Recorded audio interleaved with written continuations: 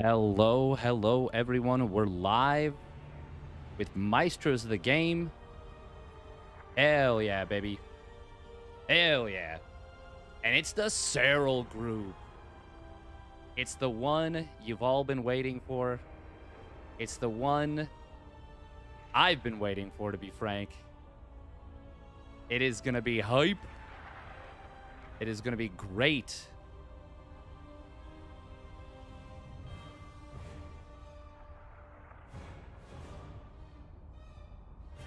Serral, ByuN, Zoun, and Ryung.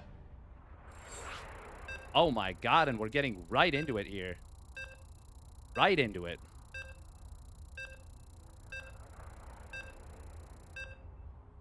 Okay, who is what?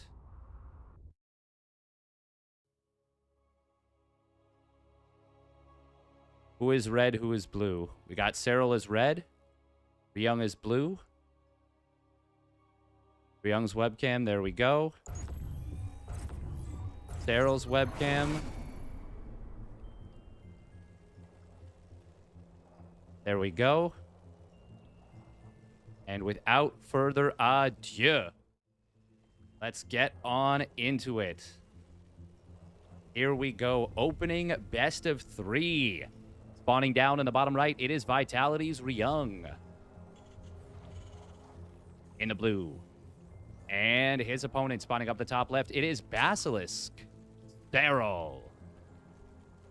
In the red. I said that as though his name is Basilisk. That'd be kind of, badass, but that's not the case. His name is Serral. We know that. We've been here.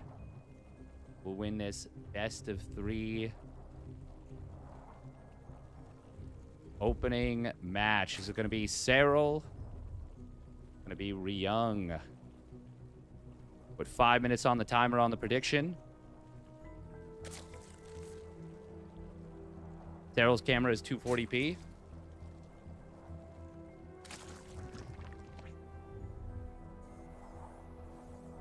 Wow, this is a command center first into gas first. Command center first into gas. Wow. Wow, wow, wow, wow, wow. It is Respawn, I should say.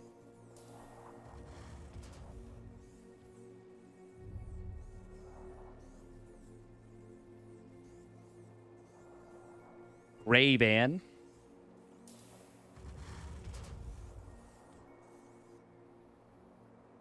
Now, what is Ryung going to go for with this? He has had some nasty build orders, some absolutely filthy, abusive build orders that really take advantage of the fact that a lot of players don't get aggressive in this matchup on the Zerg side. Someone like Dark, he has no problem busting out a Roach Push, a Roachling Ravager all in, a Hydraling Bane all in.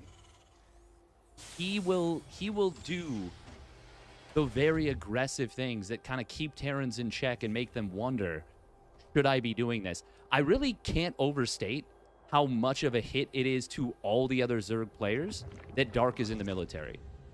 Like, it is a huge blow. By the way, Serral does go for the link speed first. Still got the third hatch down at around 28 supply, anticipating the Reaper and anticipating a block, even though we had the Overlord on the way. So it's not the biggest of deals, but it does delay the drones coming out a little bit more. Obviously, there's advantages. Faster creep at the third, faster base at the third. Like, there's a few things about it that are just good.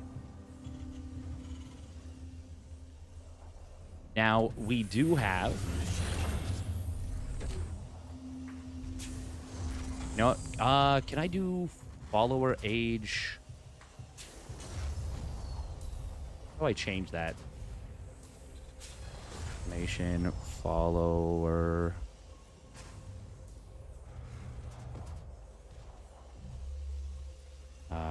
Follow only.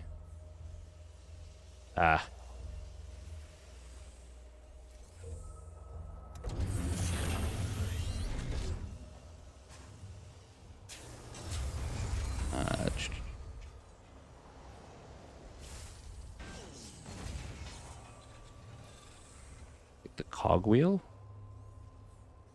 Burr.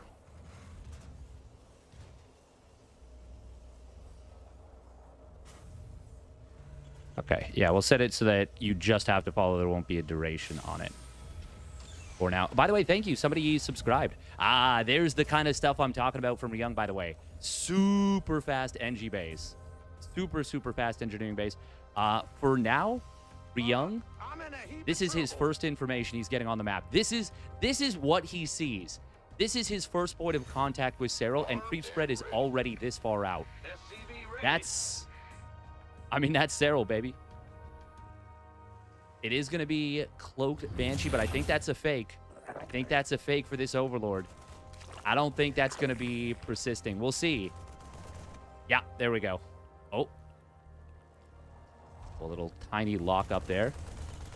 Hopefully that didn't affect the players at all. Serral, so far, the only resources lost for him is that extractor trick at the very beginning of the game. He is going to take this base on the left. A push through the middle is incredibly powerful. An 8 racks.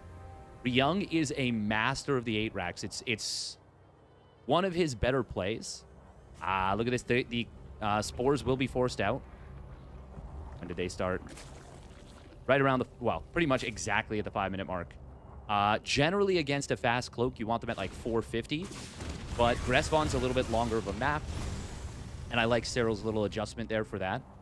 Obviously, it is a fake cloak, so kind of irrelevant anyways. But Serral is a safe player through and through. Now, as I say that, his droning is very nice in this game. It is double Banshee, but once again, without cloak.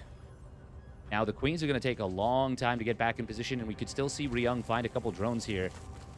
Warcrawler does reposition.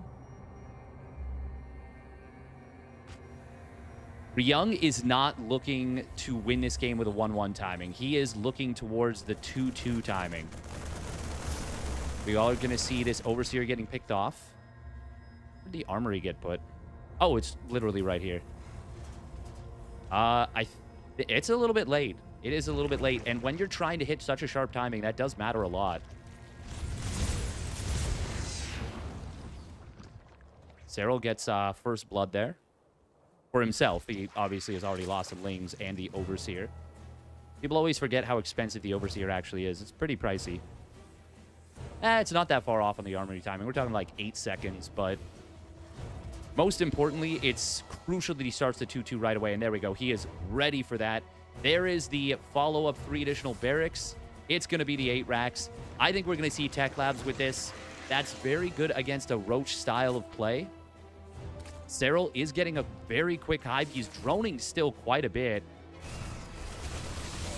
Will push back the first little drop of Ryung with no losses, killing a Marine. This is relatively small potatoes. It's up to Ryung to deny as much creep as he can. But so far, he is not really doing that at all. And this is something Serral, I think, can be very happy with. He is going into Bane speed. Going to add a couple Infestors, perhaps. 1 is kind of a funky number. There are the additional Tech Labs coming in for Ryung, by the way. It will be single factory tank. So he's got just 3 tanks right now. 4th one in production. Linking up this creep right here is so nice for the Zerg, by the way. If Serral can get 1 more round of creep, he can really start to get forward with the way he engages this army, this push. Oh, looks like a little misplace of the hatchery, but Serral fixes it. Yeah, he basically just needs 1 more spread of creep. But it looks like Ryung is going for it. Changeling on the army. Oh, man, that is dream stuff right there for Serral. He's going to have his Bane speed done. He's going to be able to fight before his opponent's 2-2 is up and running if he decides to go for it. Morphing in more and more Banes might lead the charge with some of these Queens. Fungal growth is decent, not bad at all. The siege tank's a little bit late to siege up. Throws a bile on the back tank. Will take it down, and Serral rushes the first push. He gets in at a very nice anti-timing before his opponent's setup was really ready to go. And Serral has already blunted this push massively. I mean, I think Ryung... I kind of think he already needs to give up on this push, but he's so committed. This is such a hard commit to 3 bases. Viper's now out. Blinding Cloud is going to hit one of those tanks. We'll be able to nullify it completely. Second Blinding Cloud, not the best, but the first one already did its job. ByuN does have that 2-2, and he's up against 0-1 Ling Bane and 1-1 Roach Ravager. So his units are still strong. And of course, he's got the concussive shell. Serral's got to be careful about re-engaging here. He doesn't have a lot of Banes. This is... I always underestimate the 8 racks after the first push gets held. It's very important that Serral doesn't do the same. But, I mean, he's the GOAT. He's the GOAT for a reason. +1 melee will complete. +2 Carapace is going to be a big power spike here for Serral. 3-3 starts up for Ryung. Still no 3rd CC even on the way. Siege tanks are going to move forward here. Where are the Vipers? They're charging up energy. That was a fake out from Serral. He does have double Blinding Cloud available and double Abduct if he decides to go for it. Going to flank in here. Little Fungal Growth will land. Not bad. Blinding Cloud could be big here. Does lose 1 Viper. Second one goes down. They get their Blinding Clouds off, and that once again takes the tanks out of the equation. And that will allow Serral to drive this back very hard. And he is going to be able to crush this push. Extremely well done from Serral. Clinical. And the resources lost, favoring Ryung a little bit, but, I mean, the income more than makes up that difference. Ryung, all things considered, this was a pretty scary push, but Serral, as he so often does, makes everything look easier than it's supposed to. Now, Ryung is going to have another timing with 3-3. And he does have a corridor through the middle. This pushing path is so strong, but you got to give credit to Serral once again. Well, I feel like I could say that like 50 times a match almost, for respreading the creep as diligently as he does. Ultras kill this army. I mean, there's a decent number of Marauders, but it is very Marine heavy. The thing is, once +3 weapons kicks in, there will be a significant timing where +3 Carapace is not done. Serral, by the way, right into... Oh, is that an infestation pit that he canceled? What's 100 minerals, 100 gas? Could be a Hydroden as well. Wasn't paying super close attention. It is going to be a Spire, though. Wants Corruptors, I suppose, to deal with the Liberators. The thing is, Gressvon is one of the best turtling maps of all time. But I don't think it's going to be good enough. Serral, I don't know about this push, though. That's a lot of entrenched Terran. Gross Files find the Liberators eventually. ByuN is on his 3-3. That was, well, 1 Ultralisk, bunch of Lings, a Roach. I mean, killing the Liberators is actually pretty big. Ooh, Parasitic Bomb could be huge here. Does drop a Blinding Cloud. It's kind of just an emergency Blinding Cloud.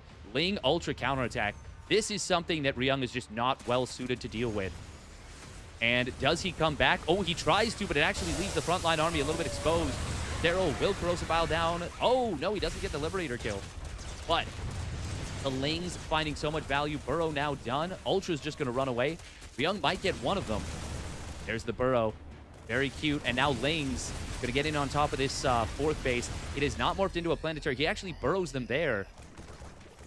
Oh, man. Serral setting himself up with a couple of nice, very nice little counter punches. And there's the Unburrow on this base. Unburrow on this one. Gonna more so than anything distract Ryung. But Parasitic Bomb landing it on top of the Medivacs. Corrosive Biles finding one of those Liberators. And there's just 1 Liberator left. Only 2 tanks. I love that Serral gives up this base. He's so far ahead in economy. In fact, he killed his opponent's 4th command center on the ground. Ryung is just rallying forward at this point. Serral is done his 2-3 upgrades. He just needs to hold this push. He doesn't have Banelings. Is this the right call to go for this? Blinding Cloud comes in. Corrosive Bile is going to take down the Liberator. I think with the Ultras, it should be enough. And yeah, of course it will. Serral's got plenty. Even if Ryung wins this skirmish, he'll have lost the majority of his oomph. There's still enough transfuse to keep this 1 Ultra alive. And Ryung has just a handful of bio. If Serral wasn't as good with his macro, Maybe. Maybe there was a chance, but, I mean, once again, this is the GOAT. This is the GOAT, and that's why. He doesn't make those little mistakes. He just simply doesn't. Did he have cracklings? He did. He did, and that makes them very, very powerful. I'm not sure about the math on this. Is 2-3 with adrenal glands better than 3-3? I guess it depends on the unit you're fighting. 3-3 without adrenal glands? I'm actually not sure about that.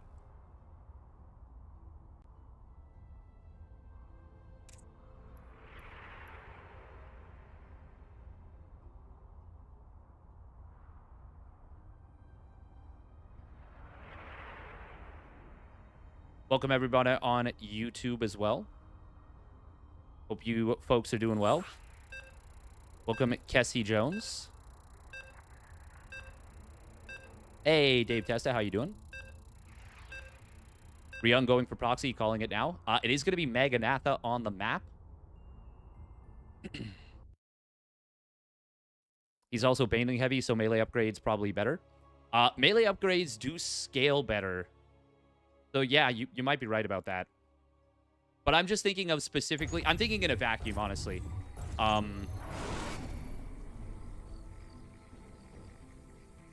Yeah. All right. Here we go. Spawning up in the top left for Basilisk, it is Serral. In the red. And his opponent spawning down in the bottom right, it is Vitality's Ryung. In the blue. And God, that just gives you an idea of how good Serral really is. Ryung gets away with the... Now, it's not the greediest build you can do. He still built a starport. He still made 2 Banshees. And they really didn't get much value, to be honest. They actually got very little value. The biggest value they got, I would say, was the fake cloak forcing out the spores. But I don't think they killed even a single drone. But yeah, that's just a testament to how good Serral is, that, you know, that 2-2 timing is as sharp as it is, and he's still fine.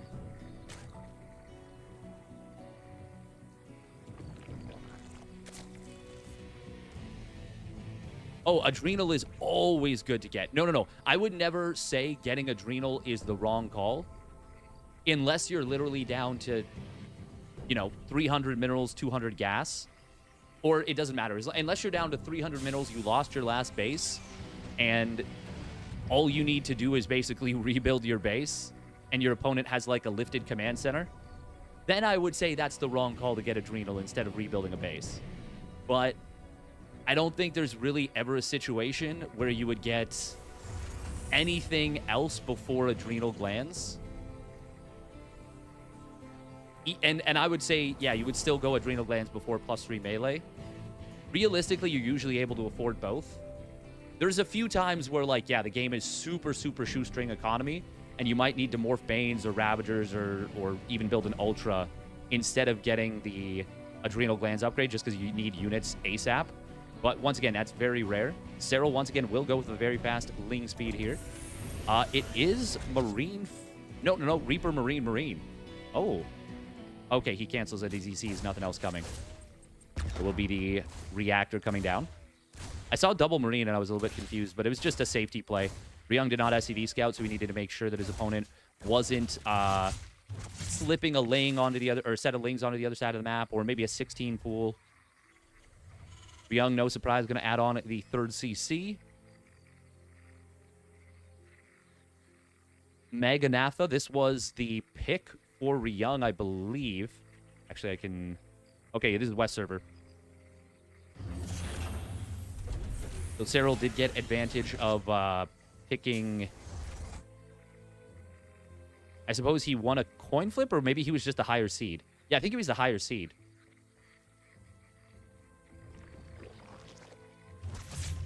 I'm trying to remember how they did the seeding. With 2 queens there, you're not going to lose the creep tumor. This is something that a lot of Zerg players are starting to do, is double inject to start.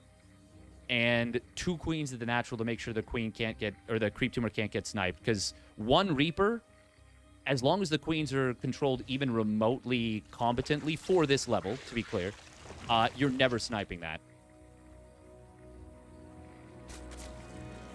Serral is going to be going heavy into the queens here.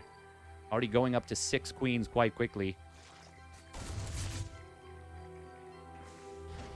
Ryung going to be going once again for the Banshee, and I think once again it's going to be no cloak or fake cloak. Oh, Ryung on a long patrol route there.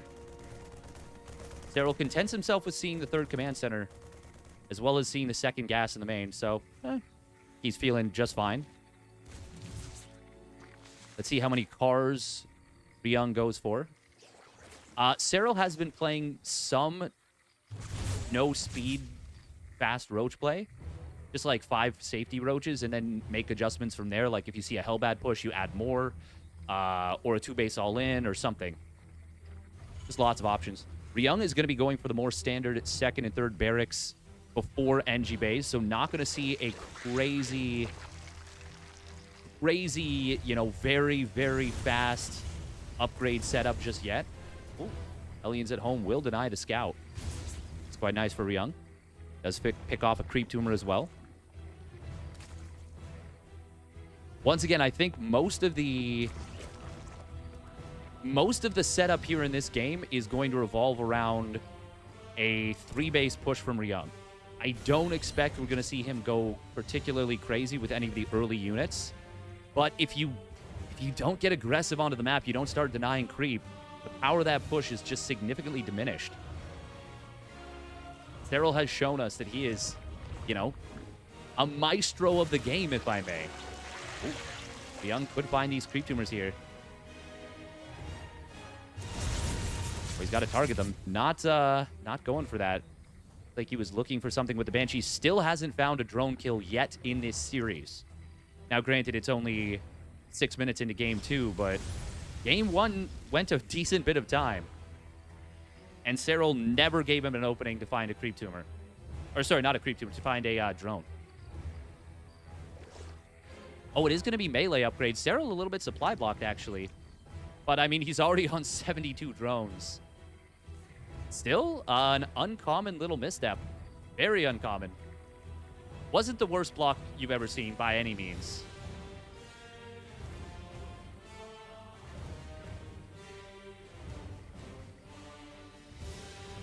There is the 8 racks. Bada bing, bada boom. Yeah, Sarah, the thing is, when you're already at a good drone count, although he did add more drones just recently, when you're already at a pretty good drone count, getting supply blocked is not the worst thing in the world for Zerg. Obviously, getting larva capped is the big deal. But hitting all your timings in the early game is the most important. And Serral has already got himself a roaring economy. Now, my question is, where is the push going to come through? It looks like Ryung is thinking on the left side. Changeling will move out here. Ling at the watchtower. Going to see what is coming. Changeling, will it get itself... If it can attach itself to this army and see the follow-up push the way he did in game number 1, that would be so nice for Serral. And it looks like that is the goal. Once again, the armory just a couple seconds late here for Ryung. But he will still have a 2-2 timing versus the 1-1 of Serral. Assuming he starts that 2-2 like now, but he's actually spending all his gas. He doesn't have enough gas to start 2-2. Oh, that's a big problem. There we go. He just canceled something. Medevacs, perhaps? Because he suddenly got all the gas he needed. Interesting. Man, this creep spread from Serral is getting insane. He actually misses one of the tumors. And with all the roaches here for Serral, he's not able to get all of them. The Banshees will come back in, but they still don't finish this off completely. Transfuse coming through, not able to save one of the queens, but... Well, he was out of energy, so he couldn't have. Still able to save all the creep, and once again, that is such a big deal for dealing with these pushes. 2-2 for Serral, right behind that of Ryung. There's only going to be a very shallow timing. What is that, like 15 seconds, give or take? Maybe 18? That is not a long time. Serral does have his Bane speed. Will want to start his Adrenal Gland soon, but in this case, he is prioritizing defensive banelings, etc. Nice siege position here for Ryung. Vipers don't have juice just yet. They are out. Serral, I think, just trying to buy time right now. He is maxed out. God, the timing Serral hits at this point are just insane. I remember when Oliveira was describing practicing with Serral, and he was like, yeah, like the speed with which he gets his setup is insane. Very nice wall at the third here for Ryung. Serral kind of telegraphs the counterattack a little bit, but it's actually going to run by into the natural, and that will get a bunch of reinforcements. Serral, where are the Vipers? They're about to be maxed out on energy. That's going to be 4 blinding clouds available. Ling's going to be able to find so many SCVs at the third. Good positioning from Ryung, but it's not enough with just a singular Marauder. Serral is buying time nicely. And Ryung is going to lose every single SCV, perhaps, at this base. Oh, he actually opened the door there for a moment. I mean, Serral can absolutely give up this base and transfer to the top right, even taking another base if he wants, but he might have the units to go for the fight. There's still creep on which to fight. Blinding Clouds nullifying 3 of the tanks with just 2 of those Blinding Clouds. And Serral, I mean, he just absolutely annihilates the army of Ryung. Gobbles it up like some kind of Finnish bedtime, storytime, childhood monster. You know, you got to check under your bed for Serral.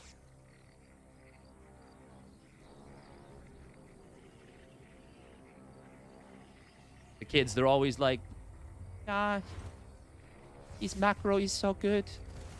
Please, Papa, check under the bed. And then they look down and he says, it's finishing time. And then, you know, he just finishes everywhere. Oh, no. Oh, God, what did I just do? He zergs everywhere. There we go. Adrenal Glands, not yet done, but with a 2-2 versus 2-2 and no stim coming through, even with good positioning for Ryung, these Lings are going to feast. And this will force the entire army of Ryung back. But, I mean, game was pretty much all over at that point. GG is called. And we're all over the place. What a great start. Oh, what are we doing? Well done by Serral. Very well done. And look at this. We've got ourselves a fancy little... Nope. That's not it. Hang on.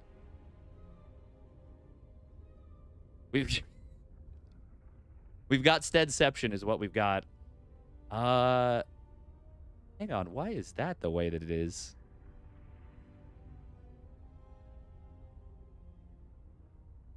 Oh,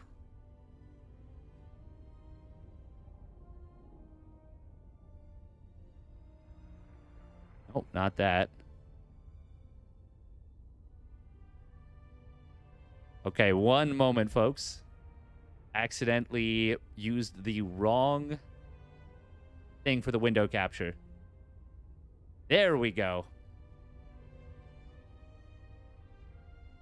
Is that right?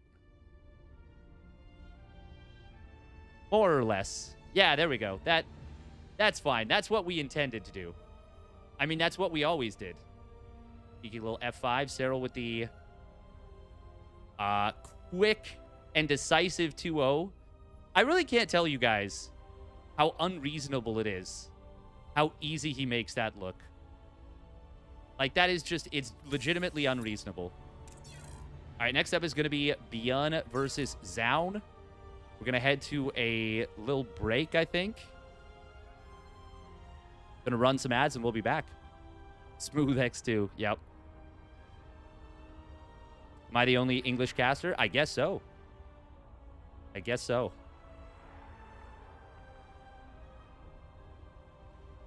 I can't believe it for a Serral series, but I mean, Wardy's got his wedding. Roddy, I think, was traveling to Korea. Yeah, I don't know. I don't know. We take those, though, for sure. All right, next up is going to be ByuN versus Zoun. I would actually really love to see either ByuN versus Serral or Zoun versus Serral. Either of those sounds great to me. All right, we're going to put some time on the stuff, on the break, and we'll be back.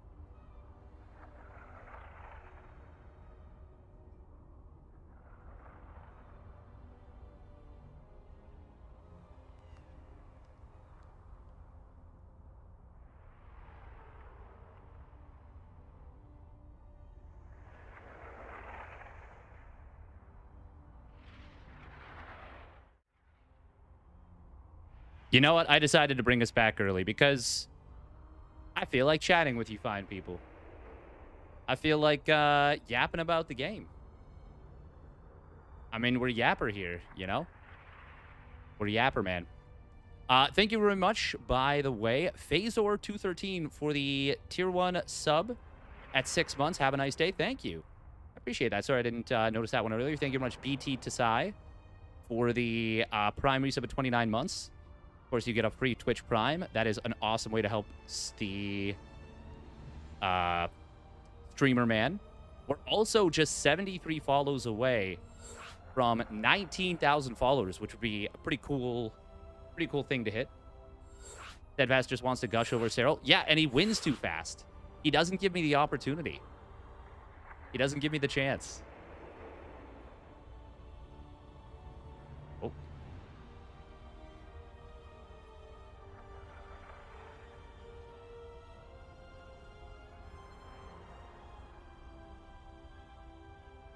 Wom, wom, wom, wom.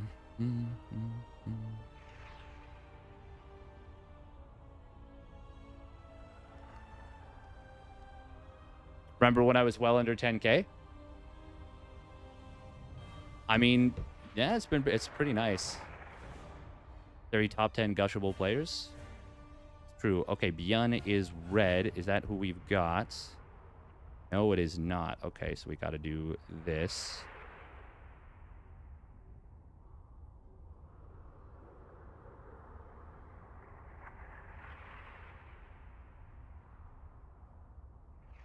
There we go. Perfect. All right. I didn't swap them in the wrong way, did I? No. Okay, we're going to get my water, and I'll be right back.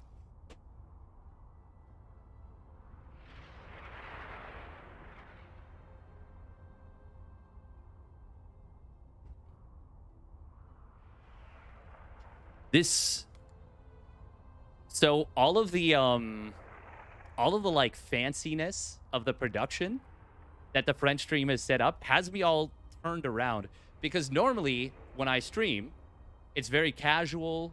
Obviously the commentary, I take it seriously, but I'm like, you know, I'm having fun. I'm having a good time. And I'm not going guess I'm not going ham with it, you know? Like we're chilling. We're chilling a little bit. But now I'm like, ooh, we gotta, you know, we gotta get things proper.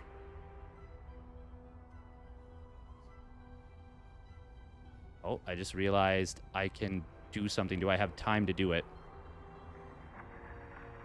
Settings. Hotkeys. Is there a hotkey for transition? There is.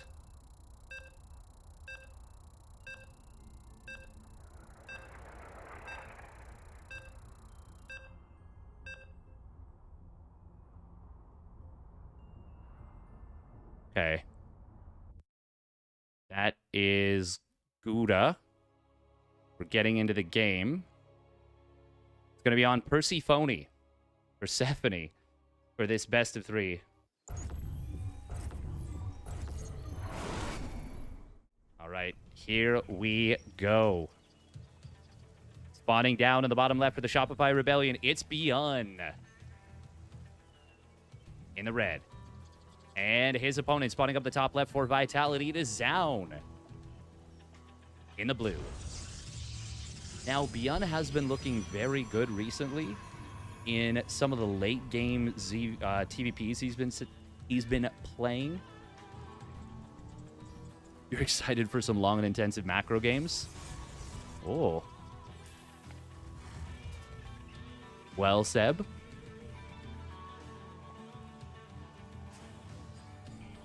I hope so. I hope we get some of that. Yeah, I feel like all over the place right now.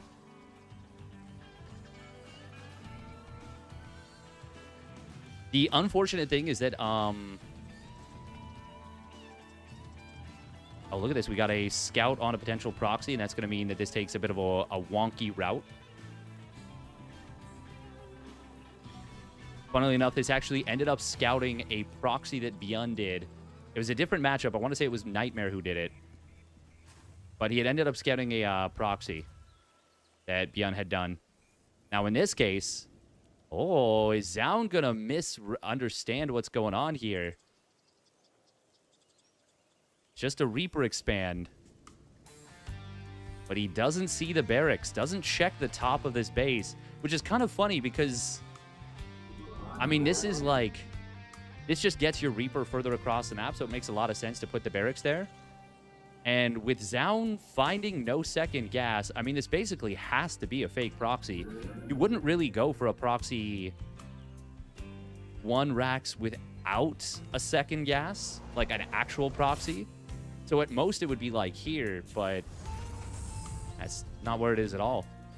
Now we are going to see Zoun able to scout the CC. That's big. Don't believe he saw...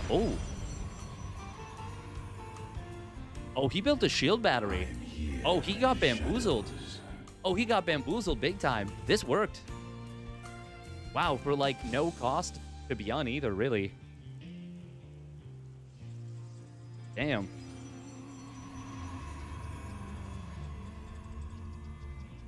And he does get the scout in here. Elects to not even go into the main.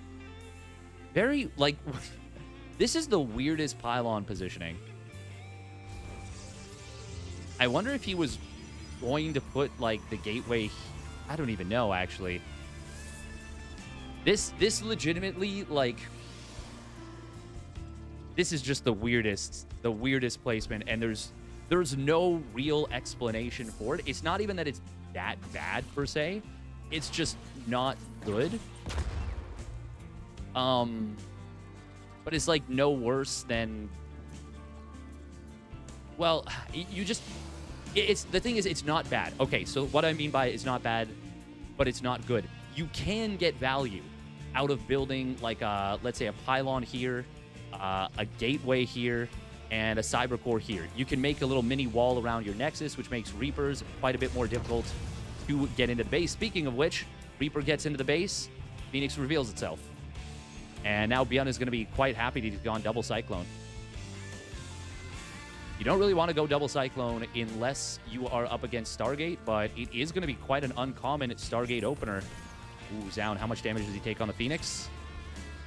Takes a real hit. Dropping it to 94 HP. It also got clipped by a single Marine shot. Let's see how hard Zoun commits to the Phoenixes. ByuN is going to continue building Cyclones. Zoun is going for a quick Twilight Council. This is surely going to be a fast charge play behind this. But he is only on the 2 bases for now. Looks like Zoun was looking for a... Oh my god, Glaives? Phoenix Adept? That is something we legitimately haven't seen that in like 8 years. For a while, it was extraordinarily busted before the Adept got its -+1 damage versus light. Wow, that is bizarre. Zoun is trying to really catch ByuN off guard.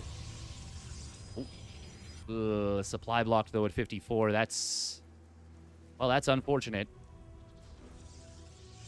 He is close to his ideal probe count that he wants. Well, technically, he's at his ideal probe count, but one of them is on the map building a gateway. This is a total all-in. And there is a pretty decent chance that this stuns ByuN.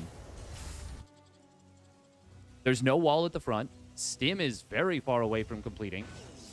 Combat shields will just start up in a moment for ByuN. And with no bunker, I think this might actually work.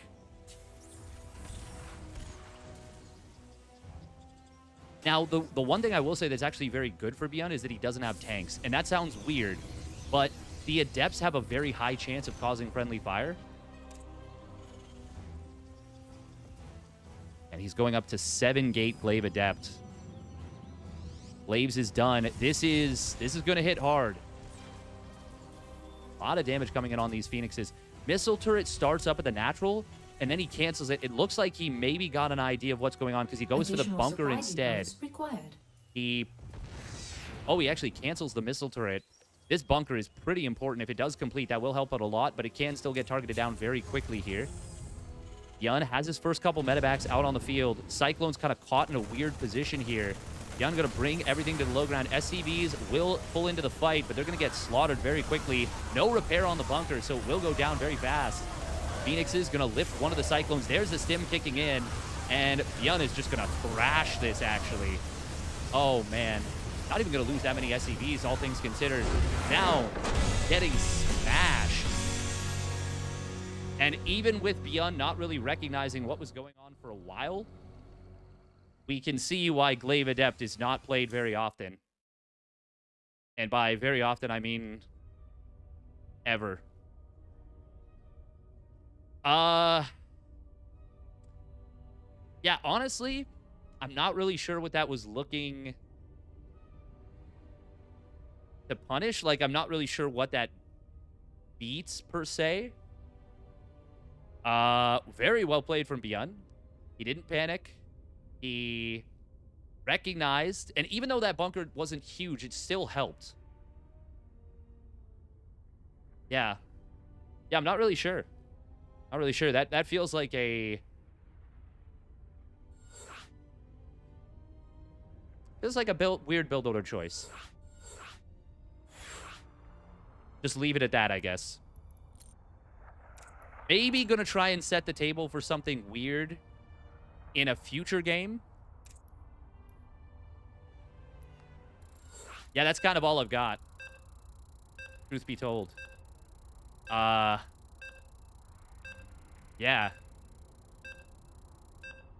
If it comes more... I think it should hit 30 seconds early. Yeah. That's the thing. Stim completed during the fight. That's the other thing, is it's already such a good position. Like Protoss is in a good spot in this patch. There's no doubt about that, and that's not even a controversial thing to say. I don't know. But we'll see. Spawning it down in the bottom left for the Shopify Rebellion. It's ByuN. In the red. And his opponent spawning up the top right. It is Vitality Zoun. In the blue. Yeah, just a build order choice that confuses me.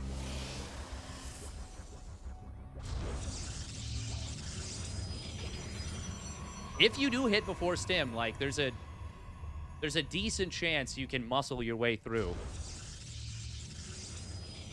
But Stim finished up, like, maybe 10 seconds into that first fight.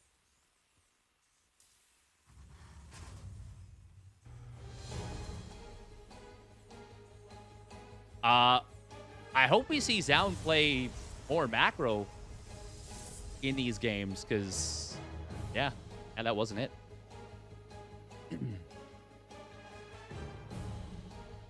Oh, looks like he is worried about proxies.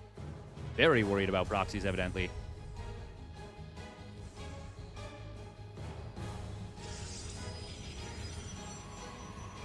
Reminder that this is the opening match, and winner goes up against Serral. So, from Zoun's perspective, losing this match may not be the worst thing in the world for him. Because he has to go down and face Ryung. Well, whoever loses this has to go down and face Ryung. And it is entirely possible that Zoun is just playing a little bit loosey-goosey. May feel very confident that Serral beats ByuN. And then is just going to say, okay, well, you know what? After that, I'll bust out my real builds against ByuN. That is entirely possible, and is a somewhat valid way. It's a very valid way to play, strategically speaking. Yeah. And once again, that's kind of the best explanation I can give. Now we'll see. Maybe he comes in with some fiery stuff in this series here. We're going to be seeing a very quick Stalker play. Hero's been doing a fair bit of this recently. Getting 4 Stalkers out before Warp Gate completes off the single gateway. And it looks like Zoun, yeah, he is going to be continuing to pump Stalkers.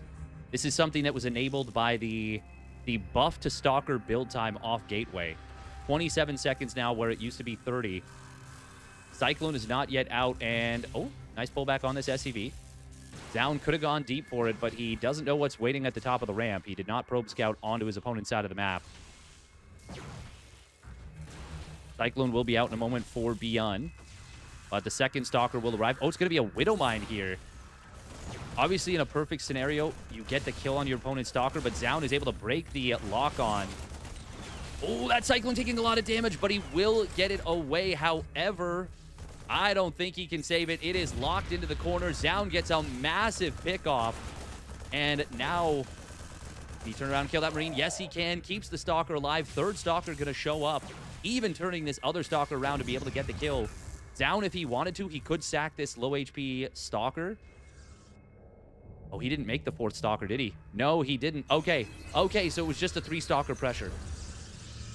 Still, that was pretty good for Zoun. Cyclone, couple Marines, gets an SCV, forces a decent bit of lost mining time. And he does get to see his opponent's... Widow Mine. If he lost that second Stalker, it's not as good of a start.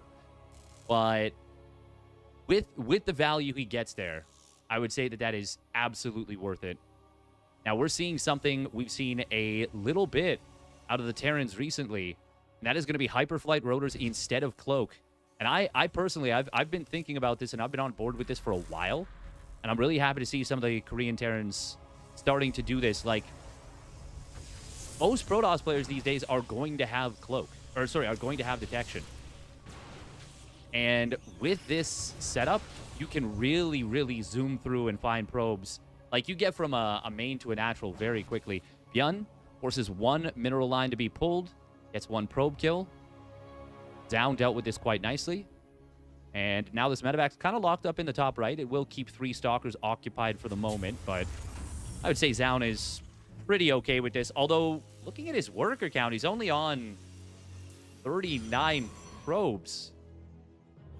Zoun is a player that does tend to go lighter on the probes. We talk about Estrella. Estrella is a player that loves to probe. He is a probe enthusiast. Zoun is kind of the other end of the spectrum a little bit.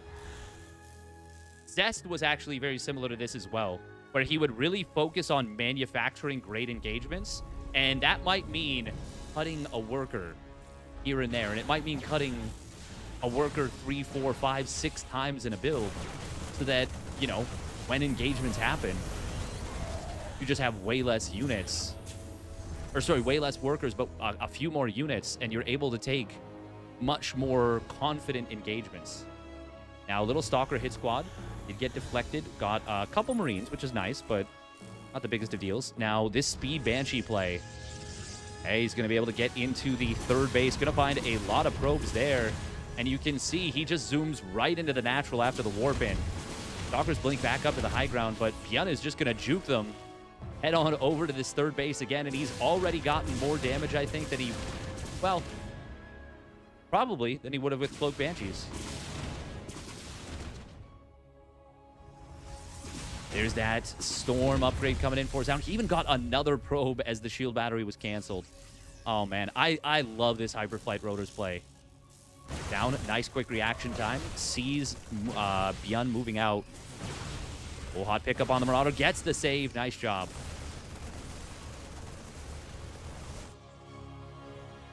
ByuN is quite far ahead in this game right now, off the back of those probe kills.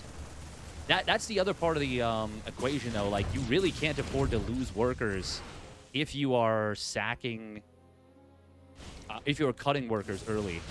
You really put the onus on yourself to have a pretty optimal game. And Zoun is just going to struggle to keep up with his opponent's production. It is going to be very heavily hinged on Storm to be able to hold here. Energy recharge has not been used yet, so he's actually got 2 more Storms in the tank when he warps in another High Templar. In fact, I'm very surprised he's not doing that yet. Here comes the first Storm. It's a very good one. 6 kills right there and a ton of damage to the army. Oh, man, 626 damage. Most of it was from Storm. Meanwhile, though, the Banshees get back in, and they are going to keep ByuN ahead economically. ByuN just now landing his third base. Doesn't have the orbital yet, so that's one thing for Zoun, but yeah, still not a comfy situation at all for Vitality's Zoun. Has he still not used energy recharge? No, he hasn't. Okay, I just saw some, like, weird, like, purple energy around the... What was that? I've never seen that before. It was like purplish, pinkish energy. One of the Banshees finally went down, but there's still no shield battery in the natural just yet. He builds a cannon, in fact. Oh, man. ByuN getting so much damage. How is this Banshee still not dead? Finally sacks itself, but 22 workers. Okay, I feel so validated with the Speed Banshee setup. I will say Zoun could have done a lot better on the defense, for sure, but that is some immense value. ByuN is getting in towards Ghost, as we can see. He's about to finish up his +1 armor. 4th CC. No second Engi Bay or Armory just yet. That's usually the next set of tech.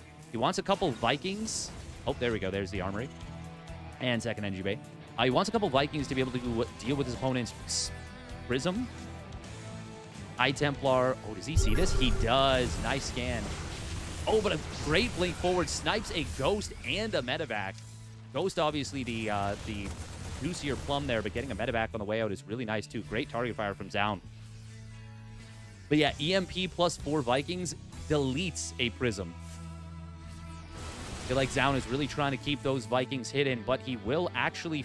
Oh, he does find the Prism. Oh, man. Oh, he gets it with 2 High Templar inside. There's 1 High Templar left on the field right here. Another one behind this. Does ByuN see it? He does see it with a scan. 2 more are behind this. Another one warped in. Energy recharge was just used. ByuN. Ooh, those are Ghosts kind of exposed at the 3rd. SCV is going to need to pull into this. Oh, there's a Marauder there too. Okay. Going to help out a lot to keep these units alive. ByuN starts his 2-2. He is quite ahead in upgrades and quite ahead in his game overall. Zoun will get a second Forge online. Will fire up his own +2 weapons. And with a good amount of Chrono Boost, he actually won't fall that far behind. Zoun, that is. ByuN did lose a few SCVs, but he is re-pumping workers. Does need to resaturate this 1 gas, though. Obviously, very important to keep that Ghost production up. Transition into Liberators. Triple Widowmine on the left side to deal with Zealot run-bys. And, I mean, if Zoun doesn't pay attention when he runs some Zealots by, that can very easily kill a lot of Zealots. If they stay all clumped up through that, massive, massive damage. It is going to be a transition in towards Colossus or Disruptors. Knowing Zoun, there's a good chance it'll be Ruppies. Oh, Scan does find this Observer. Sensor Tower will complete. ByuN definitely settling in for a little bit of a longer game here. Zoun is going to take a 5th Nexus, but this is not the economy we're used to on this patch, where Protoss players get like 7 bases by the time the Terran has taken a 4th. This is Zoun just now getting a 5th base. He is on 82 probes, which is good. Rotation to the bottom side. It is going to be Extended Thermal Lance coming through. Blink forward finds a Medevac, gets a couple Ghosts, and another couple getting caught on the swap. That is very expensive for ByuN. EMP did land, hit a Sentry, hit a bunch of the army, but 3 Ghosts for just 4 Zealots. As long as, you know, Zoun is able to not fight for a while, and since he's on his opponent's side of the map, he doesn't have to. That EMP damage will erase, and the Ghosts, those are just dead. They're not coming back. Oh, blink forward from Zoun. He wants to go for this. I mean, he does have his +2 weapons. Warp Prism almost getting taken down. Great job from ByuN with the Vikings, but good job from Zoun to pull that back and keep that safe. ByuN will complete his 2-2. Zoun really wants to cancel this 5th command center. That would be a nice pickoff. Storm drop coming through. Sniping down one of the Vikings is going to make it a lot more difficult to snipe down the Prism with those Vikings, and that will be a cancel forced out. Oh, Storm does come down. High Templar will get its Storm off and gets to morph into an Archon. ByuN kind of trying to dive it there, not able to get it. Good control in that last engagement. Great control even from Zoun. Really utilizing the Blink Stalkers very, very effectively. He does this better than a lot of Protosses. He's good at having his army synergize extremely well. We're going to see Vikings looking for this 1 Colossus. ByuN will see that Colossus and will start more Viking production. This was a good engagement for ByuN right, though. managed his two sides of the army well. Scan comes through. Not going to be able to hit an EMP just yet. The High Templar is being well controlled from Zoun. Remember, Zoun doesn't have vision with the loss of the Observer.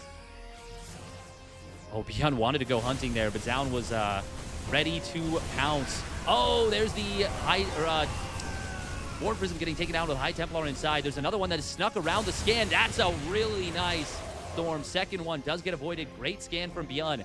Man, really fantastic control from both players. Zoun manipulating ByuN's vision to get a monster storm. And that's a big deal because ByuN was ready to take a potentially very aggressive jump on a lot of his opponent's army. Energy recharge. Was that a fresh High Templar? No, but it was close enough to having 50 energy that it's going to have double storm now. Yeah, without that storm, I think Zoun's in some big trouble in the middle of the map here. Zoun will finish up +3 weapons. Going to give him an upgrade lead. ByuN, there we go. Starts up his +2 ship weapons. He's almost got his fusion core done. I wonder if he'll prioritize Caduceus reactor first. I think he actually should, given the state of the game. Ooh, nice EMP coming through. There is an observer here for Zoun. He has not gotten observer speed, nor has he gotten War Prism speed. Kind of surprising. I feel like that's, considering how good Zoun's Prism control is, I feel like that's a big opportunity for him. ByuN's army is split up. Zoun's is all on the bottom right. He's going to be able to kill this command center almost for sure. He is going to go for the fight instead. Stalkers, though, will finish it off almost incidentally behind the fight.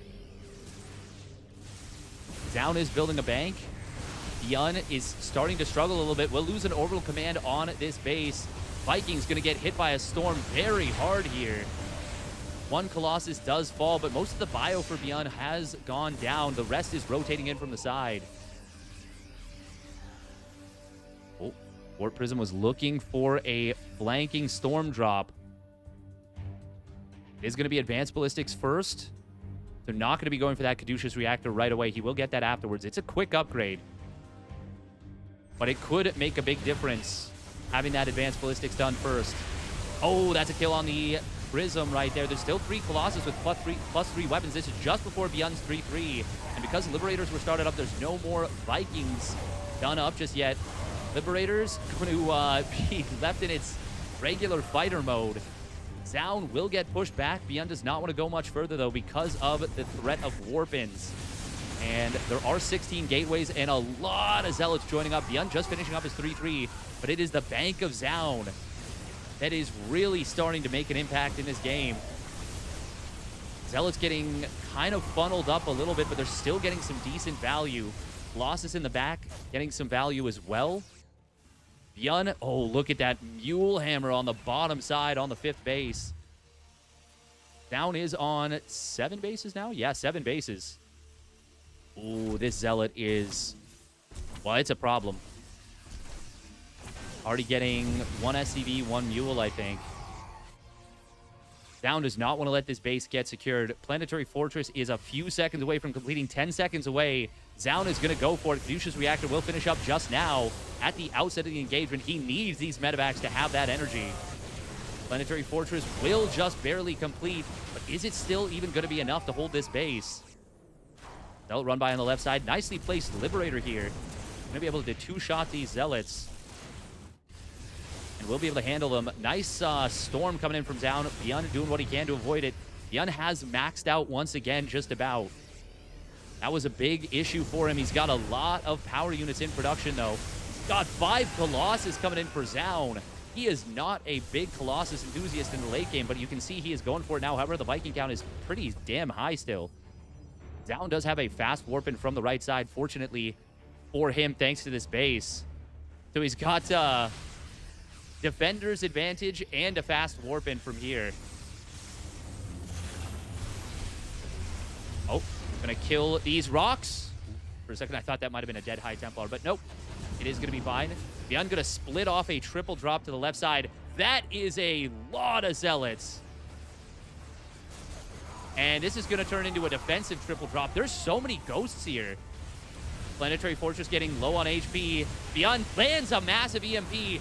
Going to take the fight now with this. There are a couple High Templar behind this. Storm just now available on that one High Templar. Second one doesn't have the energy.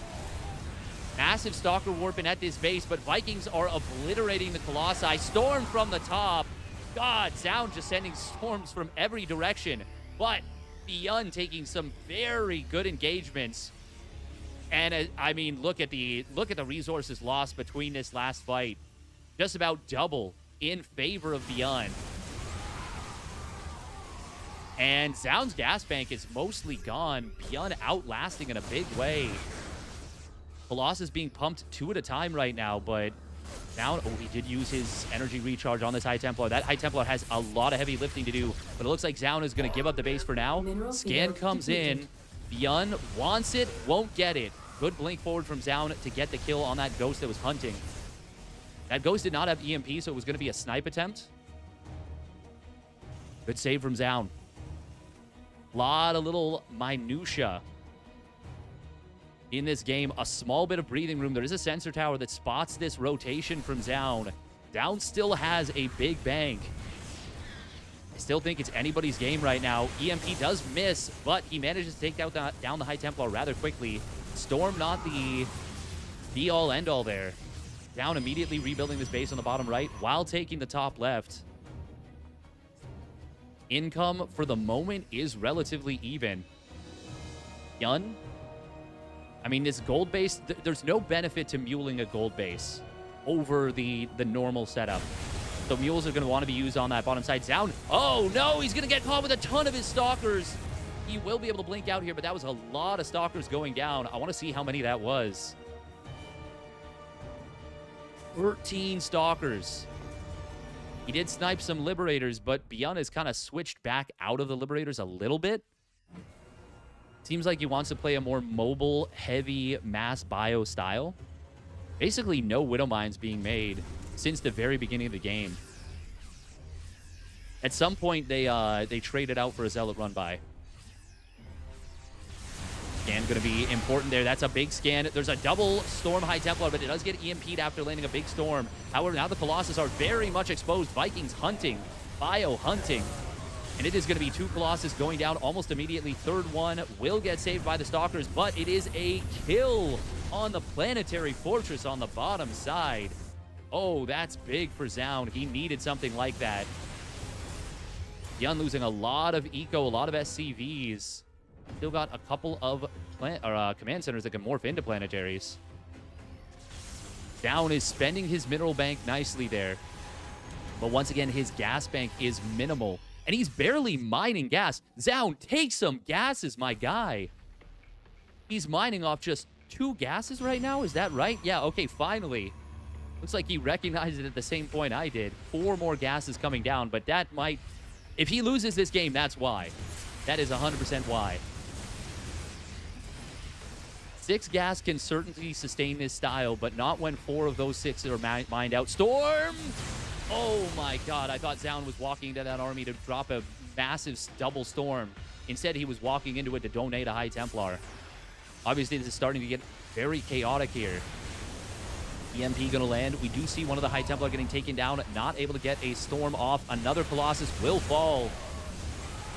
ByuN has been trading so well, playing such a great late game. He doesn't fight back here, but with the angling he had, he was kind of fine to sit there a little bit.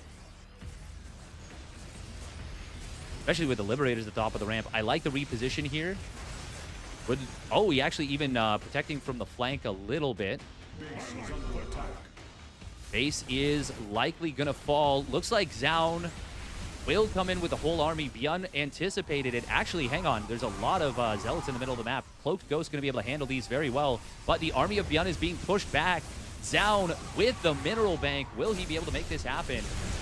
The Ghosts are not detected right now. EMP did miss on the High Templar, but Snipe got it. There's no detection, but can these Ghosts alone do it? It looks like the answer is actually yes. Oh my god, the no detection. Costly as hell, but now he decloaks the Ghost manually.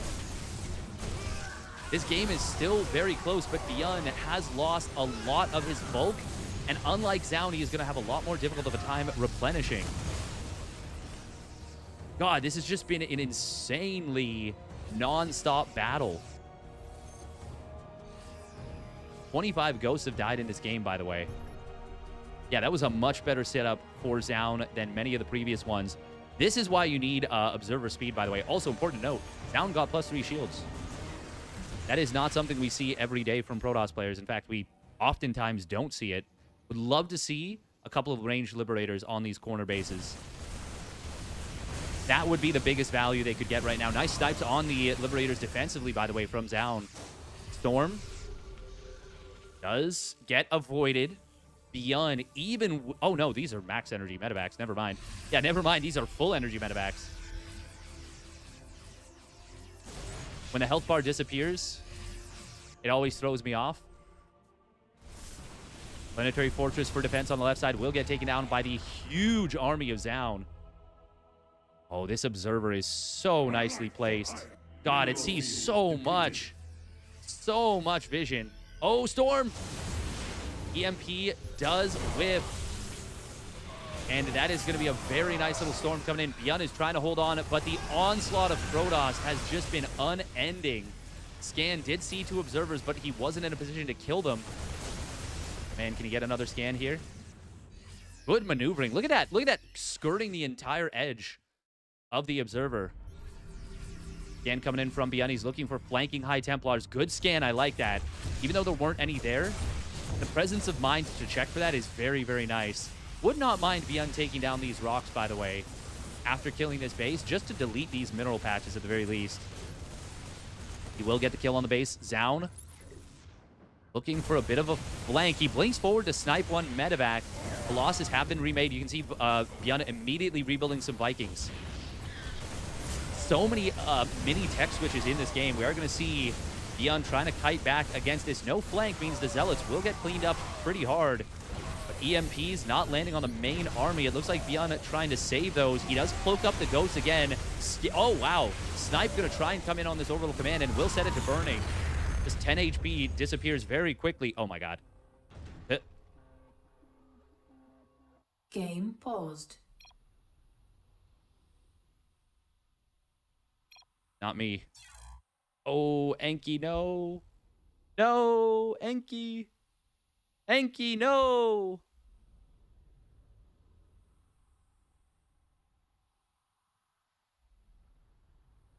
I mean, I don't know if that the players mind too much having a little bit of respite here. Oh, poor Enki. We've all been there, and it just feels so bad.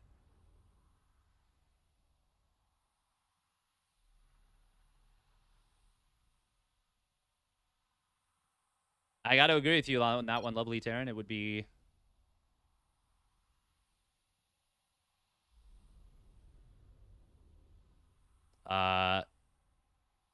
that's something that could absolutely be added in a StarCraft 2 remaster.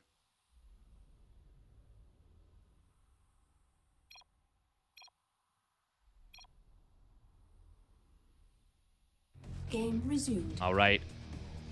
We're back into it here. Poor Enki. That feels so bad. That feels so bad when that happens. And there's nothing you can do. A lot of time it's the server instability. Sometimes it's your own internet, but sometimes it's your connection to this. Zoun is starting to take control of this game, it feels like. Storm, God, his Templar control has been immaculate.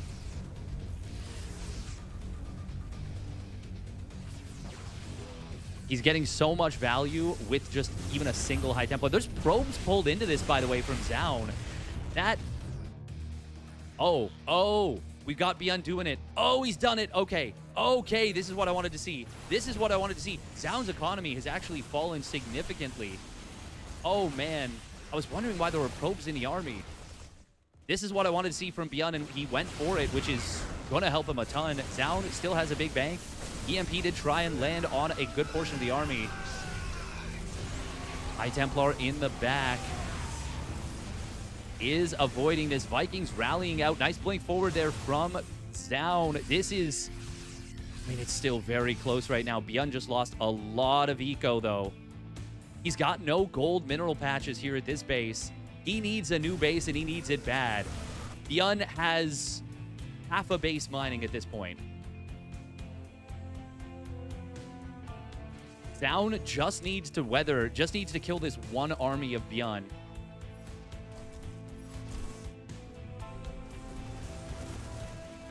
Gan comes in.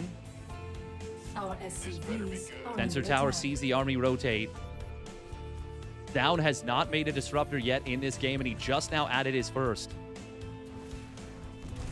I was wondering if we were going to see a double planetary at this base. I do like this a lot.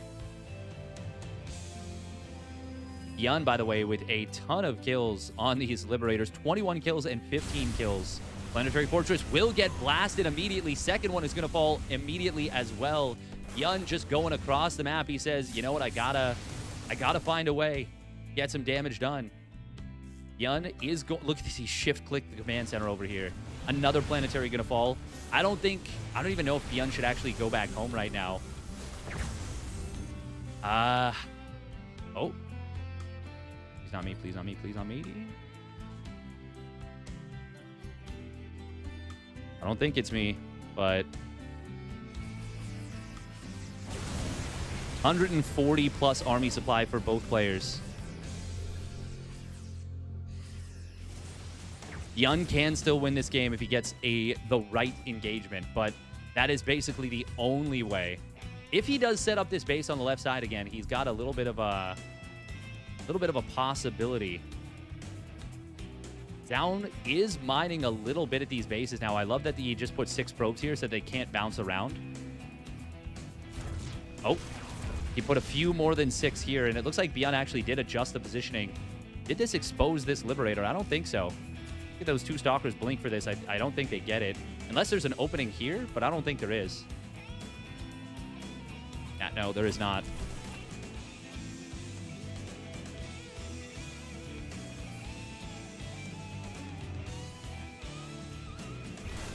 Ooh, nice scan. Finds the Observer. How many? We still have 5 orbitals for ByuN. EMP does land on the Stalkers, but... Oh, they did lose 1 Stalker. Oh, this rally from ByuN. Got to be careful. He's got a lot of Ghosts here, but that also means it eats up a lot of supply. 33 supply in Ghosts. Looks like he just killed... He shot something. Oh, storms! Oh, ByuN was not ready for those storms. They are big ones. Hitting the Vikings. Obviously, the medevacs can heal up a lot of the army, but it's the Vikings taking damage that is scary. EMP does hit that other High Templar. ByuN knows that he needs to come to Zoun, and that means coming down a ramp, and he does not relish the thought of that. ByuN is mining once again. Storm coming in from the flank. The High Templar not actually hitting the best storms. Vikings are going to find some good value. EMPs are very good. Disruptor not going to fire out its shot. Zoun will land a decent storm. There's another High Templar with another storm, and that's going to be enough to ice the game out. Zoun gets it done there. A 30-minute slugfest goes in the favor of the Korean Protoss. That was down to the damn wire. All right, we gotta run some ads. We gotta run at least a minute and a half of ads.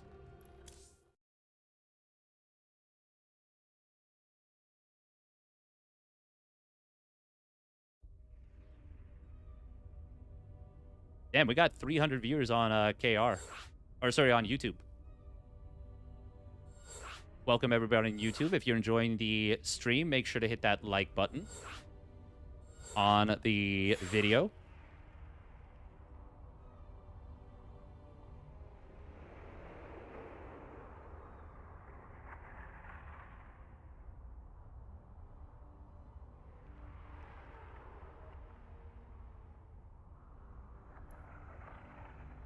Zoun did a really great job there. But, yeah, that's a tough one for ByuN. It does feel like, more than anything, Zoun is one of the most difficult Protoss players to kill in this matchup.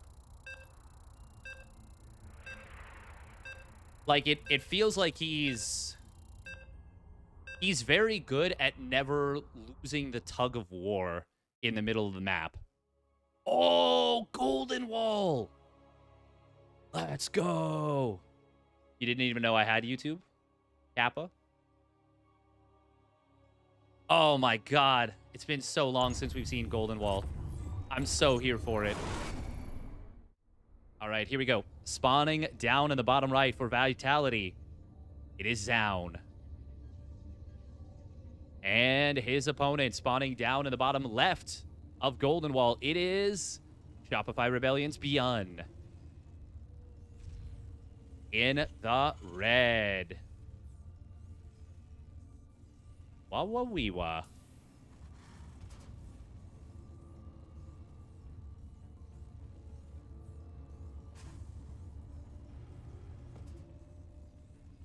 Also, yeah, if you want to subscribe on YouTube, that would be super dupes awesome as well.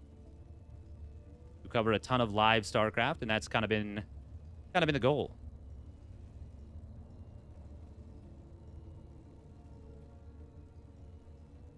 Why is this on my screen? Because the voters for this tournament are people of taste.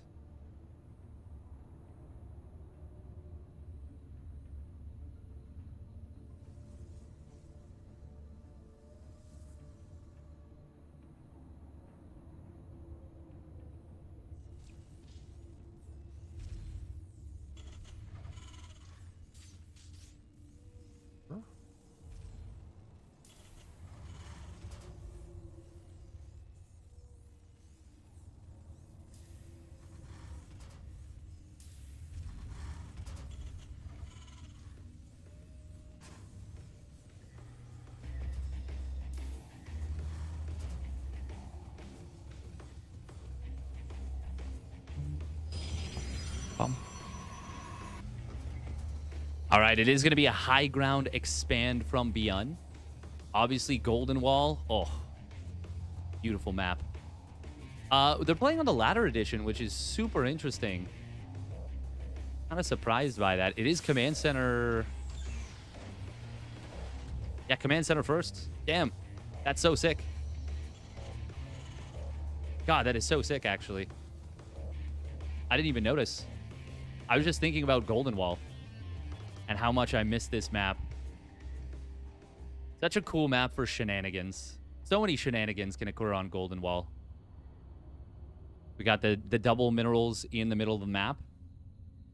You can mine out. We've got a bunch of far out bases. This is very good for Protoss if it goes to the macro game, I feel like. But will it go there? We do see the Stargate once again from Zoun. Really surprised he's playing Stargate again, to be honest. I mean, after the success he experienced in the macro game. Oh, wow. ByuN going for an extremely fast engineering bay. Really fast. This is, like, bizarre. This is almost beating Grandmasters with stupid stuff levels of speed on that +1 weapons. Starting that up just after the 3-minute mark, 3:04. We've got the Hearthstone YouTube thumbnail already ready to go. Beating Grandmasters with stupid stuff in this $20,000 tournament. Oh, no lift on the depot, but it's kind of a bait. Kind of a bait. That is a dead adept. Okay, it was 100% a bait. Nice bait. I rate that bait 8 out of 8. We are going to be seeing the Phoenix opener once again. And, oh yeah, this is, man, I really don't remember Golden Wall. I'm so used to, was it El Dorado? I think it was El Dorado that was the recent version of the map that was like new Golden Wall. It's been so long since I've cast a game with Golden Wall. I forgot it's 20 minerals on each thing. It's not 20 minerals in the middle as well, is it? No, it's just 5, but you do need 2 workers. So if you want to take the... Yeah, if you want to take the gold base, you either have to mine out 8 mineral trips here, take this gold base right here, which is obviously an option for Zerg, but is a little bit dangerous. Or you have to take the back one, mining out the mineral patches. We're going to see a triple mine drop coming in, which is very good for Zoun. Lift on the Widow Vines. Oh, no, he lifts his own probe. Okay. Okay, he's fine, he's fine, he's fine. Oh, hello? Hello? Ah, it's fine. There was enough units on the ground. Oh, boy. That was almost a disaster for Zoun, but instead it ends up being extremely good, which is what it was supposed to be. It's supposed to be extremely good when you have Phoenixes against an unscouted 3 mine drop. And it's a Raven behind it. Like, this is brutal right now for ByuN. Really, really brutal. And this is where Phoenix openers are insanely good. Oh, does he find this? Yes, he does. Was he paying attention? The answer is no. He was not close enough to spot it with attack move. Oh, looks like he was paying attention to this Phoenix, maybe. That is a huge miss right there for Zoun. Oh, missile turret at 99%. Just a little bit too late to deflect this. ByuN scouts the pocket third. Add-on complete. And he is going to have such a fast 1-1. I mean, the thing is, if you don't either go for an attack with this or build a fast armory, what's the main benefit? Like, if he doesn't go for an armory basically right now, the benefit of this is, well, there's still, it's still nice to have the +1 armor, obviously. Very nice, in fact. Auto turret will get in here. Gets a couple probes, and I would say very importantly, scouts the Templar archives. Very importantly. Ooh, double drop moving out to the top side. This will have 1-1 and stim. God, that is so bizarre to see +1 armor done before this. Nice job right there from ByuN. Gets a kill on one of these Phoenixes. 3rd CC and a Ghost Academy coming in. Charge is done. Storm will be done as well. And how much high Templar energy is there? There's enough for 2 storms right now. Zoun is going to spot this army. Oh, ByuN. Okay. Well, he fortunately doesn't eat a massive storm. Scan comes in, sees a bunch of high Templar. And ByuN is going to have pretty much no choice but to play a macro game here. Now, this is where I feel like maybe you want the armory in the 2nd entry bay. But a little bit supply blocked. Ah, not the worst thing in the world. Supply block almost expired at the same time. Oh, there it is. 2nd engineering bay and armory. But it's good. I mean, I will say Zoun's upgrades are not super fast. And that is, of course, because he rushed into Storm after going for, what was it, 4 Phoenix? Yeah, usually when we see Protoss players, especially Korean Protoss players, go for a small number of Phoenixes, it's usually been 3. But 4 is an interesting number. It actually worked out quite well for Zoun because it was up against that triple mine drop. It meant that there was enough to lift all the mines and still have 1 shooting. 1 Phoenix shooting. He actually ended up chasing down that medevac. He did, so it ended up being a good move overall. First 3 ghosts are... Well, first 2 ghosts are out. 3rd one as well. There is no watchtower in the middle. Scan comes in, will spot this prism. Oh, look at down the little fake outs. The little feints, I should say. An observer with this army. Where are the 2 observers? Okay, one of them is actually watching this entire area. Ghost Cloak is done. It is a... I would say that was pretty much a Ghost Cloak rush.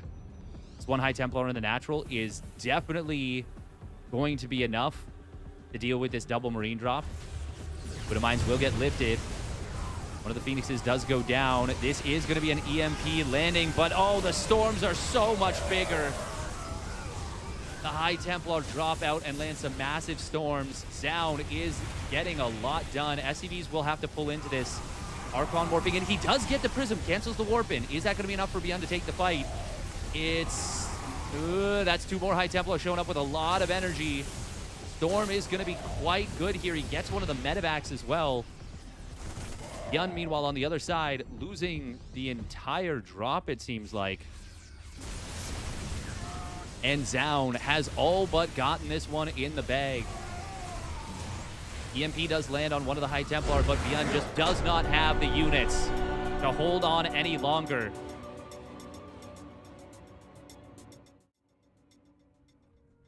GG. Zoun gets it done. It will be Serral versus Zoun for the next one. Hey, thank you, Hot Pots, for the tier 1 subby. Thank you very much. 07. ByuN always tries to play macro too. I think honestly, I don't really think you can kill Protoss players consistently with 2 base plays anymore.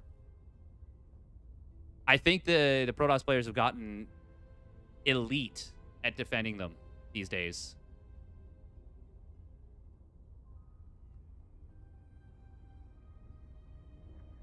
Hey, my pleasure. Thanks for tuning in, and I'm glad you're enjoying. And once again, very much appreciate the support. It does help a lot.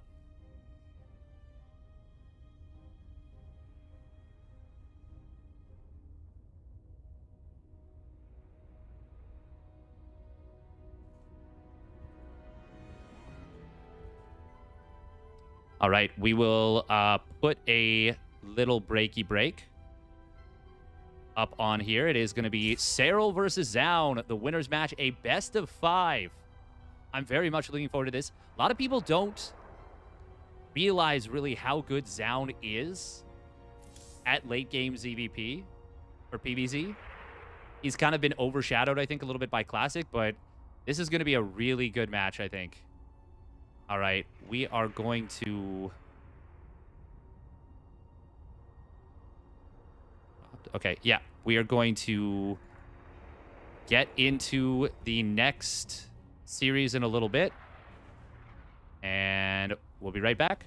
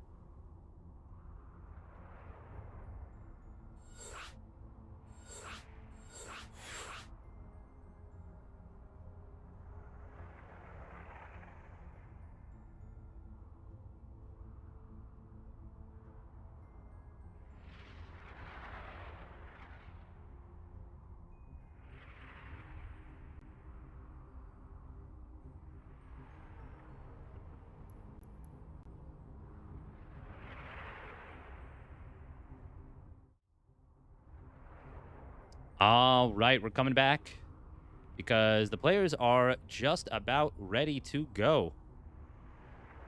And it's going to be incorporeal. Oh, never mind. Start in 4 minutes. Nice. Nice. I was like, oh, yeah, we got to get back here. Got to make sure we don't miss out on what's going on. Thank you very much, SC Damon, for the Prime subby. Very much appreciated. Once again, it is September. Means, well, you can subscribe for less dollary dues.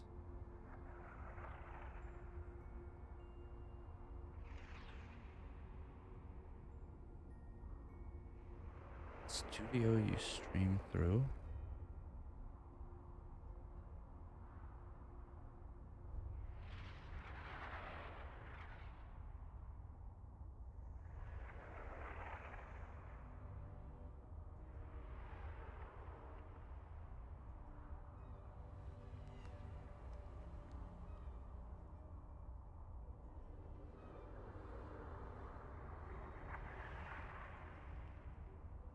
Do, do.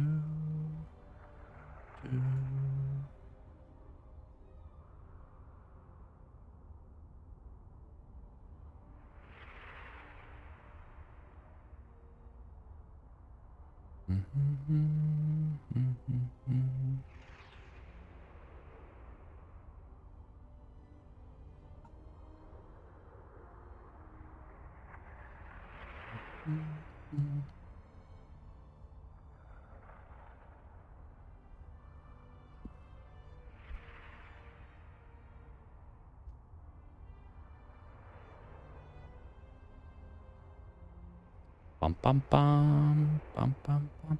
Once again, if you are watching on YouTube, you're enjoying, make sure to hit that subscribe if you haven't already done so. If you're on Twitch, make sure to follow. Guess we got to do some more push-ups. I mean, I always got to do more push-ups. I can do the like Terry Crews dance though. Not as well as he can. I'm definitely not as strong as Terry Crews, that's for sure. But yeah. Yeah.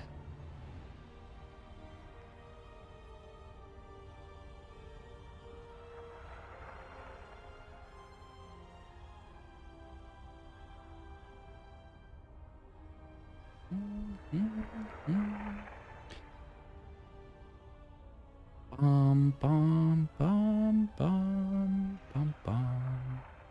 Do do do do do do do do.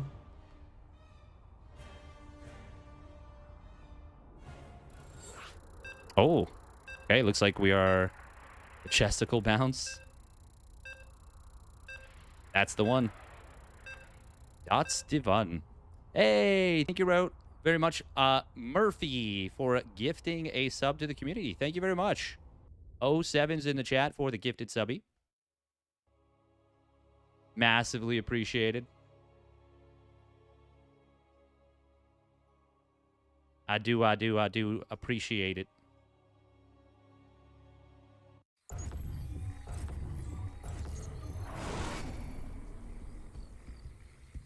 All right. Let's get into it here. Game number 1 of this best of 5 series. Spawning down in the bottom right for Basilisk, it's Serral. In the red. And his opponent spawning up at the top left for Vitality. It is Zoun. In the blue. He is sending out an early probe here.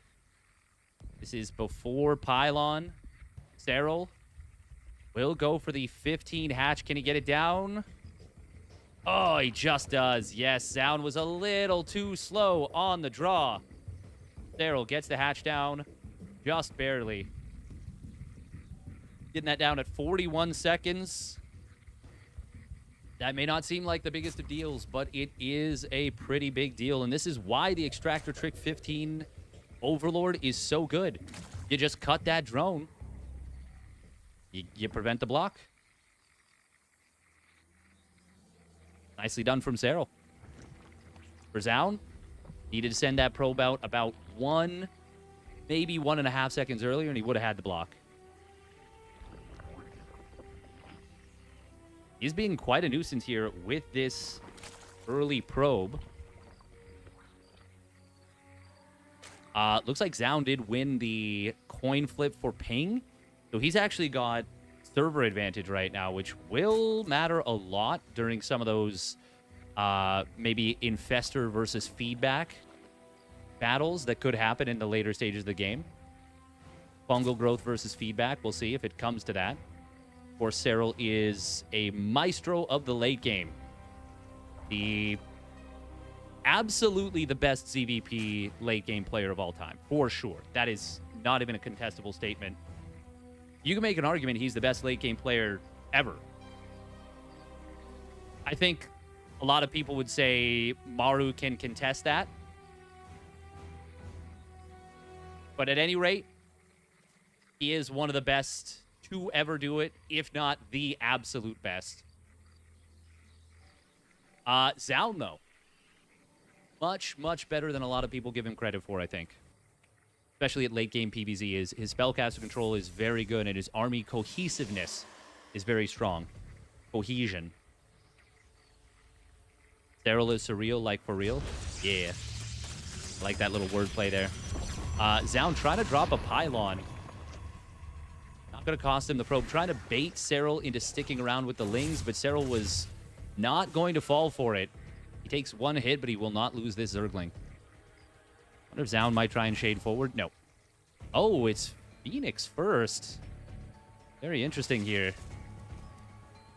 Every so often we'll see Protoss players go for this, and I mean, it's kind of nice if you can get an Overlord pick off on the other side of the map, obviously. Because then you can come back home and kill the Overlord pretty much for free.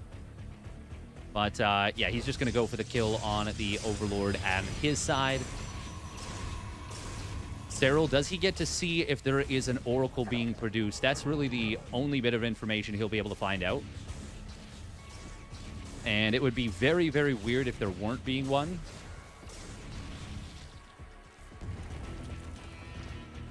So Zoun just wants to deny scouting as much as possible. Like, if there's no additional Stargate unit being produced, it's almost certainly going to be an all-in of some kind. Like, a really, really weird all-in. Like, I remember there was that all-in Creator did versus Serral on... Oh, what was that map? It was at EWC, and it's the one that Serral famously held, like, against all odds. It looked like there was no way he was going to be able to hold, and Serral, you know, made a genuine miracle on that hold. What was the name of the map? I think it was the map where Oliveira was able to win Game 5 versus Raynor in that crazy series that they had on Oliveira's trip to his World Championship run. Can't remember the name off the top of my head, but it was a relatively short map with like a cool tile set. We're going to see a lift coming in with the Phoenix, but he's only able to get one drone. Very nice quick drone pull there from Serral. Serral does go with the fast +1 melee. It is just very quick blink out of Zoun off of this Twilight Council. Not going to be the fastest blink you can go for because, well, he did build 3 Stargate units, and he's obviously prioritizing eco rather hard. Serral is adding on a safety Roach Warren. Going to be pumping out all of his gases save 1. 4 more gases in production. It looks like, ooh, we've got the speed upgrade coming through. Serral could be droning. He could have already droned up to 65 if he was so inclined. Looks like he wants to go for a very aggressive Dropper Lord speed, Speed Overlord, Roach Ravager, Ling Queen play. German Taxi, German Autobahn, however you want to flavor it, whatever you want to call it. It's going to be up to Zoun to figure it out. It's going to be up to Zoun to defend it. He is going for the Templar Archives. You should not have Storm in time for this push, unless the Zerg player does something wrong. And Zoun does not yet recognize what's going on. He's adding more gateways, but he doesn't yet have any shield batteries. He'll start up... Oh, sorry. Well, he's got one shield battery at the third, but that's a normal shield battery. It's not an extra shield battery.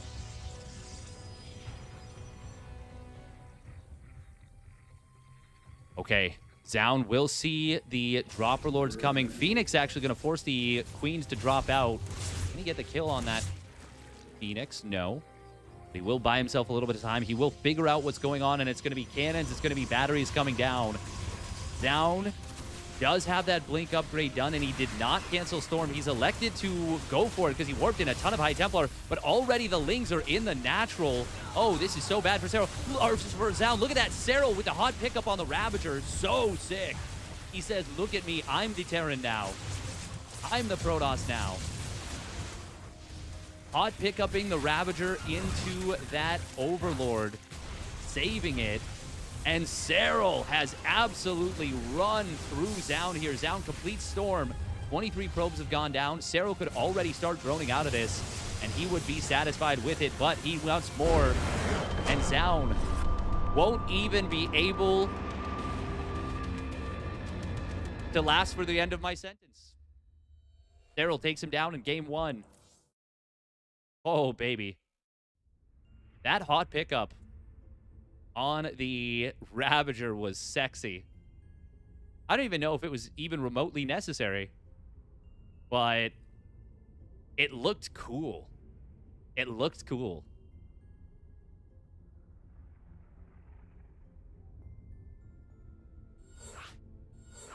All right, Persephone going to be at map number 2.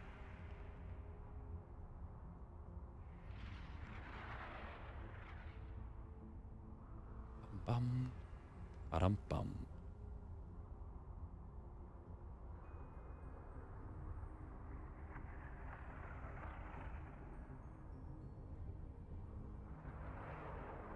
Gel or hairspray? I use gel.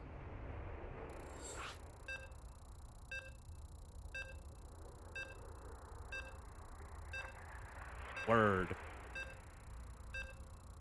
Yeah, it's behaving quite nicely today, I gotta say.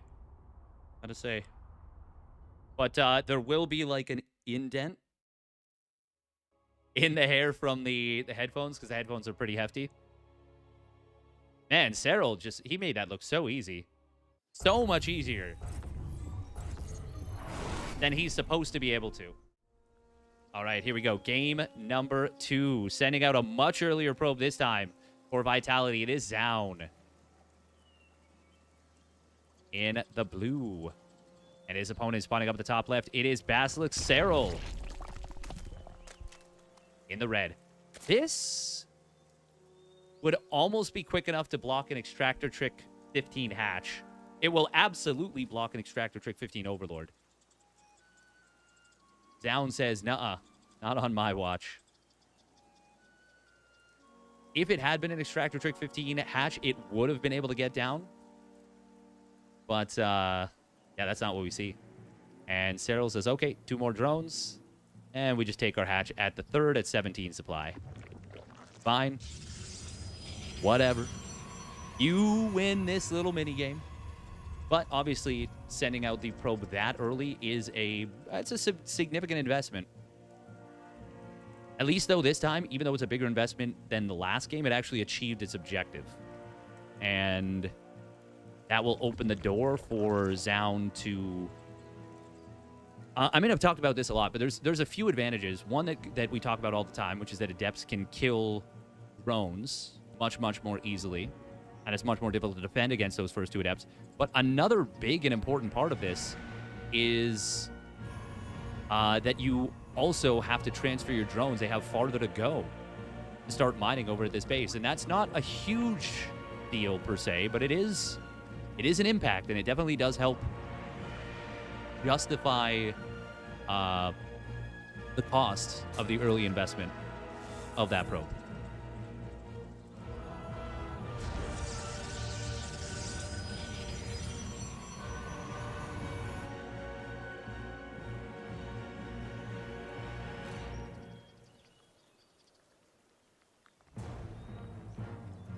Now, will we see the double chrono?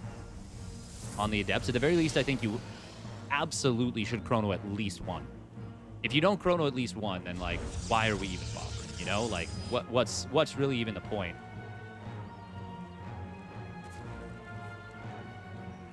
Serral faking sending a Ling across the map, showing just 3 Lings here. That is kind of cute.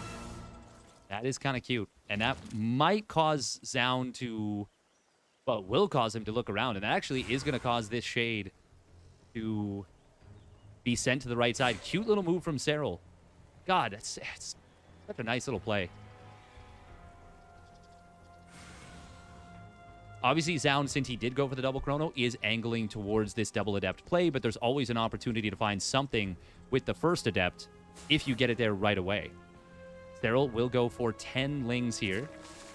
Down is almost 0% of the time would you actually shade forward with that one.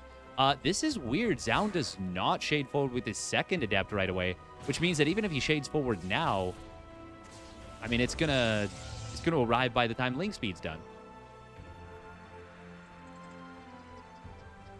And Serral's actually going to get an opportunity to jump this. He gets the surround. Zoun, I can only be confused at what we've had happen here. Oh my god, does he kill it? Okay, that is not supposed to happen here. That is not supposed to happen. It's a pretty big blunder, honestly.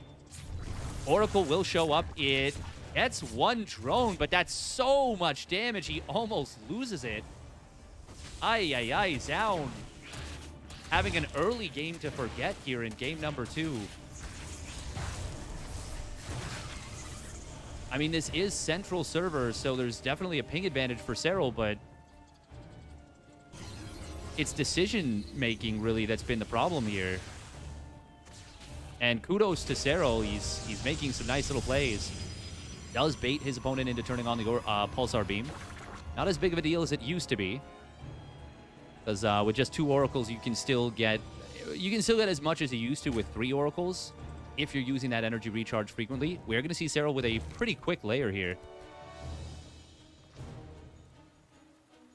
First allocation of his gas after getting Ling speed.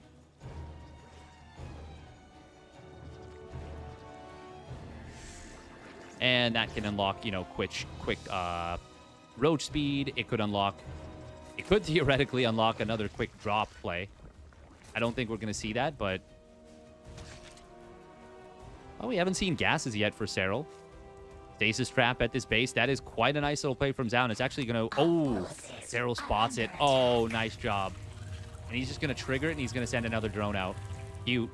Very cute little move. Layer will get spotted as it completes. It's just going to be quick +1 missile and roach speed. Oh. Oh, it's not. Ooh, it was for something. Okay. Okay, nice job right there. Serral fires up the +1 missile, but he is going to have to fire up roach speed to sell this. Zoun, I wonder if he's going to pick up what Serral's putting down. There's that drone that sacrificed some of its time.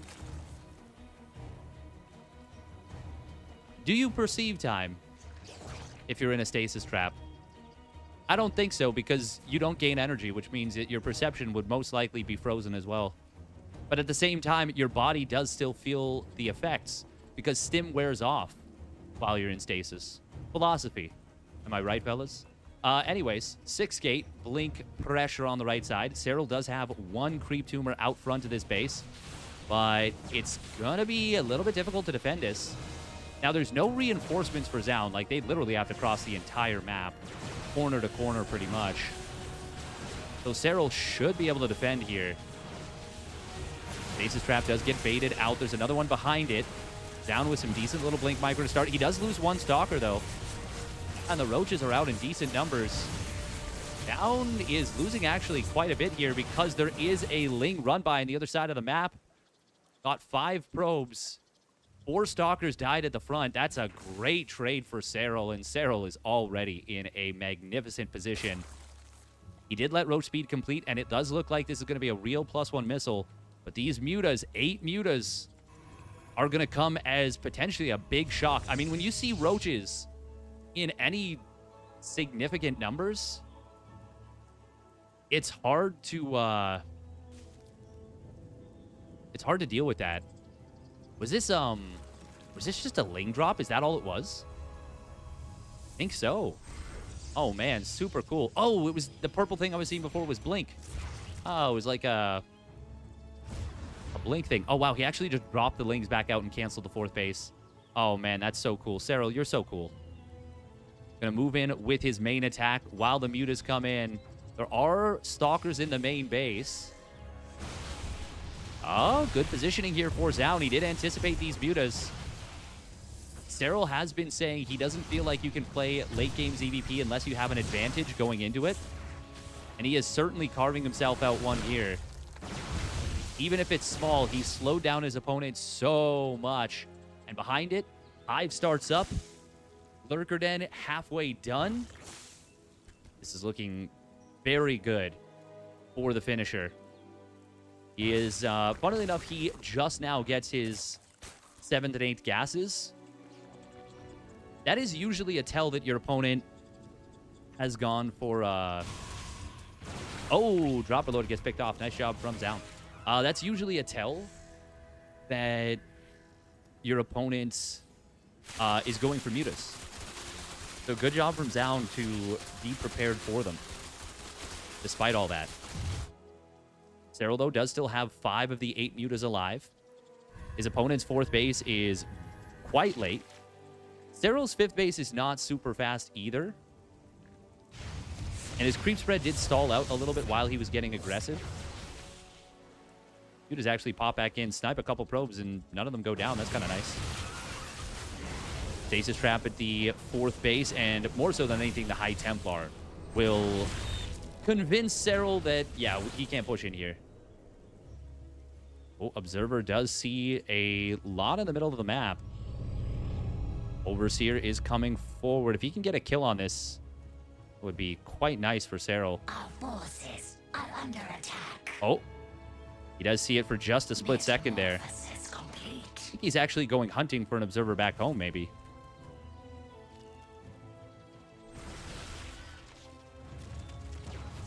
Oh, it did die. One of them did die. Okay. There is an Observer in the middle of the map. Serral does have Lurkers done, and range is about to complete as well. Zoun is getting in towards those Tempests. Serral has not yet started Hydra Lunge. I'm sure he's got Adaptive Talents queued up. Yeah, there it is. He does catch his opponent a little bit off guard. A little bit out of position, I should say. And these Lurkers are now sieging the 4th base. This is a big pain point for the Protoss. Zoun going to blink in to the Lurkers. That is not going to avail him at all. He was always going to lose that base, but taking the damage that he does while that happens is not ideal. Meanwhile, Serral with a couple of spines on the top side will be able to defend this Zealot run by with minimal losses. Feud is in the main. Wait, did he kill a Tempest too? He did get one of the Tempests. Keeping that Tempest count low at this point is very nice. Serral firing up the +1 air weapons, getting into Adrenal Glands, +1 melee. There is that Hydra Lunge. It was started a little while ago. And a 6th base now done, as well as the 2nd Spire. Zoun, looking for snipes on a couple Lurkers. Will find a couple of them just before Adaptive Talent's complete, but now he's got to get out of here. Lings trying to flank. Storms having to be used to defend against the flanking Lings. All the Storms have been used now. Hydra Lunge is available, but there's almost no Hydras left.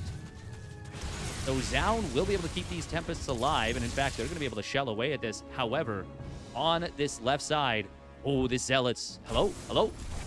Okay.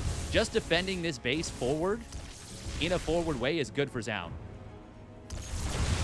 Lurkers are going to burrow up here. Observer is a little bit late to the party, but there will be a nice revelation. A lot of the ground units do go down, but Serral's Lurkers will all get cleaned up here. However, Ling, Roach, Lurker on the 3rd base. There's nicely placed static defenses, but they are going to get cooked very quickly by this Ling, Lurker, and I guess Roach play. Serral is still maxed out just about, and now adding on 15 Corruptors. He's gutted his opponent's economy completely. Zoun is going to lose another base here.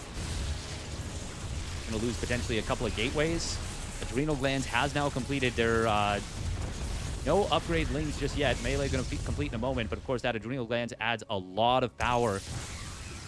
Zoun is desperately trying to hold on, but, I mean, Serral just has so much momentum. Zoun has now re-secured this base, but he's actually going to lose his third again. Oh, my God. Serral is everywhere. He's here, he's there, he's everywhere. He's just got such a good grasp of the game at all points, it feels like. Is Serral still on single Evo? No, he's added double Evo. Okay. We're going to see the Corruptors coming in here. Storm and Mothership and Time Warp going to be strong, but, I mean, there's just too much of an edge for Serral. And Zoun doesn't have the units, doesn't have the numbers, and doesn't have a chance in this game. Serral is one map away from a clean sweep through this group. I believe Raynor did the exact same thing.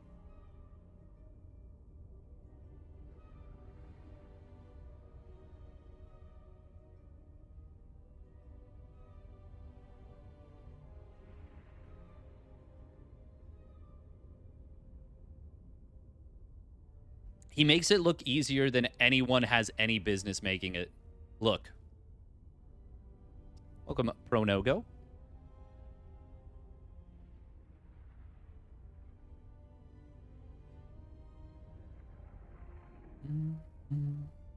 Bum, bum, bum, bum.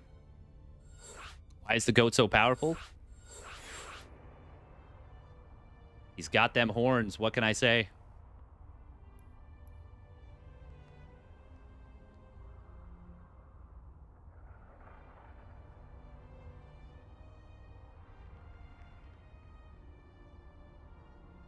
How does he do any of this? For real, though. All right, we're going to run a quick minute and a half of ads in case this one goes long. We'll get into the next game.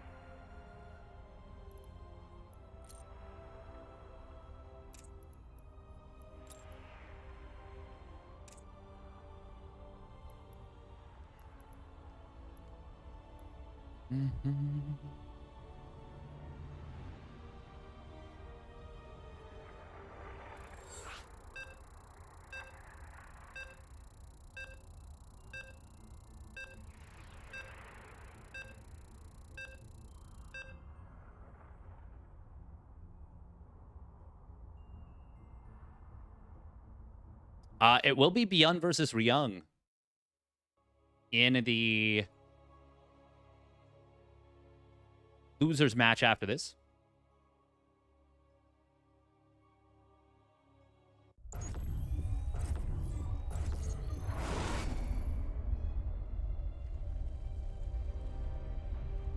All right, here we go. Game numero 3. Spawning up at the top left for Basilisk, it's Serral. On the verge of joining his teammate Raynor to 5-0 groups and get out without losing a map. Will this man be able to stop him and gain a little bit of momentum of his own? It is Vitality Zoun. The blue. It is worth noting that Zoun may very well have done very minimal prep for Zerg in this group. That's not to say he wouldn't practice versus Zerg, but he might not have come in with any prepared builds. Because you have two Terrans that are, I would say, very beatable for you in a matchup that currently right now is very good for Protoss in the form of PBT. Or you have greatest Zerg of all time, the greatest player of all time, and that's the only Zerg you'd face in the group. What do you prepare for more? Do you prepare for TVP or do you prepare for ZVP? Or should I say PBT or PVZ? The answer is quite simple. You become a Giga Chad and you beat Serral anyway. No, obviously you prepare for TVP.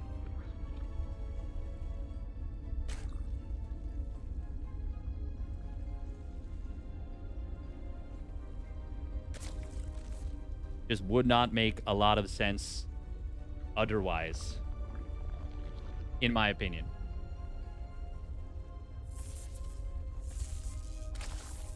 What's my favorite state of balance of the game in the past? Oh, that's a really good question. Oh, that is a good question. Oh,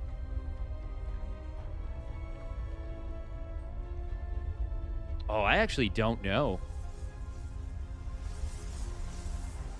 Probably close to after the release of Legacy of the Void.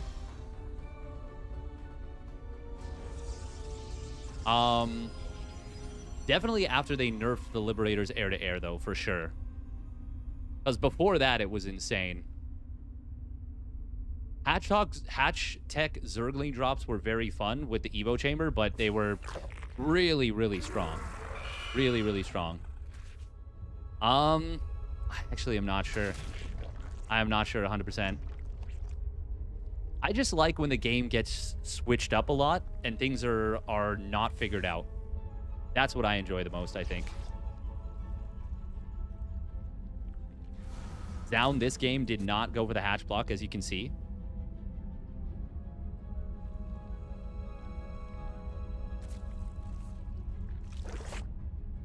So far, he still hasn't gone for an early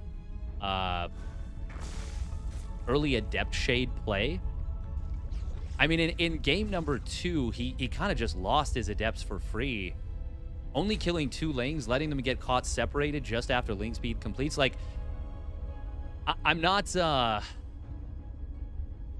It's not a crazy thing to say that Zoun knows that Ling Speed finishes at 330 in a standard game. Like, that's definitely a weird thing to see him kind of, like, stumble on.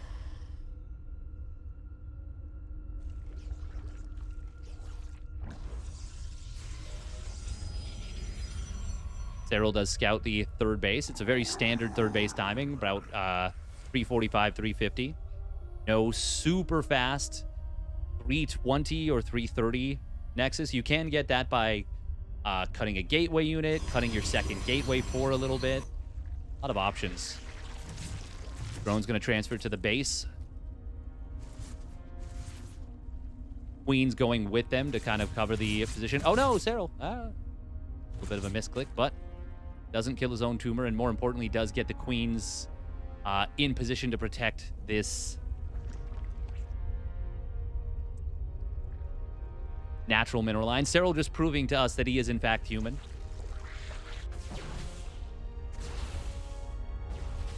Oh, good scout on the Twilight Council. Down taking a fair bit of damage on these oracles. He has really not gotten much drone damage at all in this series so far. He is... Okay, Zoun is coming in with something a little bit spicy. He cuts probes for a little bit there. No forge. A lot of gateways very quickly. This is looking like it's going to be a blink all-in. This is looking like it's going to be a very heavily committed blink all-in. Will this be what Zoun needs to finally put one on the board? Yeah, there's the pylon. Yeah. Zoun is going to probe up a little bit more, but this is most definitely a committed blink all-in.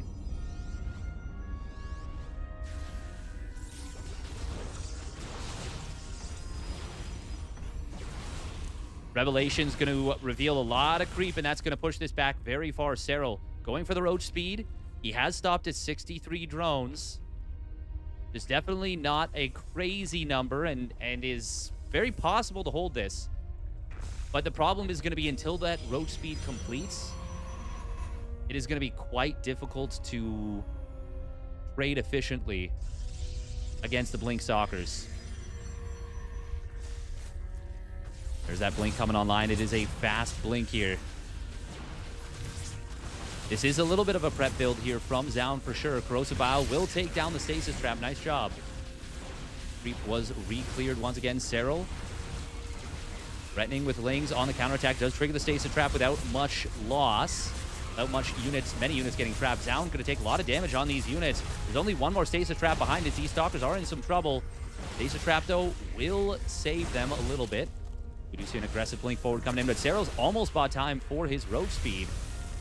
And Zoun has already lost 4 Stalkers with his push. It's looking quite good for Serral so far. Zoun has by no means hit this this tipping point, and he's supply blocked. Not building a pylon either. He went back to build a pylon, and it actually got him caught on creep a little bit there. There's another stasis trap to the right side. It, does catch 4 roaches. Down, maybe blinked forward there, but it would have been very bold. That is 8 supply caught up here, and a lot of supply in production for Serral. He's about to finish up +1 missile. Of course, Zoun did not get any upgrades, so he has a lot of units, just generally speaking. Another stasis trap, another 2 stasis traps being added. Zoun is starting to make a little bit of progress, but he stops microing here.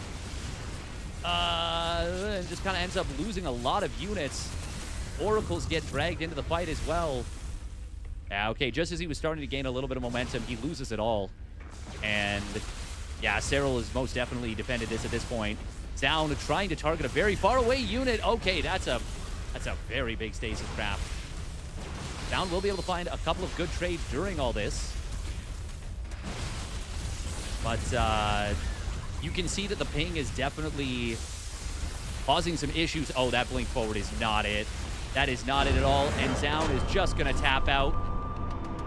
Even with that massive stasis trap. I mean, the balance of power had shifted significantly in the favor of Serral. And that's all there was to it. Well done. Well done, well done, well done. Just play like Serral. That's always been the secret sauce, hasn't it? Just play like Serral.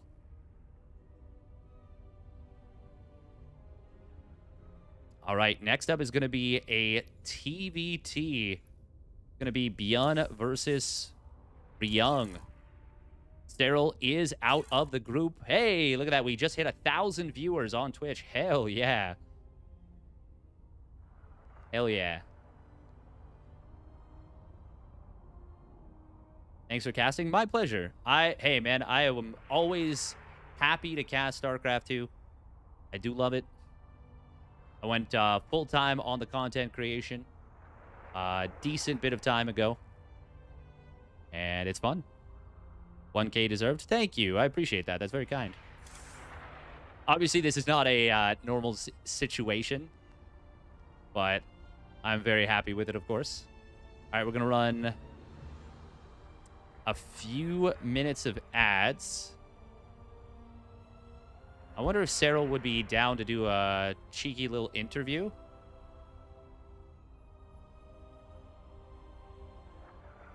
Hey, thank you, Razorback OTB, with a 500 biddies.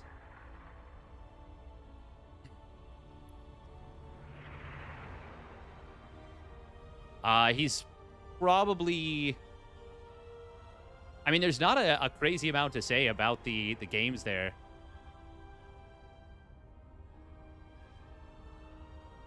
Yeah.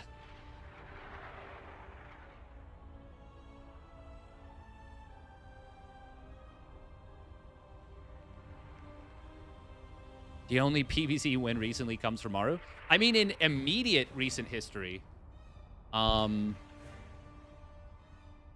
did beat Shin 3-2 in Group A of this one. Showtime beat Cham 3-2, but I mean, that's an expected result. And if anything, that was Cham rocking out super hard. Lambo beat Estrella. Shin beat Creator in the preliminary stage. Hey, thank you, Hello Zergling, for the Prime resub at 33 months. Thank you, thank you.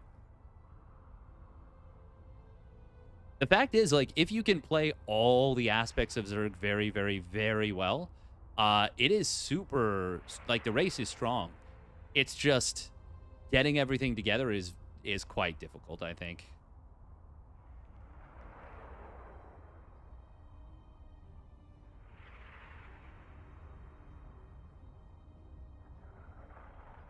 Yeah, the big surprising one was, for me, RSL. That was a surprise. Okay, we're going to put up a little bit of a break. And we will be back with ByuN versus Ryung. Ryung, the TVT sniper. Will he be able to make it happen? We'll see. All right, don't go anywhere. We'll be back in, I don't know, like 5 minutes or so.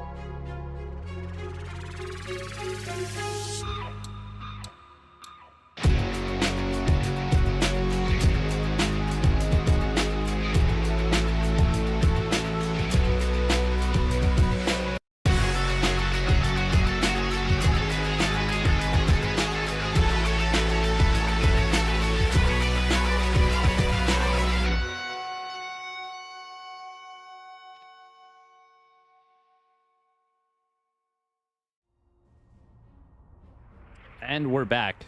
You know, I haven't actually listened to or watched that video yet. Probably should. Once again, a lot of work being put into this by the French community, which is freaking awesome.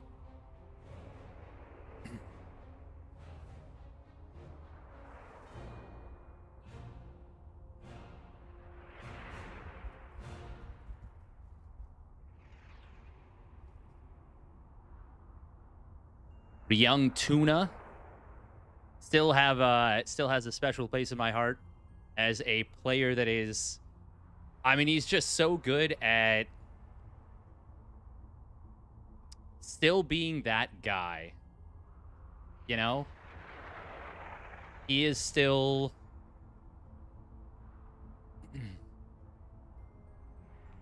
even well into his 30s. The man still knows how to win. That run at, was it IM Katowice 2022 or 2023, where he just cut a bloody swath through the Protoss players, and then he was replacement man. Oh, God, that was so good. Oh, I forgot that he was a replacement player. Oh, God, that was so cool. That was like after he semi-retired, too. He basically just did a bunch of prep for, like, TVP, and he was playing just super fast double medevac bio stim combat shows, like a 6-minute timing just about every game, and absolutely looked incredible. I want to see. Okay, we got to look up IM Katowice 2023 or 2022, I think.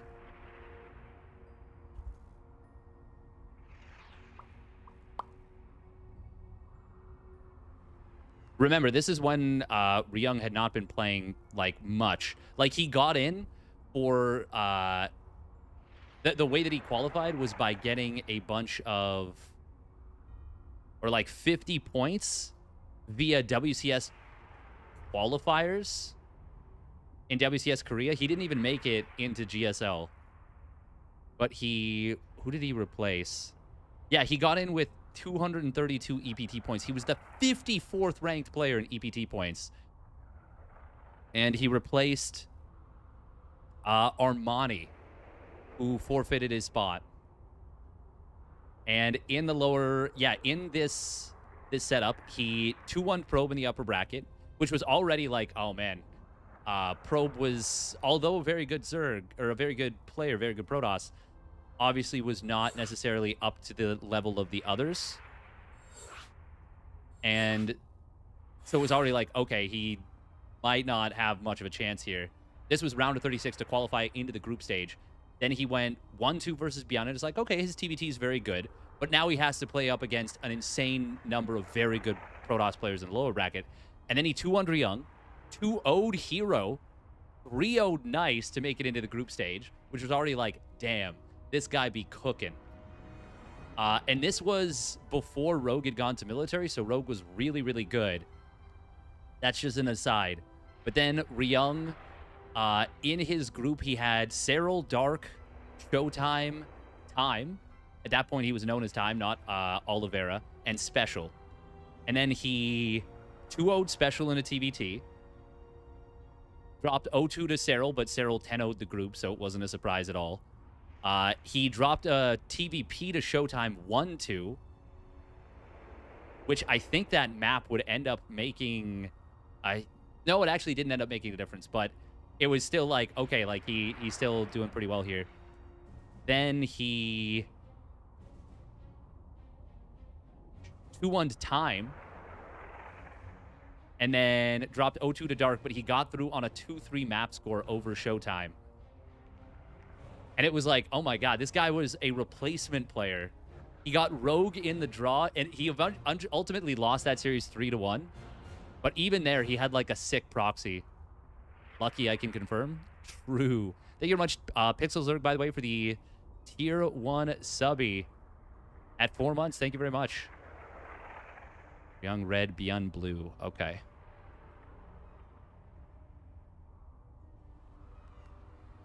Young red. ByuN blue. Okay, that's blue.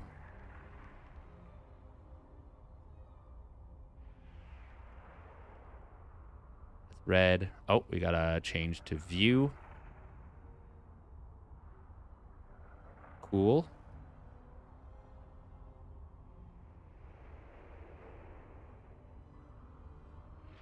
Oh, wait. Oh, my God. ByuN is, like, so pixelated. Wait. Ryung is...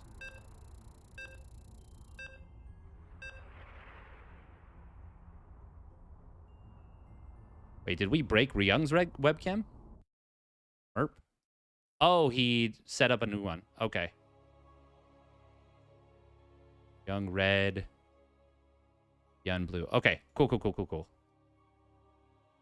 All right. TBT going to start off on Gressvon. Hopefully, this one is a good one. Hey, thank you, Alir Baxi. I rarely watch StarCraft streams, but I remember once you shut down some guys who bullied weaker players and always super dedicated and positive. Thanks, and keep up the good work. Hey, thank you. I appreciate that.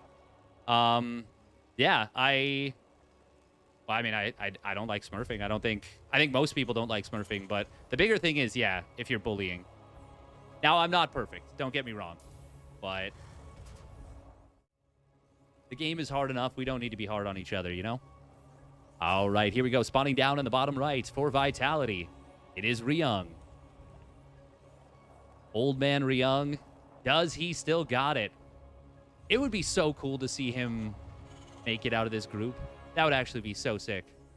And here we go. Spawning up the top left for the Shopify Rebellion. It's ByuN in the blue. TBT. It is a thinking man's game, but there are definitely opportunities to get very aggressive. We're going to be seeing ByuN going for an in-base defensive 2 racks, which can also get aggressive.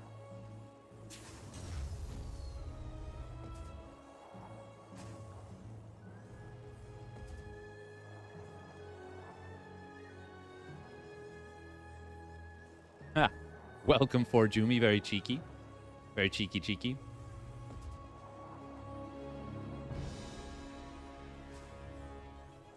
Also, welcome Kukut. Oh.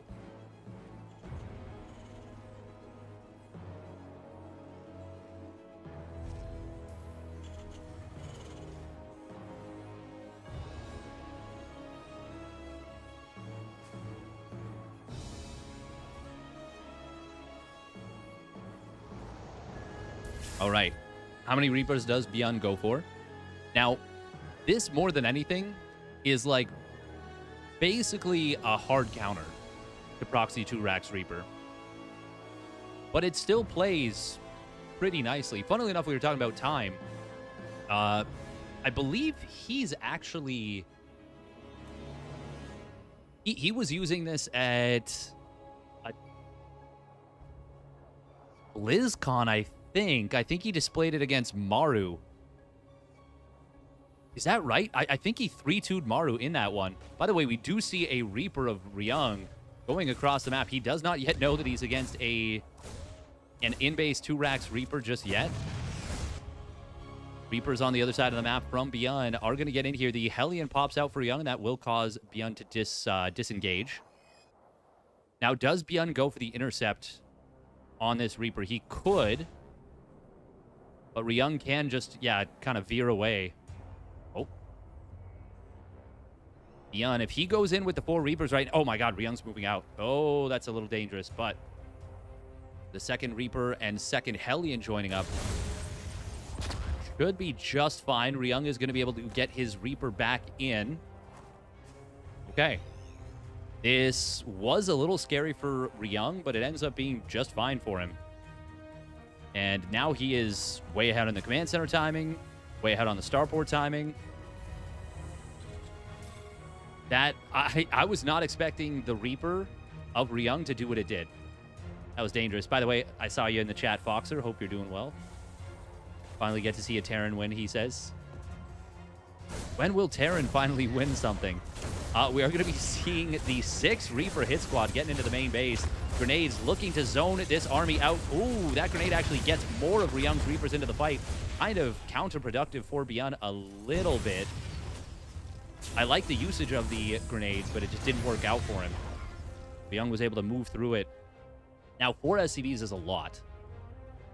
And did ByuN kill enough to prevent Ryung from getting anything down on the other side of the map? Seems like Ryung does not want to try. So the answer for now is yes.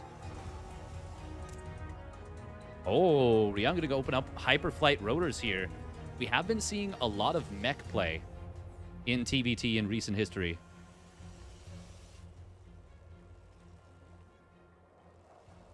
Ryung with the return cargo on his way to putting this 3rd SCV in the gas. Something that, even at the top level, not every pro player does. Microing your macro, as I like to call it. I think Terran does have the most micro to do on your macro in the early game. All the reactor swapping, all of the building depots, shift-clicking them back. In theory, you can even, of course, pull your mules off of mining to make sure that they don't grab a mineral patch or grab a mineral payload and then die before they return. Just a lot of little chores to be done.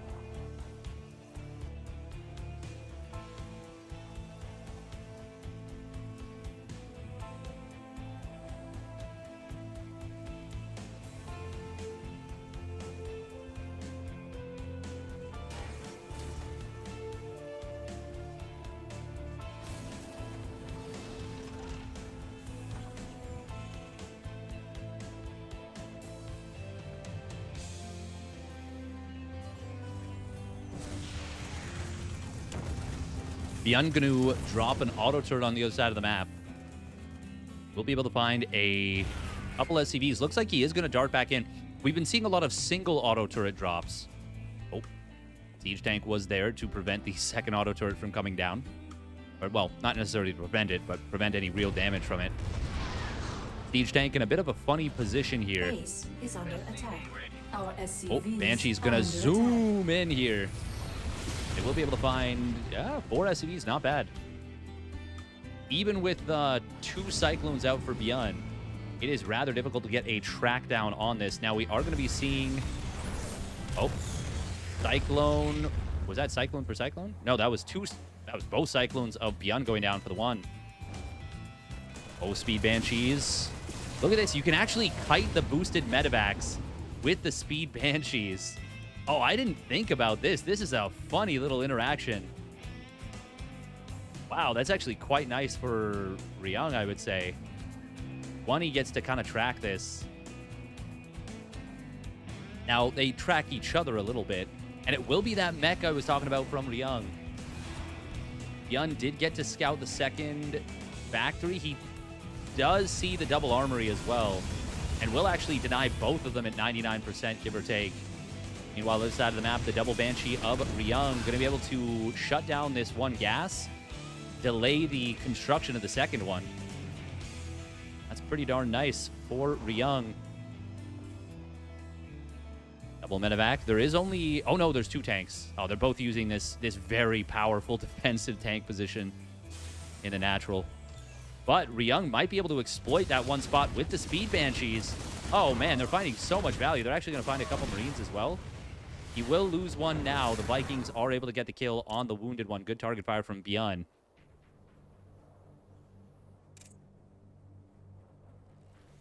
ByuN already has his combat shields done. Oh, can he get the kill on this command center? Shouldn't be able to. ByuN should be able to keep that alive.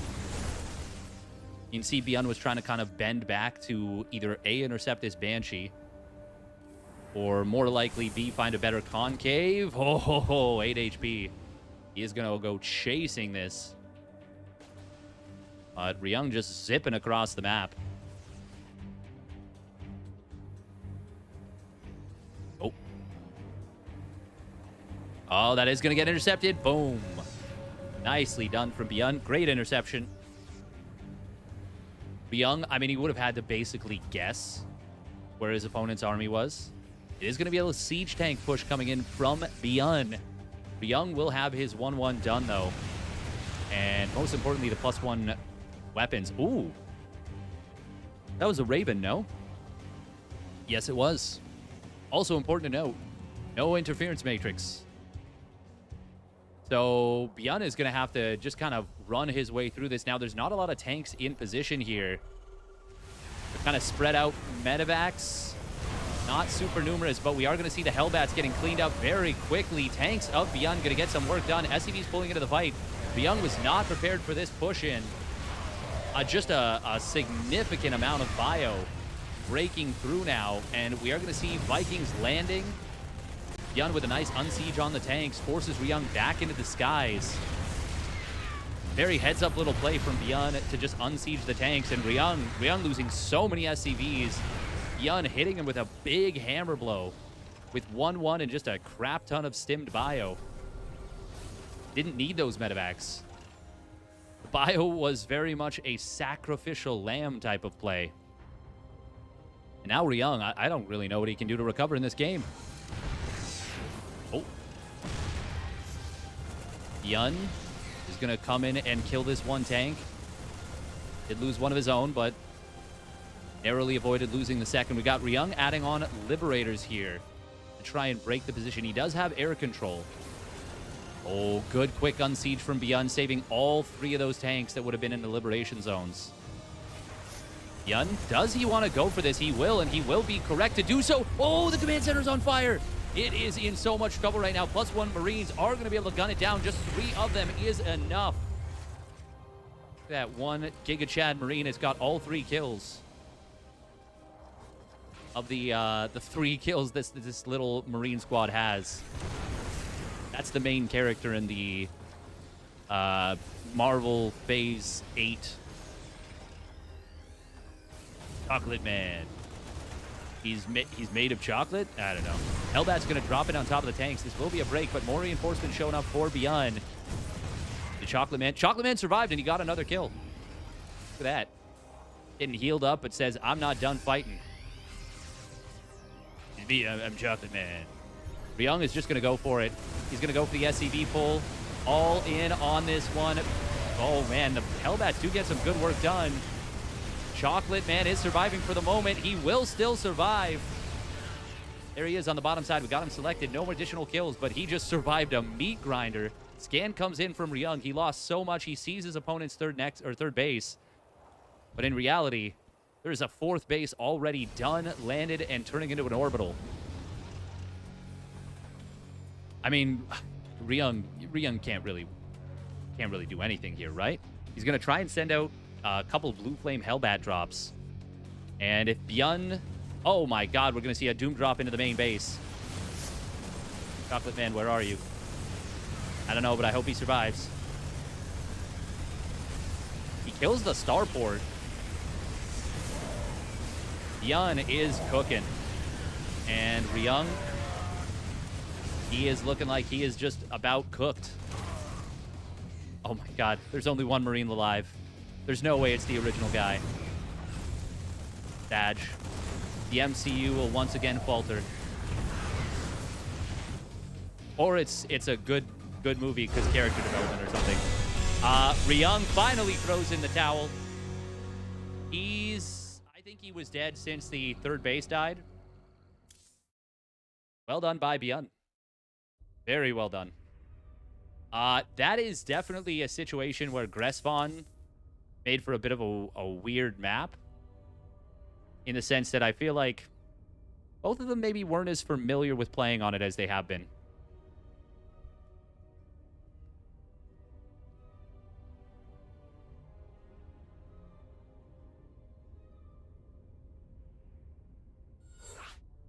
All right, quick minute of ads on Twitch.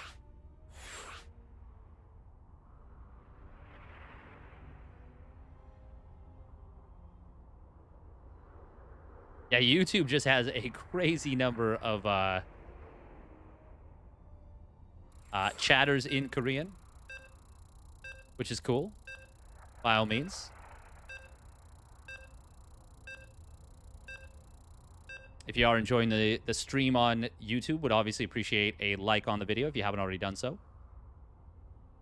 Meanwhile, on Twitch, if you're watching, make sure to follow the channel if you haven't already done so. We're closing in on 19,000 followers.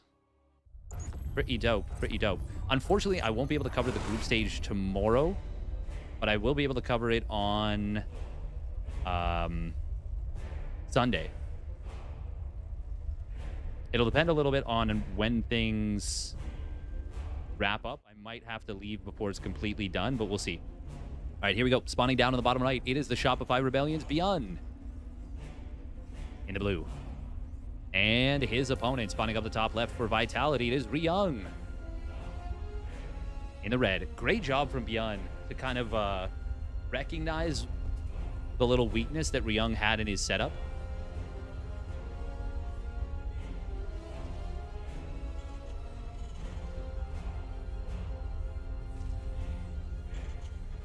What's happening tomorrow? Apparently the air quality in my condo just dropped a whole bunch. Because the air purifier just cranked on and it went red. Hopefully that doesn't mean that there's like a gas leak or something. That'd be pretty bad. ByuN is once again opening up defensive 2 racks. But yeah, no, tomorrow some friends of ours have their baby's 100th day ceremony.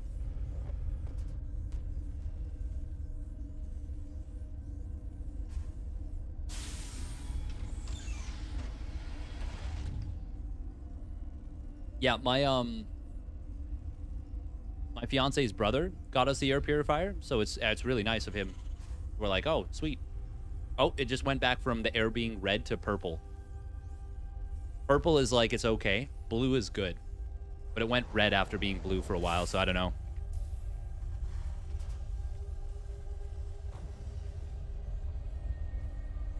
New meth lab neighbor. Babies are the best. Yeah, they're super adorable. It's very nice. Maybe ByuN just really likes the follow-up more than anything with the Reapers. Maybe he just really likes this fast, you know, double medevac stim play that you get off of this. And it does give you a lot of map control. He will be able to kill his opponent's SCV, and Ryung once again getting on the other side of the map with his Reaper. But once more, there is no command center there. ByuN finding a pickoff. Oh, he's actually going to get another SCV. Oh, this is so bad for Ryung here. ByuN should not be trying to fight this right now. ByuN is going to go deep into the main, almost able to get one of these Reapers here.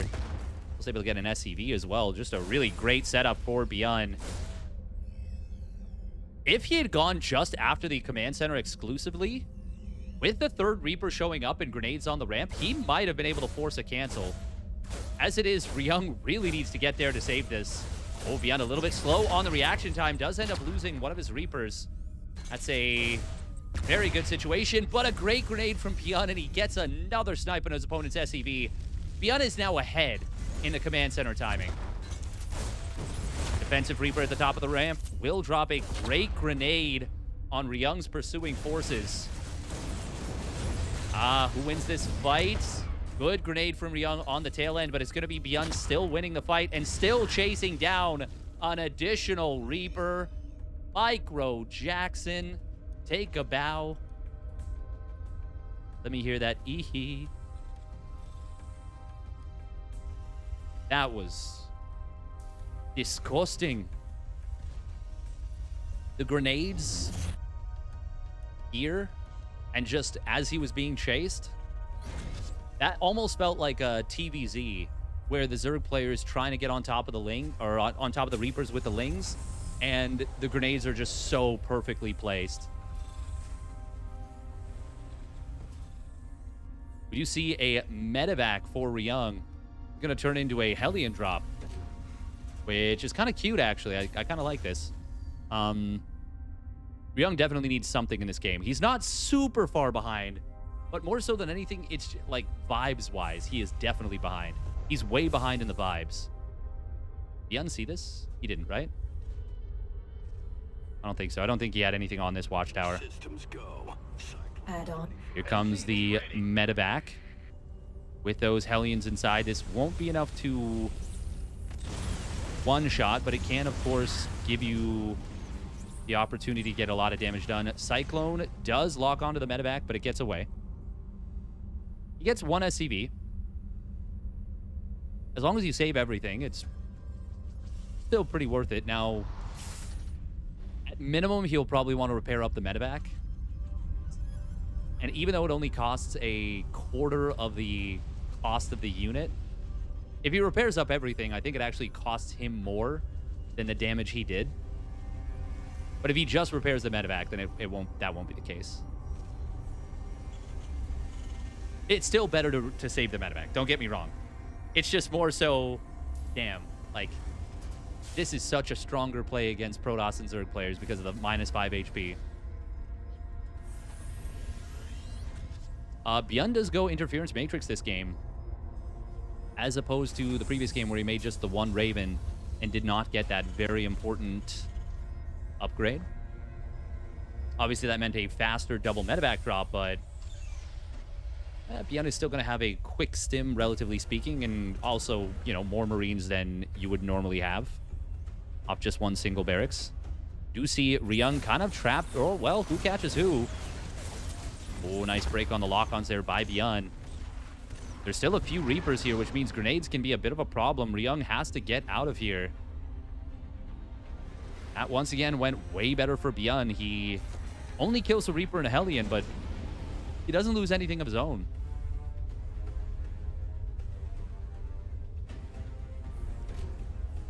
Double NG Bay getting fired up here.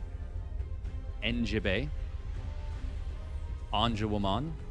But it's already done here for ByuN. Now this double Cyclone drop could get some work done. Like ByuN did lose a... No, Ryung lost a Hellion. Siege tank. Ooh, will get locked onto Ryung. Oh, nice body blocking right there with the SCVs by ByuN, saving his siege tank. I wonder if after breaking the lock-on, could the tank have gone back in and killed one of those Cyclones? Maybe. Oh, we are going to see a move from ByuN. He does have that stim done, and he is looking to find a position in the natural. Anti-armor missile going to have to be used, but there's very little for Ryung on the ground. The tank is going to go down. Is this just game over? ByuN has such a good position here. There's one tank on the bottom side. Vikings will be forced to land, but he is going to lose... Oh, he's going to lose 3 of them. ByuN still has a tank here as well. Cyclone will drop back out, and it actually gets a pretty clutch pickoff on ByuN's tank. ByuN, he will save that last Cyclone. 5 kills to its name, but 24 SCVs go down, and it's now a massive eco lead for ByuN. Oh boy, oh boy, oh boy, oh boy. Also, Ryung never started his 1-1. Which means that ByuN is about to have a 1-1 and combat shields advantage. Combat shields advantage won't last long.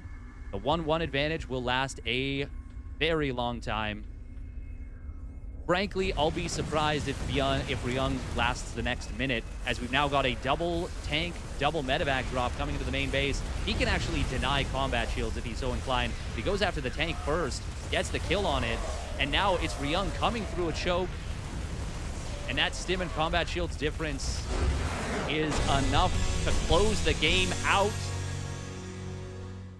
ByuN on fire.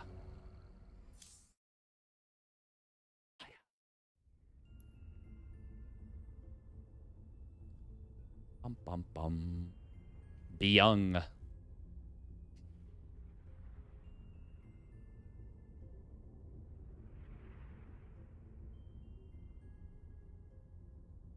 Yeah, that was just extremely well done.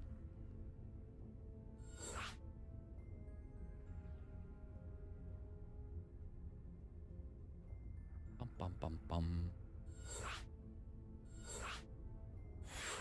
All right, a quick 1 minute of ads as we get into the next game. Actually, 30 seconds. 30 seconds. I'd be surprised if Ryung lasts the next minute. I mean, yeah, I got kind of a big advantage because the drop was coming in as I said it.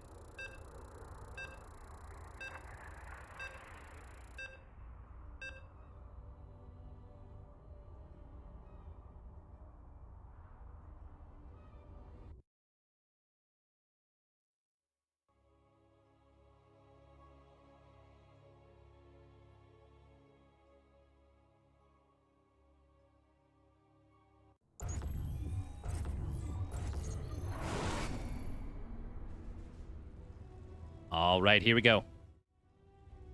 Spawning down in the bottom right. For the Shopify Rebellion, it's ByuN. On the verge of completing a 3-0 sweep here. His opponent spawning down in the bottom left of Golden Wall. It is Vitality's Ryung. I wonder if ByuN is going to go for that same build he did.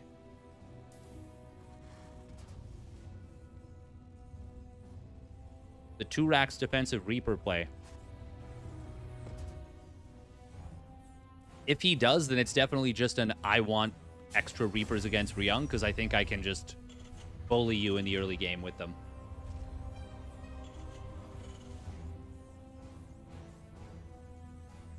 And he did. ByuN bullied him in that game too. No second gas yet for ByuN. Now this could just be a 1 racks expand, but based on where this SCV is going,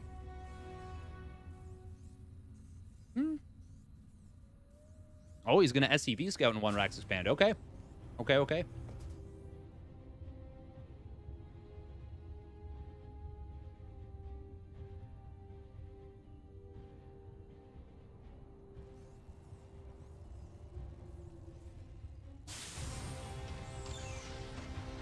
And they say we young people are the problem. Saying you're 35, and then saying you're feeling old. Are you me?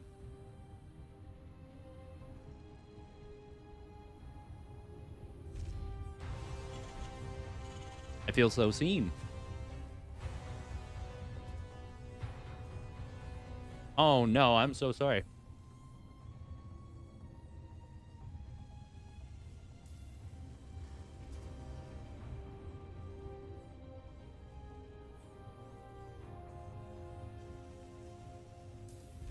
We are going to be seeing a double gas opener from Ryung.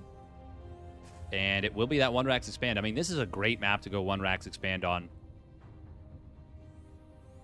With this ramp at the natural. And with defensive 2 racks in the first 2 games and a 2-0 lead, I feel like the chance of Ryung proxy 2 racks reapering here is like, it's negative, you know, like who in the right mind would ever do this?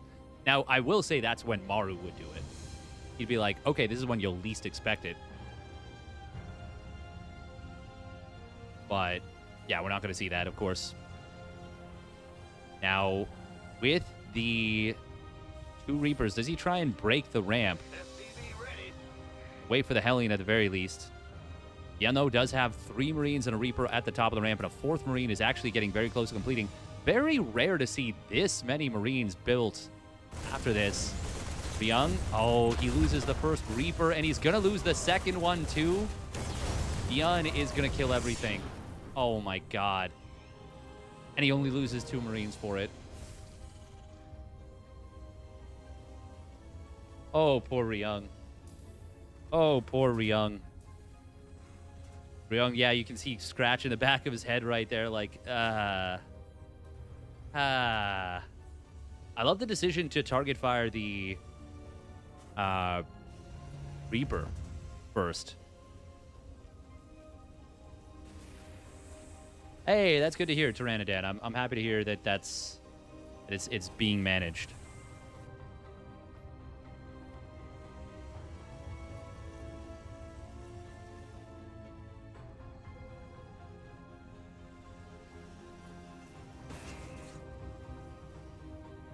We are going to see that speed Banshee play out of Ryung once again. Now, obviously, this comes at the cost of being able to build Ravens. It seems like he's going to want to go mech here once again, because that's what he played in game number 1. It is going to be a little bit easier to get his... I mean, on 2 bases, it's relatively easy to defend, but once the 3rd base gets set up, it will be a lot more difficult to defend against a early set of bio pressures. Obviously, we didn't see that 2 racks opener from ByuN, so he's not going to have a large number of bio units here. I definitely hope we see Ryung show a little bit of life in this series. He's building a 2nd factory before a 3rd CC. Scan comes in. We'll see that 2nd factory, and that's incredible information for ByuN. Knowing that it's mech this early on is very, very good to know. Cyclones are, well, they're positioned in the main if the Banshees were to come in there. But Speed Banshees are going to pop their way into the natural, and they're going to be able to find at least a couple of SCVs, I think. ByuN does have Ravens here. I mean, the Speed Banshees can theoretically even escape regular Cyclones, but it depends a lot on where the lock-ons come through. Oh, Ryung. Oh, nice movement right there. Very nice movement. Is he actually going to go into the main? That would be very bold. But he will. Ooh, and it's actually going to be a very nice little juke play. God, the Speed Banshees are so fast. They are so difficult to get a hand on. Even with the Cyclones, like, unless you can actually get a lock on, it's just so tough. Banshees, or Cyclones do get split up, I should say. Oh, and it's going to be a dive on top of one of these Cyclones. He will get it in just 3 volleys, but with Marines popping out, it's going to come at the cost of one of these Banshees. They're still going to be able to find value, including a... Nope, just going to leave this one. Okay. Couple of SCVs, but they are far less dangerous when it's just the one. Half, in fact. Half as dangerous. Might be wondering how I did that math. Couldn't explain it. Can't tell you. No idea. Ryung is going to be adding on the double armory, and he does have that 3rd CC nearly done now. He did not have Blue Flame in time for the push last time. But, I mean, last time it was also a stronger push with more units for ByuN. In fact, ByuN is a little bit supply blocked here. Yeah, Ryung's supply looking a lot healthier in this game. Oh.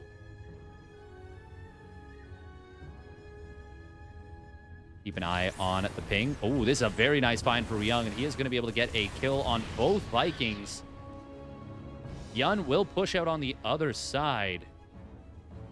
Oh, this is going to get weird, but I think I like it better. Well, I mean, 1-1's going to be done. Command Center will get taken down at the 4th base. Actually, just going to act as a little bit of bait right now. ByuN is trying to get out enough units to survive. He actually goes straight into the main base. Ryung is pulling the SCVs. He's sending his Command Center. He is full base trading right now. Is this the right call? I mean, if he can get on top of his opponent's production, it might be. SCVs splitting to the top left. The factories are sieged right now by ByuN. Not something I expected to see. Oh, they're going to find a lot of SCVs there. Yeah, this is so weird.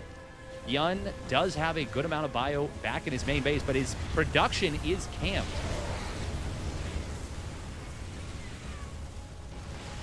This is super weird. What is the Viking count for both players? 4-0. Ravens, though, are going to come in for interference matrices. SCV is going to tank on the bottom side. Tanks do get switched off. I think this is going to go better for well, I mean, that's 4 tanks switched off. They will eventually wake back up. The SCVs and the Hellbats are actually putting in work. Yeah, no, this is great for Ryung. Ryung is going to win this, I think. Yeah, all the production of ByuN is dead.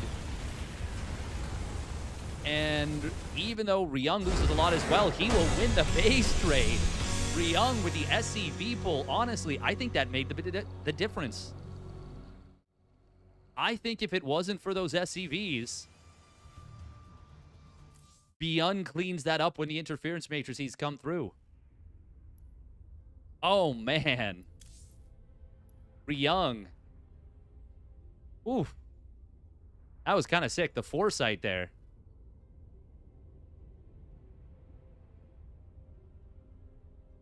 Yeah, no, it is less than half as dangerous. It's definitely less than half as dangerous. The ability to poke in, snipe one worker, and immediately dart away. No, it's definitely more than twice as dangerous. Now, I was just making a joke about 1/2. Or doing math on stream. But in reality, no, especially with the speed, because you can poke in, fire a shot, and like immediately zoom out. I don't know what the numbers would be because it's kind of subjective, but like you can't micro the worker away. You can't, you have way less time to get a shot in or a lock on in on the Banshee. Yeah. I mean, those two things alone are already significant. 2 speed Banshees better than 1 cloaked Banshee? Potentially, it's very specific situation, but usually, yeah.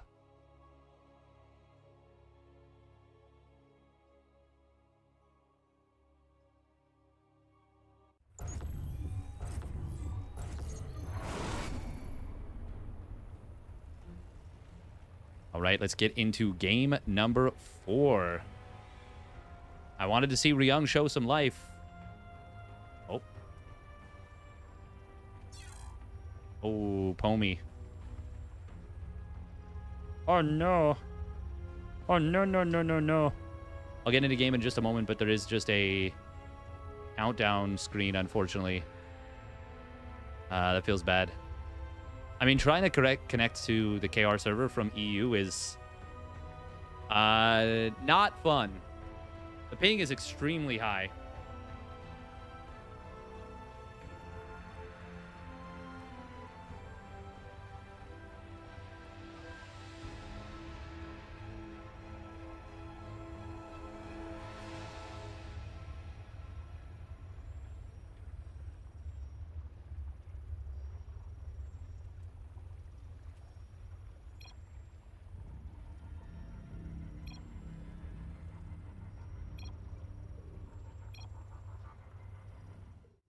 All right. Here we go.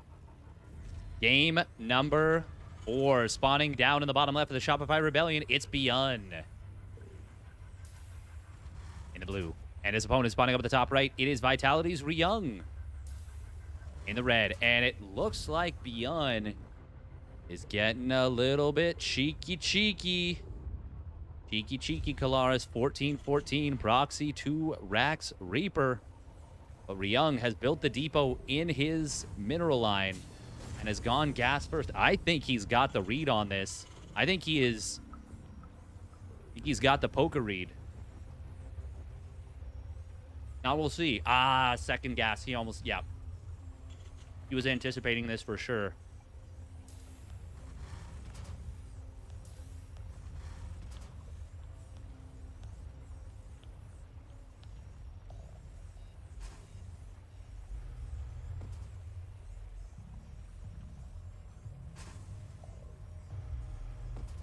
This is, I would say, best case scenario for Ryung. No one opens up racks gas anymore.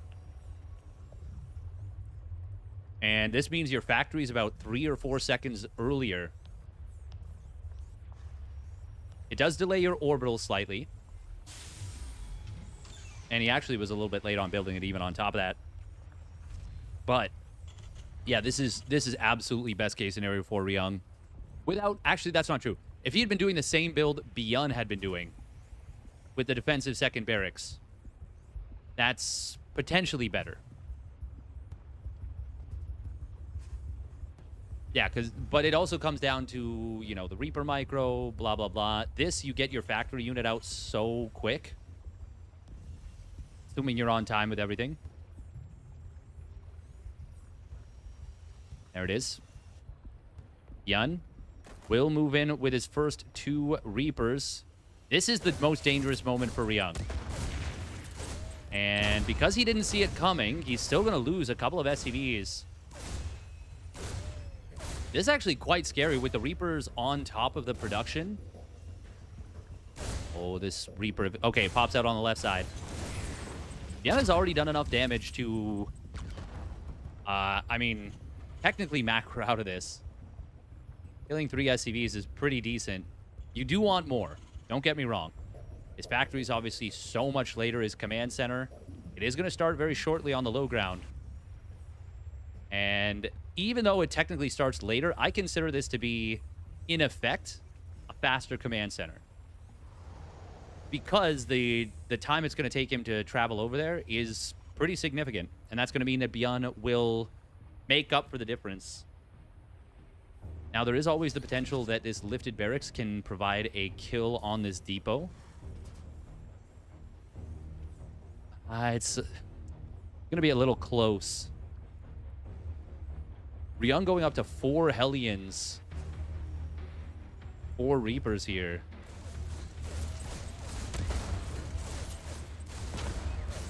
ByuN really wants this depot. He might get it. Oh, he goes up to the high ground. That was a misclick for sure. But fortunately for ByuN, he gets out with everything. Oh, that was a lot of low HP Reapers.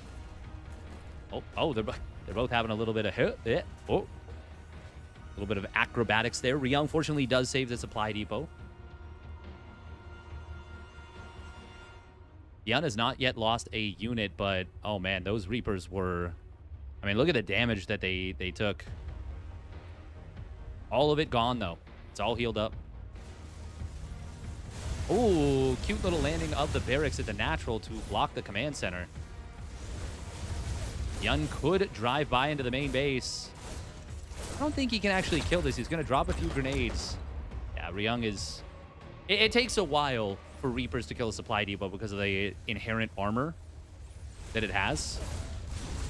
Not a crazy amount of time when there's 6 of them, but more than a bit of time. And now ByuN, he's already been mining for a little bit at this natural thanks to that barracks block. I really like that out of ByuN. That's a cute little play. Not that uncommon, not that crazy, but still a nice little move. We are going to see Ryung reaching the high ground here. He does have the stronger army, but the grenades of ByuN, once again, have been very good. He might be out of them for now, but a second Cyclone shows up. Does get the lock-on on his opponent's Cyclone. It will be forced back.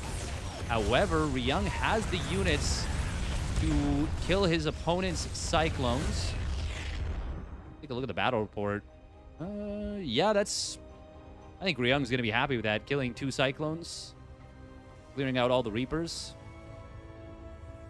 And if you want to... If you're choosing between Reapers and Hellions to keep alive, I would... 99 times out of 100, maybe 95, I would choose the Reapers, I should say, between Reapers and Hellions. Because Reapers are more likely to be able to sneak in and find damage a little bit later on. Whereas Hellions are very unlikely to do the same. Now, I will say it's somebody like ByuN usually that is such a master with those Reapers that is usually able to do that.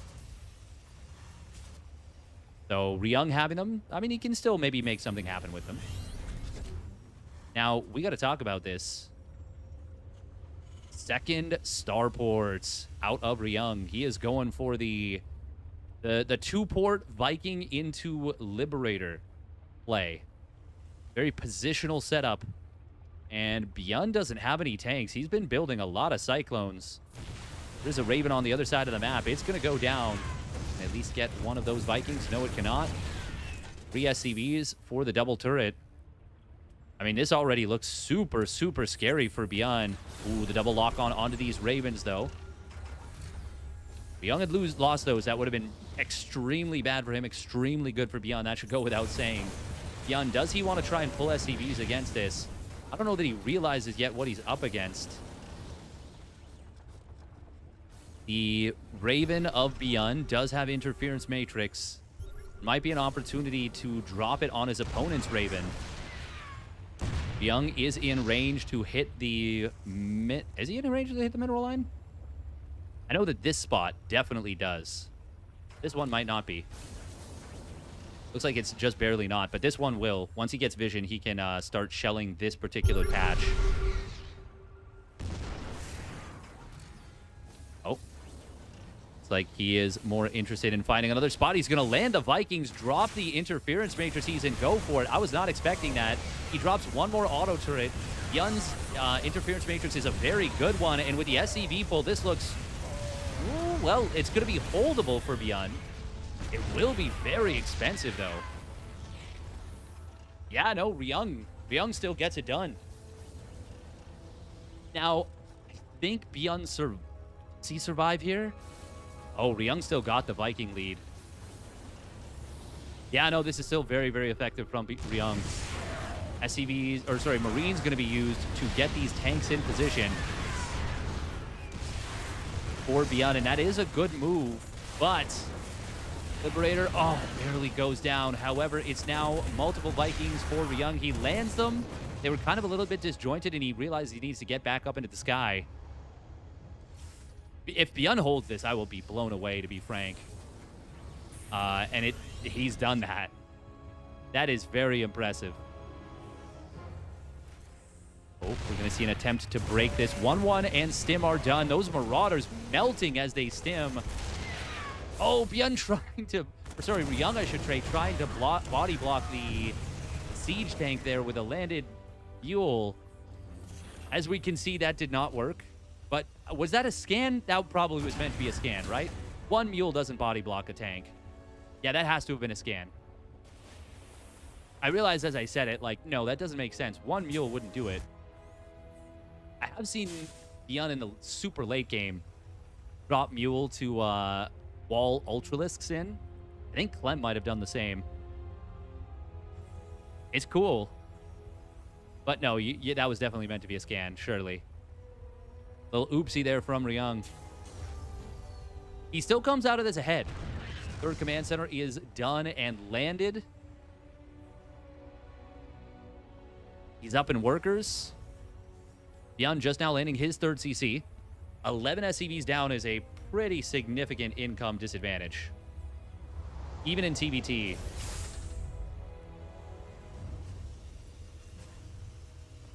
Ryung adding on another Liberator here.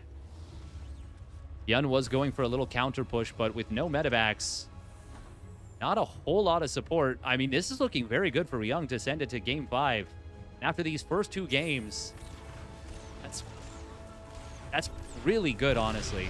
Scan comes in. He will get a Viking kill with that Cyclone. Oh, he's even going to get an SCV here. Nice work from ByuN. Oh, the poor Cyclone. That poor Cyclone. Scan coming in from Ryung, checking, seeing, hey, what are you doing? ByuN is going to add on 2 additional starports, so it's going to be a hard switch into air. But I mean, with just 2 Vikings on the field, and Ryung already having a 5 Viking advantage and the ability to build 3 at a time if he's so inclined. I mean, this just feels... This feels very rough for ByuN. That's infantry weapons level 2. He never started infantry weapons level... that's infantry armor level 2. He never started infantry weapons level 2. ByuN, oh no. And against mech, that's such a borderline useless upgrade.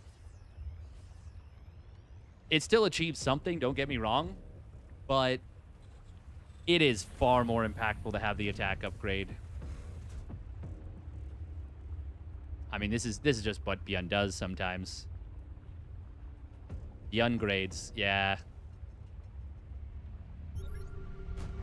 It feels bad, man.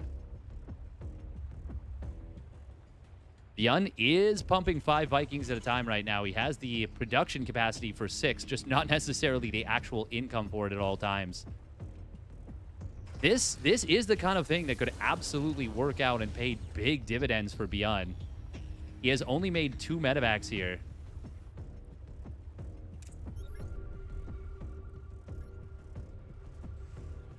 Dan comes in, will spot ByuN's push. The thing is, once again, ByuN is kind of fine with this. This is very funny to see. 2-3 start at the same time. ByuN recognizing, crud. Crud.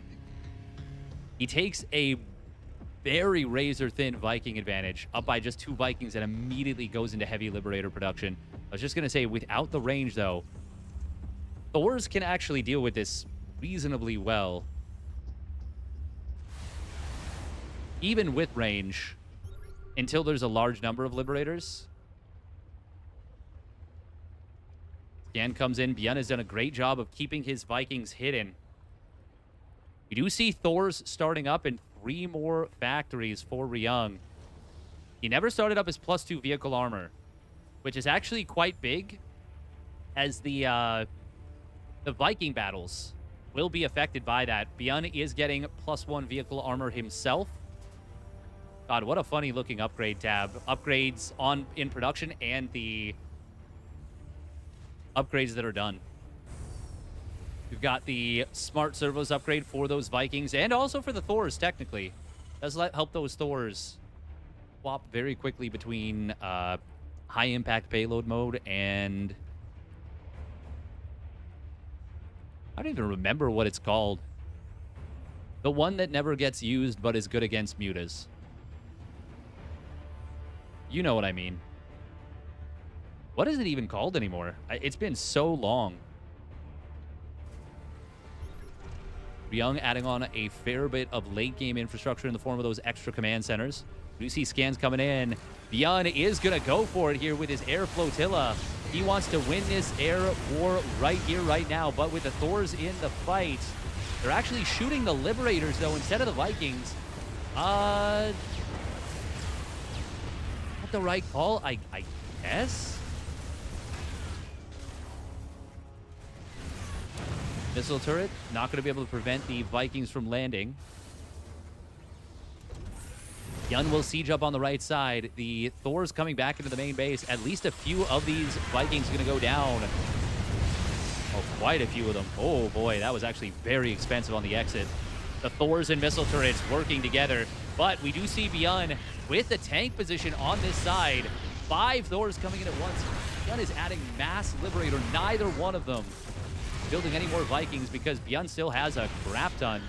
Even with the losses he took there, he reinforced into the air. And Ryung is looking to be in a lot of trouble. This sneaky air switch from ByuN has really caught Ryung off guard. You're going to see the stim coming in. Thors.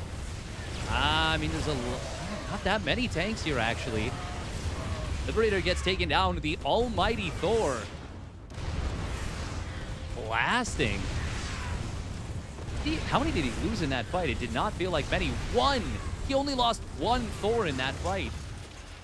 The lack of +3 weapons on the Marauders, that has to have had some of an impact, but it just felt like the Thors didn't really get touched. Missile turret killing a Viking. Another one also taking a fair bit of damage. All of a sudden, it's Ryung pushing ByuN back. God, I always forget how strong of a unit the Thor just is. It just is so strong. 11 Thors on the field right now. Ryung is not... Oh, no. Now he goes for the 3-3. But he prioritized maxing out again first. He is on 198 supply. Ooh, going to get a couple of additional starports here. Going to give him the option to switch back into air and outproduce his opponent. ByuN is mining more. With a 5th base done, landed, and, well, it's going to be a lot more. Well, no, it's only 5 orbitals to 4. Here comes the Liberator siege up. Is this going to be enough? ByuN going for it. Tank siege up in the back for Ryung. This looks like the army of Ryung is way stronger, and ByuN gets absolutely deleted.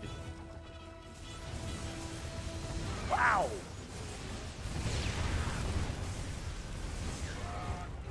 Oh my goodness. Thor-man, fighter of the Bioman, killer of the Live-man. Ryung. Ryung stoppable. It's ByuN possible. And Ryung forces game number 5. Wow. Wow, wow, wow, wow, wow, wow, wow, wow, wow. Wow. Thor is here. Thor was here. Thor is here. He's there. He's everywhere. Damn.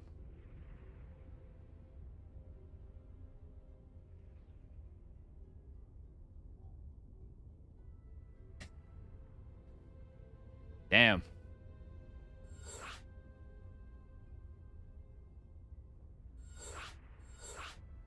It's crazy that even in TBT, like, yeah, they just feel so strong when you get up to a huge number of Thors. Now, obviously, if there's interference matrices, you switch off a bunch of the Thors and you just flank them with a ton of Marauders, they're going to disappear very quickly. But yeah, without a ton of Ravens, they can just disappear so quick. Okay, ByuN asking for 3 minutes, so we're going to run 3 minutes of ads. Perfect, perfect, perfect. Oh, give my head and neck a little break. This is a heavy headset.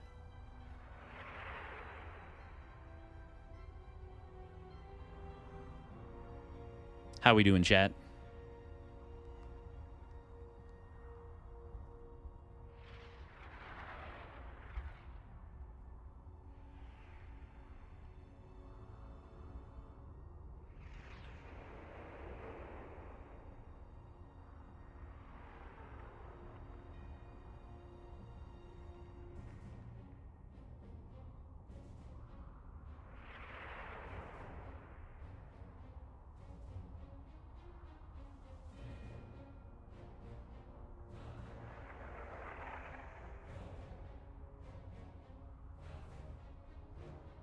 I always love when I run into a comp on ladder having no clue how to beat it and then see a pro lose to the same comp.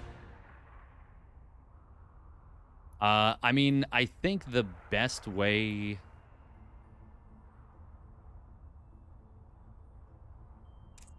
I think the best way to deal with it would be...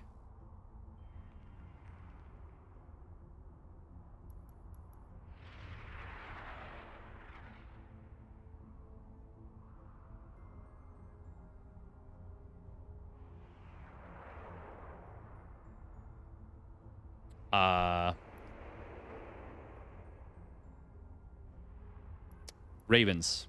Yeah, Ravens most likely.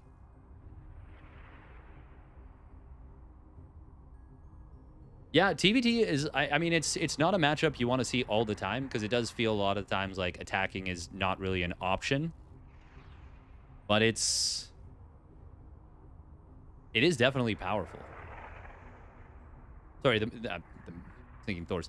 No, the matchup itself can be very enjoyable. The matchup itself can also be very powerful.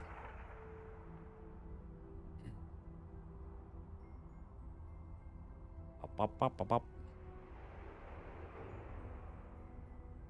Oh.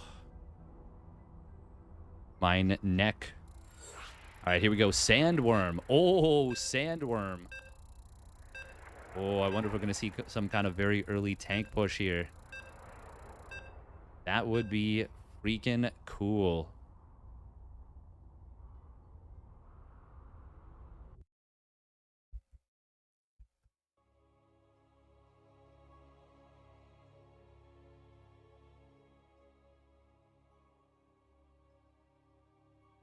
That would be freaking cool.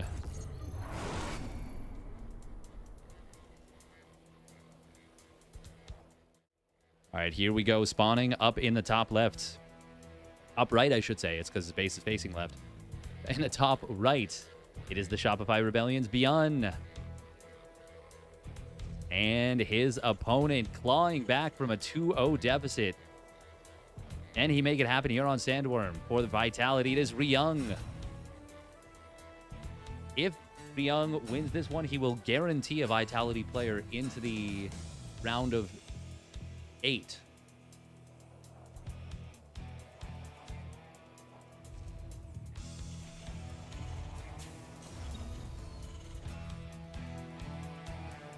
Yeah, I love this map. This map is super, super cool. So the thing that sticks out the most on this map is what we have liked to call the Dragon's Teeth. So, it's obviously a bit of an homage to Sandworm, well, Dune. An homage to Dune. Sandworms. So, It is, of course, a desert tile set. Now, the way that these work is that very small units, I believe workers, zerglings, marines, I think zealots can fit through here, but anything basically bigger than that cannot fit through. So like roaches, stalkers, obviously siege tanks, and anything bigger than that cannot fit through here. Actually, can Thors even walk through this wide area? I'm actually not even sure. It doesn't look like they'd be able to fit through here. I haven't seen that, so I don't know. Thors definitely can be good in TBT. They can be.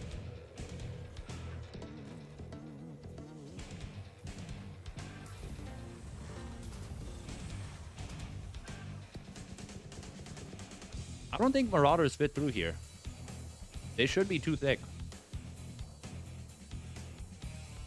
Mines can fit? Can they?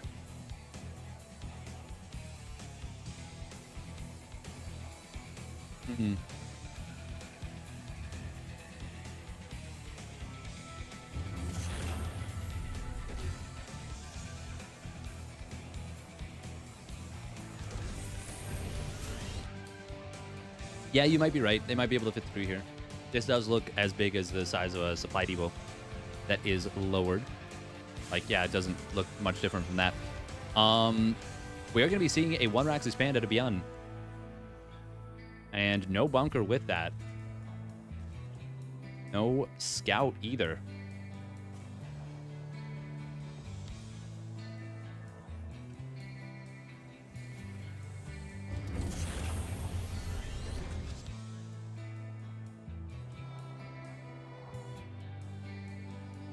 You can see right there, Hellions not able to fit through, Reapers are.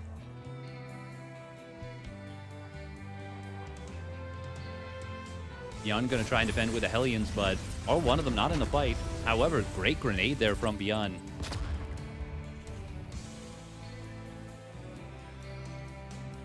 ByuN gets pushed away.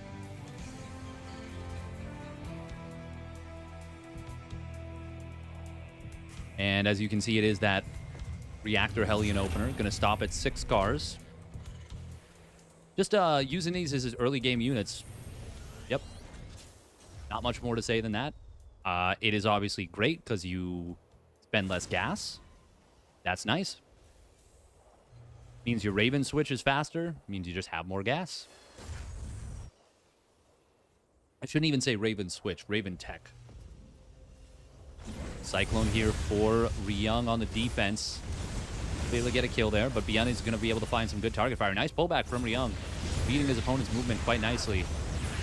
And that Reaper does get a good amount of additional value. Oh, he locked onto the far away Hellion. Means that it gets out of vision a little bit easier. I think he might have gotten a kill otherwise. Oh, Ryung. Oh my god, if he can actually get this Raven, that would be huge, but no. Not going to be able to do so.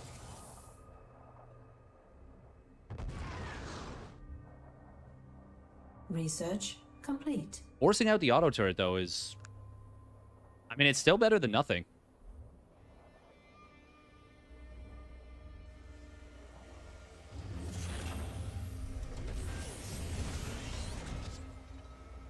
Ultimately, it was the Hellions trading themselves out for all of the very early game units of Ryung. ByuN is going to repair these Hellions up. Oh, repairing up the Raven too. Always an important thing to do. We do not go to the Uppatry Zeldu School of Raven Protection. Scan comes in, will spot Ryung's NG bays and barracks. Knowing that it's not going to be mech is valuable. And ByuN is going to be moving across the map here with the triple Raven. He did take his 3rd command center on location, so he's kind of being aggressive to support this a little bit. Ryung only has the 1 tank. Losing a Cyclone would actually be pretty painful here. This actually looks quite scary for Ryung. ByuN's got a lot of stuff. And he's reinforcing with Vikings. ByuN delaying his stim significantly. And his NG bays. This looks very scary right now. Ooh, double auto turret drop coming in. No interference matrix. Just going to be a straight up break on this. The Raven of ByuN being saved. Once again, Sal would never.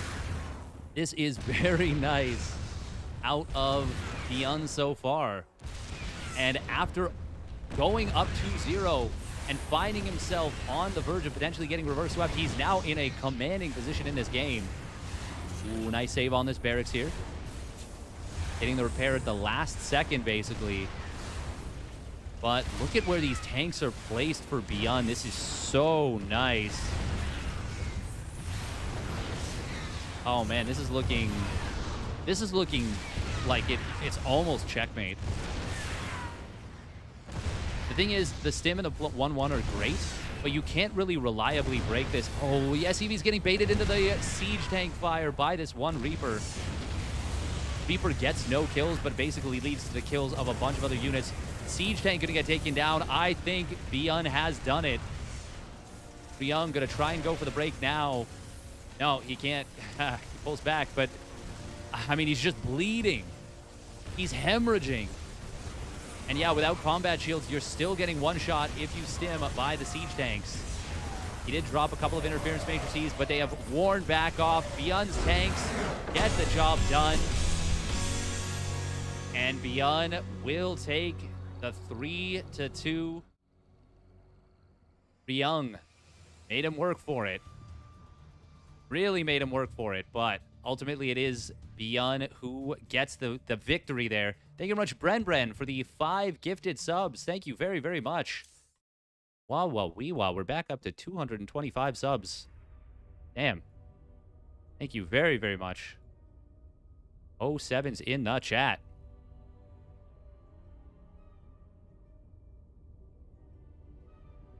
Oh man, poor Ryung. He was battling for that. He wanted that reverse sweep. But well done by ByuN to prevent it. And now it is going to be ByuN versus Zoun in the run back for the decider match.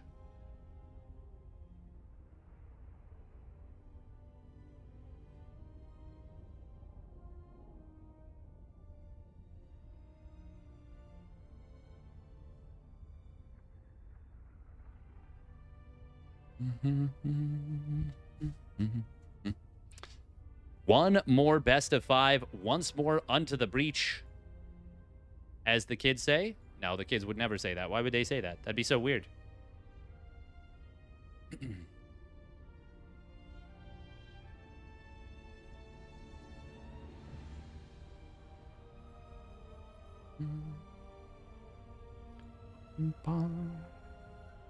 All right, we are going to set up the little break screen, and we will be back with the final match of the day.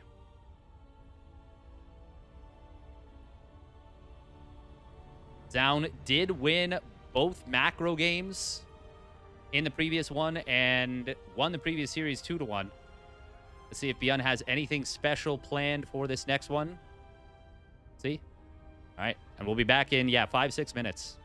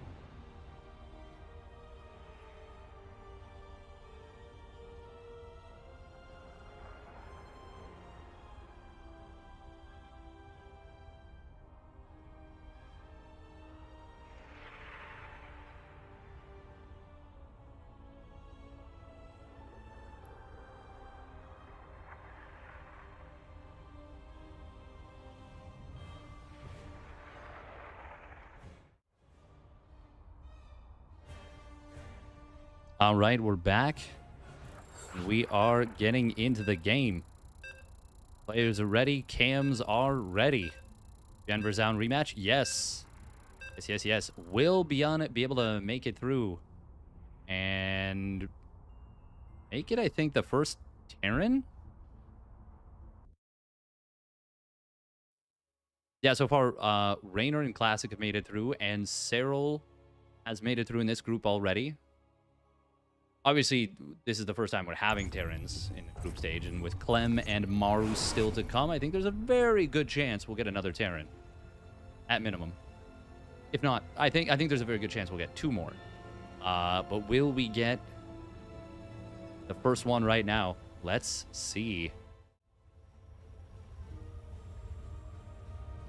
Spawning up at the top right, it is the Shopify Rebellion's ByuN. In the blue. And his opponent spawning up the top left, bottom left. It is Vitality Zoun. In the red. Cool. So it is going to be a gas first here. Will we see the engineering bay block? We haven't seen it from ByuN yet versus Zoun. He does this so often, though. Yeah, it's always tough when you like both players. You're like, I don't know who I want to... I don't know who I want to win. I don't know who I want to win. The tricky part of being a StarCraft fan. I love all the players. I want them all to do well. Can't we just hope everyone has a good time? Oh, double gate. Okay. Okay. I think this was definitely anticipating an engineering bay block. But it's not going to be that. It's going to be a potentially just very quick factory. He does go for the Reaper. So it's still going to be a 1 Rax expand, I believe, but it might just go for the factory right now. Nope. Command center. Will Zoun get back in far enough to see this? If he got to here, I think he would actually see it. But I suppose not. Either way, it is going to be a fast factory on the follow-up, and most likely going to be a reactor after this Reaper. Where did the probity probe go? He didn't recall it, did he? He just... No. He just sent it back home. Yeah. Okay. Double Adept. Double Chrono, no less. Okay, this is going to be a little interesting. This could be quite tricky for ByuN. Additional supply depots. At the very least, he needs to see the double gate. But he doesn't even know the time of the Nexus yet. He's got no idea. Complete. He has absolutely no idea what this is just yet. SCV ready.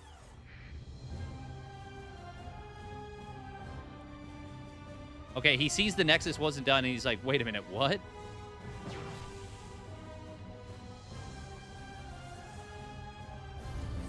Zoun showing up with the double Adept.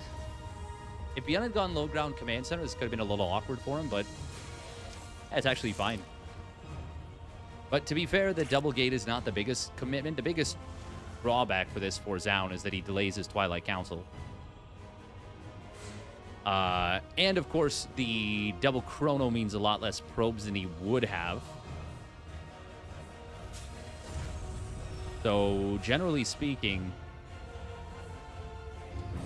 yeah, I think this is better for ByuN because nothing really happened, and Zoun's build was hoping to initiate some positive benefits,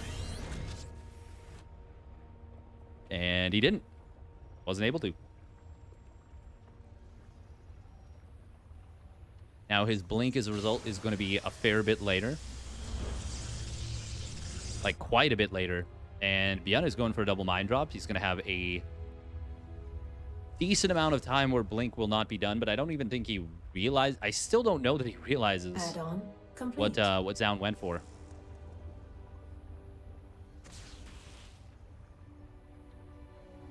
Stalker's very well positioned here by Zoun, going to be able to prevent this from getting in. And that's your dream scenario. Oh, Stalker. Oh, he does lose that. Widowmine may very well get away. Widowmine and a natural is going to be able to burrow. A nice little mineral line pull forced. Where'd the Widowmine go, the second one? Okay, it is just walking all the... Well, not actually all the way home. Actually, if he continues forward on this trajectory, he would lose it. Blink will complete in a moment for Zoun. Looks like he's been chronoing it pretty heavily for it to be done at... What is this going to be, like 5... Well, about 5:25, give or take. Oh, no, he's chronoing it again. Yeah, I was going to say this is way too fast. So 5:20. Zoun did a lot of self-inflicted damage here with this setup that, once again, did not pan out, but a good defense against the first Widowmine attempt. I still think I like the early game better for ByuN quite a bit, and I mean, the fact that he's up a worker, or even on workers, is very good for a Terran at this point. Ooh, getting the kill on the Raven, though, it does not achieve anything. Now, 4-Stalker hit squad coming in the main base. Zoun is going to be able to just target down SCVs. This is the Max Pack special. Doesn't get that 5th SCV, but getting 4 SCVs right there is very, very nice stuff. Will be the Templar Archives behind this. Oh, Siege Tank. Doesn't get a kill on one of those Stalkers, but Zoun is still getting some good value, and he kills... Oh, man. Now there are a few SCVs. 7 SCVs going down. All of a sudden, it is a 7-worker lead for Zoun.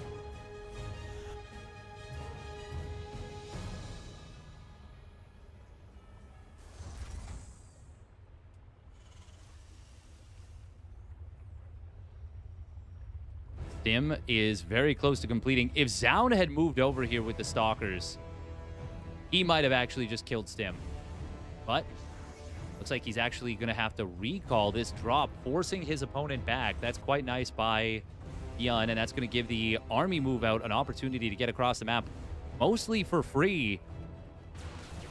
Zoun just now going to be able to get into contesting position, as it's already halfway across the map. Storm, I'm sure it's being chrono boosted, yeah, but it's still another 30 seconds away.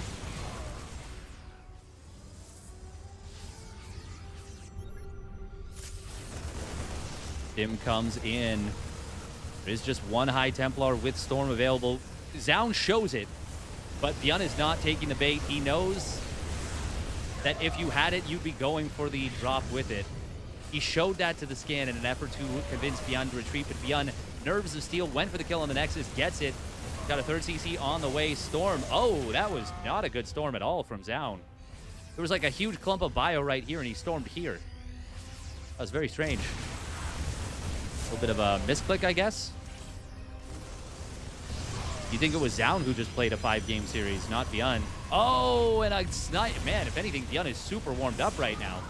Snipes the Nexus. This time the Storm is not bad, but ByuN is still able to save everything. And with that one medevac surviving from the early game, it's got so much energy. 2 more show up as well. Everything's going to get healed up. This is a really, really nice push position from ByuN. Zoun is in a ton of trouble in this first game.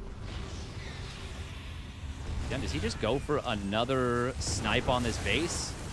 Storm does come through, but he gets the cancel. That's 3 High Templars slowly warping in. ByuN is absolutely going to want to take the fight here. Oh, he gets the Prism with the Widowmine, and Zoun will get cleaned up. I believe he flanks the tanks with his Zealots, but I don't think it's going to matter worth a damn. ByuN is going to be able to close this one out. I think there's an Archon that just completed. I mean, even if he doesn't close it out, he's done so much damage to Zoun. And yeah, these reinforcements, I think, will be enough. Zoun is barely scrambling out enough units at this pylon. But if we look at the army supplies, yeah, they tell us that ByuN is moments away from winning this game. Very well done by the Shopify Rebellion Terran. Ooh, baby. Wow, wow, wee wah.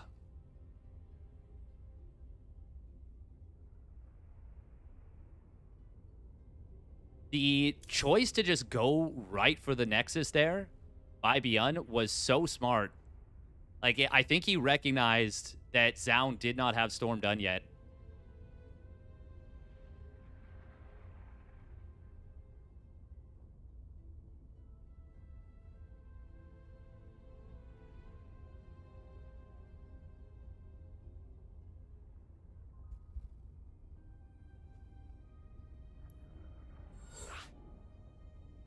Very, very well done. What's map 2? Map 2 is Persephone. Persephone.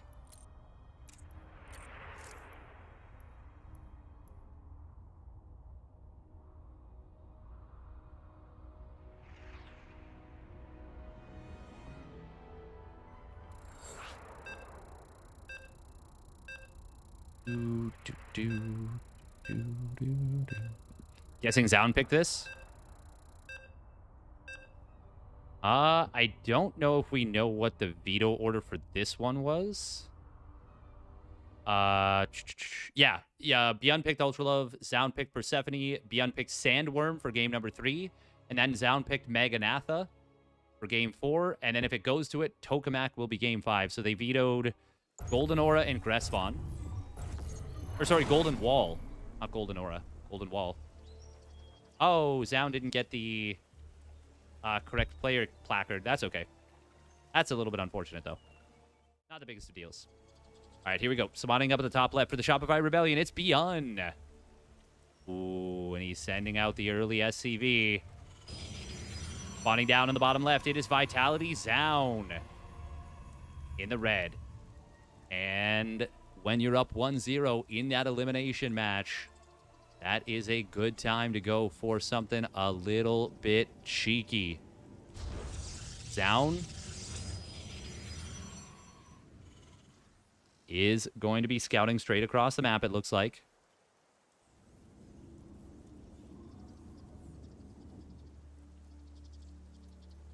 Surely it's going to be the Proxy 2-Rax Marauder. And a Probe Scout with this is good. Probe Scout with this is good. Or Probe Scout against this.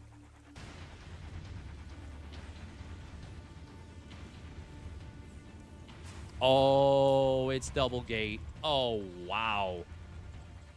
Zoun did this in game 1. He's doing it again in game 2, and this is so good. Ah, man, is this just an auto loss?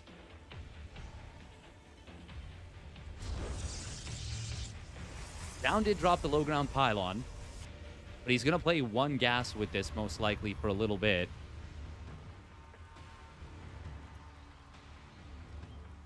I mean, you don't even have to expand with this is the thing. Oh, it's Proxy Reaper. Oh, okay. Okay. I was assuming it'd be Proxy Marauder. It's Proxy Reaper. Well, this could be a lot worse, that's for sure. Proxy Marauder is a lot more committed because you have to build those tech labs on the other side of the map. Here he's going to be able to snipe workers a lot more effectively. Good pullback on this one worker. The thing is, Zoun is not expanding. I actually think this might be good for ByuN even. It's going to come down a lot to... I mean, how the... As is often the case, it's going to come down to the micro a fair bit. Oh my god, is he... Oh, wow, okay. I'm going to see a probe getting chased down completely. Stalker will get this spot on one of these Reapers. ByuN doesn't have a factory, and that's really scary. And sending this Reaper on a bit of a wild goose chase here is a little bit tricky. Does Zoun try and just run by here? He could. Oh, is it the right call? There's 2 Reapers in this bunker. One SCV will go down, but he's going to lose the Stalker. It's not the right call. Oopsie. Where did the Reaper go beyond the other one? Oh, it's actually poking around here. There is a shield battery in the mineral line. ByuN will get a spot on the Twilight. That's very good information for ByuN. He is building a command center behind this. Zoun just now getting this natural expansion up. Can ByuN get the kill on that? No, the probe was pulled back too quick. If ByuN was immediately paying attention and immediately moved the Reaper, he might have gotten the kill. But obviously that's, well, even for a player of ByuN's caliber and micro, that's difficult when you're worried about, you know, potentially problems at home. You don't want to get caught, obviously, with the Reaper. And you're macroing.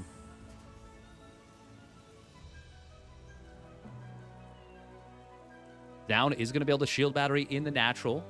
He does have the double probe production and this Nexus up and running. So his income is going to take a nice little advantage for a little bit. But ByuN will be able to land his CC. Obviously, a low ground CC was not an option. Would have been straight up cray-cray. ByuN? Oh, wow. He mined a gold mineral from somewhere on the right side. I don't know that we'll get to see where he did it from. Liberator is quite interesting here. I mean, it guarantees kills through the shield battery, so that's something. Looks like ByuN is going to wait until some other action is happening. Zoun will go for the rather quick double gas to the natural. That means it's almost definitely going to be a Temple Archives. I mean, it'd be super weird if it was anything else. Liberator tries to come in here. Doesn't get any kills. ByuN does save it, though. There's that. ByuN adding an engineering bay. No third racks yet.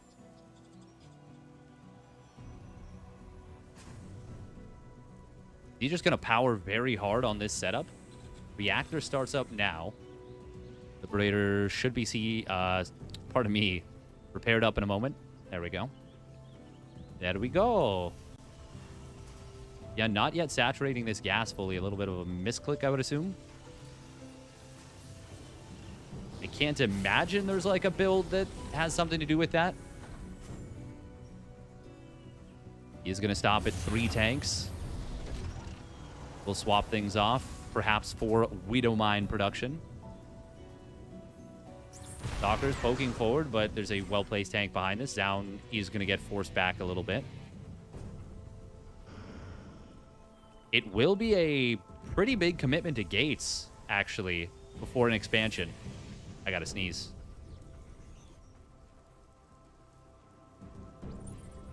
Got the mute button off. Let's go. Let's go. Hallucination Scout coming in. That third barracks is now done. Combat shields will start up. And if he starts up concussive shells right away, that's going to finish up at a similar timing.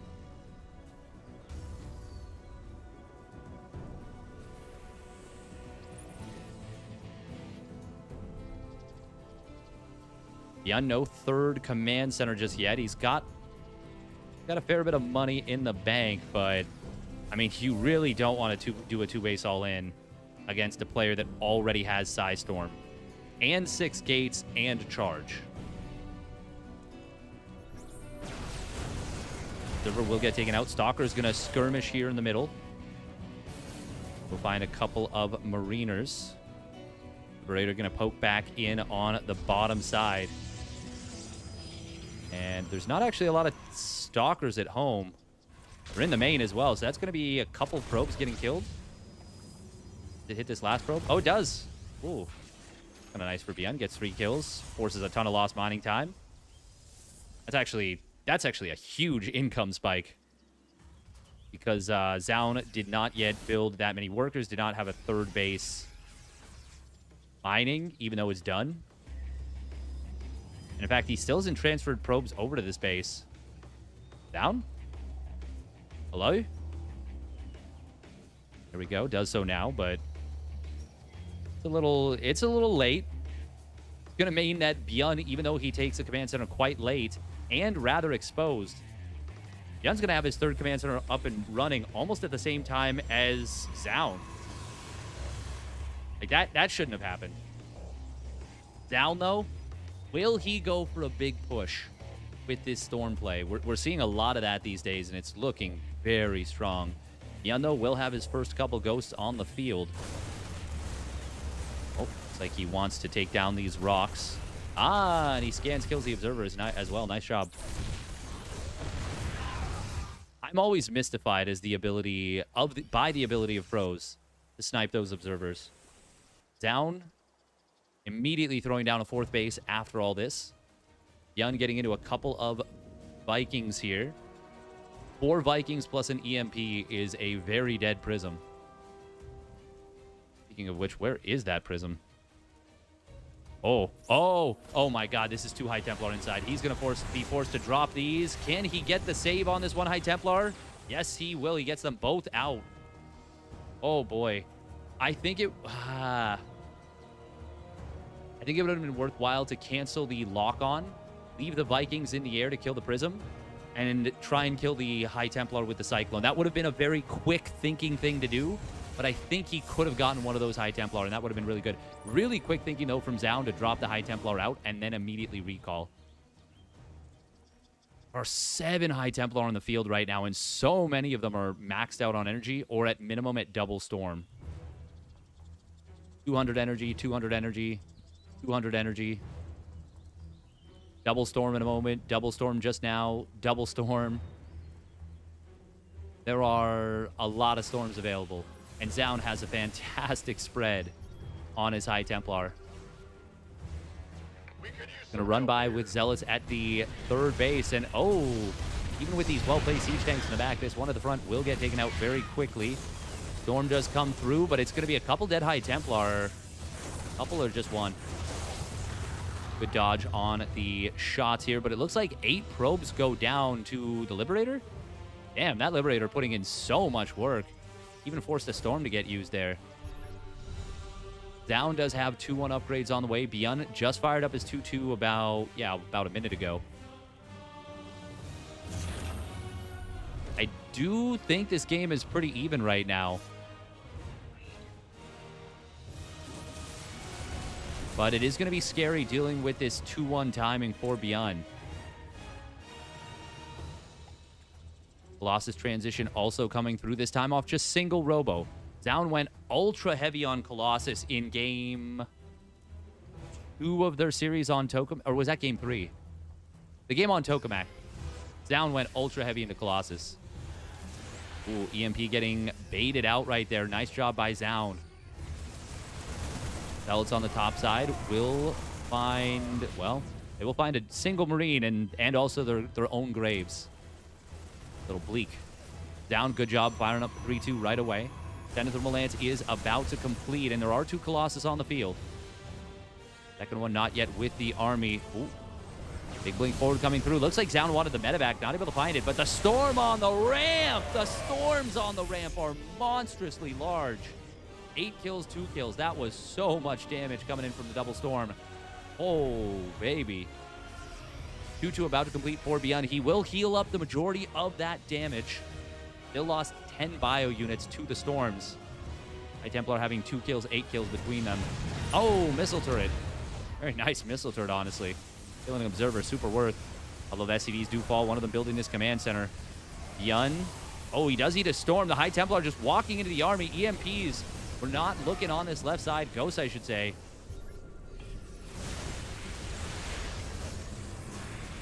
Zoun, I mean, with the 12 gates, is going to be able to reinforce very quickly into this fight. Stalkers do blink back. This Warp Prism is fragile, but it is still alive, and it is still able to resupply the army. ByuN firing up his 3-3.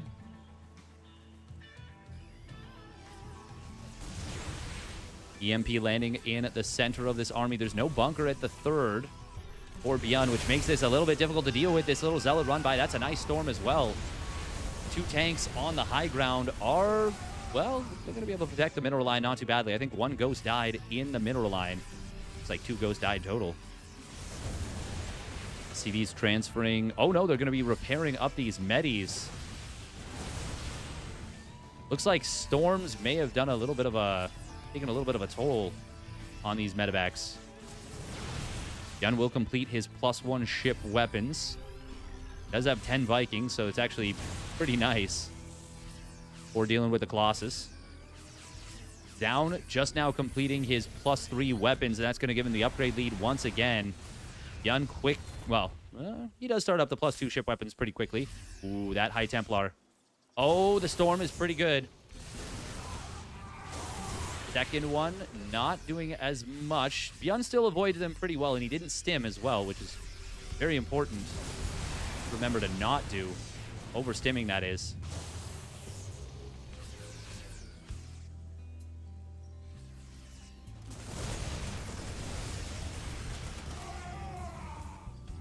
Five more command centers in production. ByuN adding a second armory as well. I think he's anticipating Sky Toss as the switch up.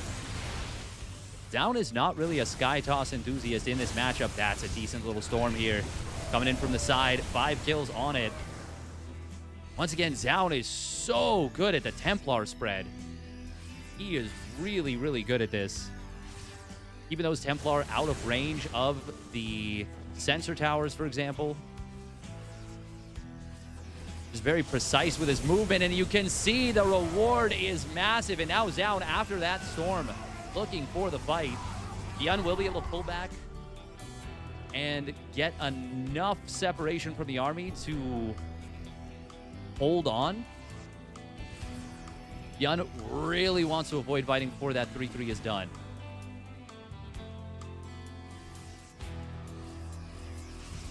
It looks like he will get the time he's looking for. Just barely going to get that +3 weapons done. Is the Reaper still alive from the early game? One of those Reapers? Yeah, it is. The third Reaper. Oh, Colossus getting the Ghost very quickly. Vikings will get the Colossus eventually. Is Zoun going a little too deep here? He is going to turn his Stalker's target fire on the Colossus. That actually ends up being a very good fight for ByuN, but the Storms behind it are going to be scary. But 2 of the Colossus actually somehow survived, and the Storms doing very good work for Zoun.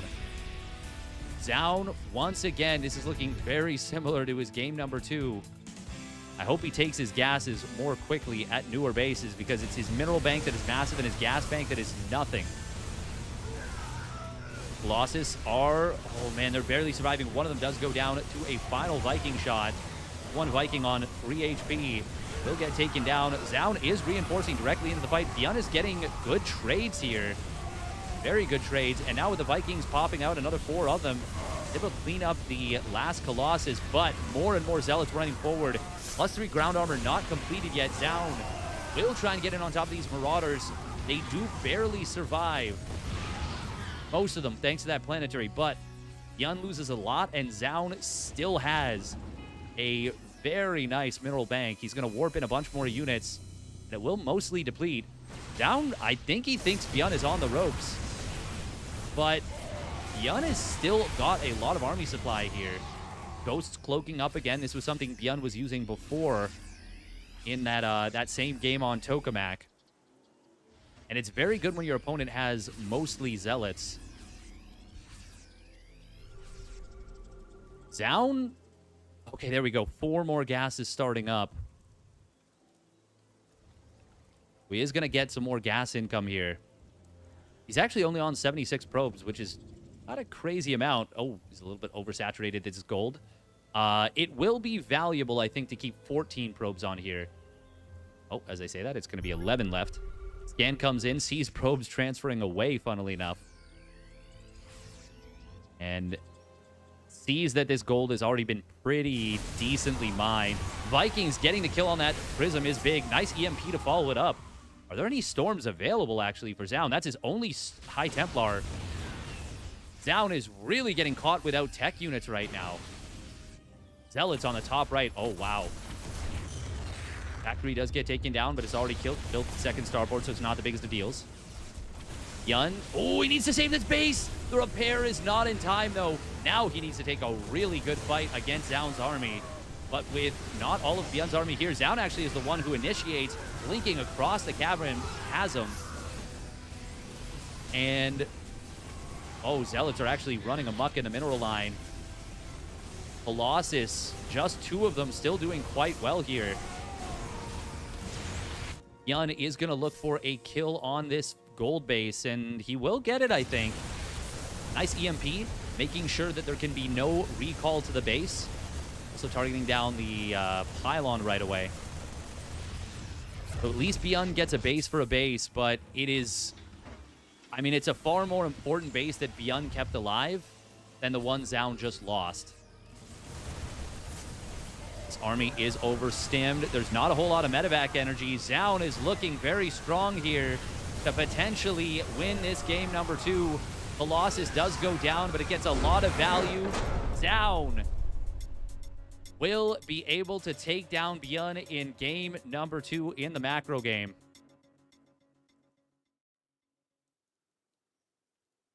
Well done by Zoun. Oh, man. That's got to be frustrating for ByuN, though. If he could have recognized that the power of Zoun's army on that left side was far lower than it had been, with the like if it was all of ByuN's army versus all of Zoun's army, I think after landing that EMP, after killing the Prism, ByuN's able to take that fight and protect his 5th base. Also, if he just repairs the planetary faster, maybe he can keep it alive.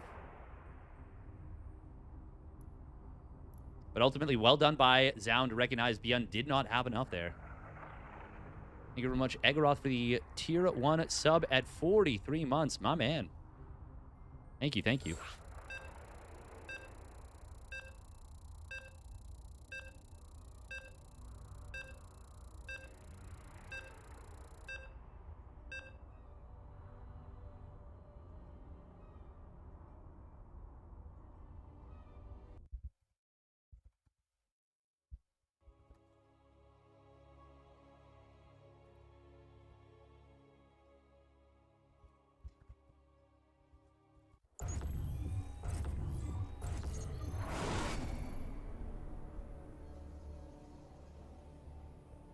All right.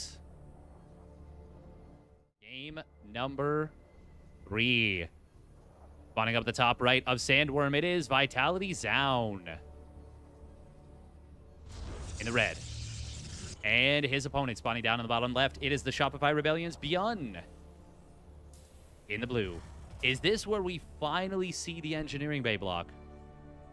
Or is this going to be a fake proxy Rax, actually? It looks like it. It did force a bit of a response in the previous game. Zoun? Wait a minute. What?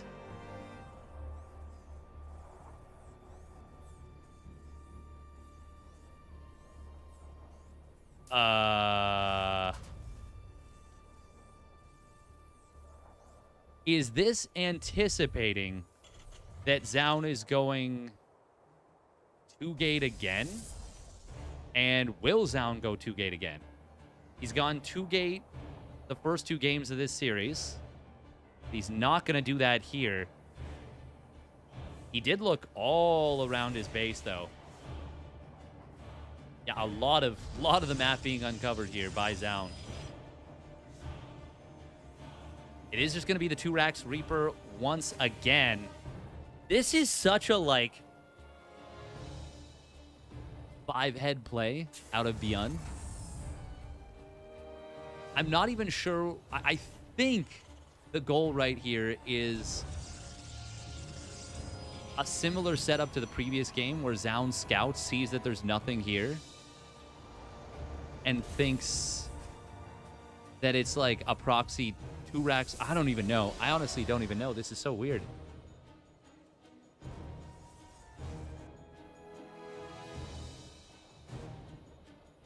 Is this macro? Yeah, no, he's pumping SCVs. This was not like a 14-14 or anything like that. It's now done without a wall. So it's like super, super weird.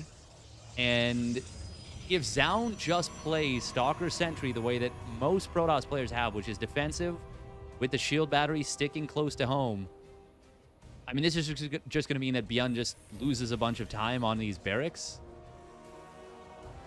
Yeah, unfortunately, the 5-head play oftentimes only works if your opponent overreacts. There's always a situation where ByuN, or pardon me, Zoun massively overreacts. And then also a situation where he doesn't build a shield battery here. Either of those and these Reapers could potentially get damage done. One, via indirect damage by forcing a big overreaction initially, like Zoun, I don't know, thinks it's a proxy 2-Rax Marauder and doesn't expand. Which, to be fair, if you had scouted, unless you counted the workers, it would look like a proxy 2-Rax Marauder. There was one gas in the main. That honestly, okay, that's actually what it feels like to me. It feels like, yeah, ByuN was trying to represent a proxy 2-Rax Marauder when Zoun came in for the scout into his main. And then Zoun just didn't probe scout. Yeah, that's just really bad luck. So if you swap the build orders from games 1 and 2, or sorry, 2 and 3, I mean, I'm still not sure how well it works, but it definitely works better than for ByuN if he proxied 2-Rax Maraudered here. Just simply have your barracks outside of their vision. Down once again, going to be opening up 2 base 4 gas. For a long time, this would have gotten you... Oh no. Oh, did ByuN just lose 2 Reapers? Yes, he did. Oh, that's so painful. For a long time, this would have gotten you, like people would have been like, what are you thinking? Oh, no. Oh, no. ByuN built a 3rd CC on location. Now he has a very tough decision ahead of him, but he has to make it. And the quicker you make it, the quicker you can rebuild it. Oh, man. That was like 80% done. That is just so rough for ByuN. All of his build order choices in Game 3 are just not working out for him. Kudos to Zoun. He's scouting around. He's checking all the positions.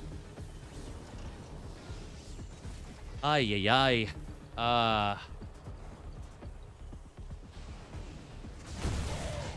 ByuN gonna try and move out across, or yeah, move it across the map, but Zoun's already got Stalkers here, able to snipe one of his opponent's Marines.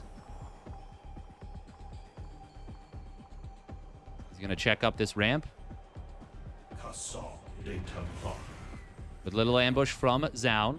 Or from ByuN, I should say. Not a good ambush from Zoun. Walking into an ambush. Zoun, once again, powering gates very hard here. This time, though, no Forge at all. He might just go for a massive Storm charge lot push. I mean, ByuN is definitively behind right now. He's got Stim. His +1 weapons is pretty far along. His combat shield's also pretty far along. This all came off of a delayed starport setup for ByuN. Now, if ByuN just builds the 3rd CC, like, somewhere safer... The thing is, there's actually not even a lot of room to build your 3rd CC in the main. This is a cramped main. We're not used to having mains that are relatively this small. And ByuN's, like, base management wasn't super amazing in terms of, like, where he put his buildings. This is one of the few things that it's, like, kind of weird to play uncommon maps for. ByuN faked a move out with this drop. I wonder if it was just... Oh, what is it? Okay. Those 2 Marauders were afraid of something. Really big stims coming in from ByuN. And I'm a little confused by it. He definitely is thinking something was coming on this top side, but obviously it wasn't. Now, it's not the biggest of deals. It's just like ByuN is definitely afraid.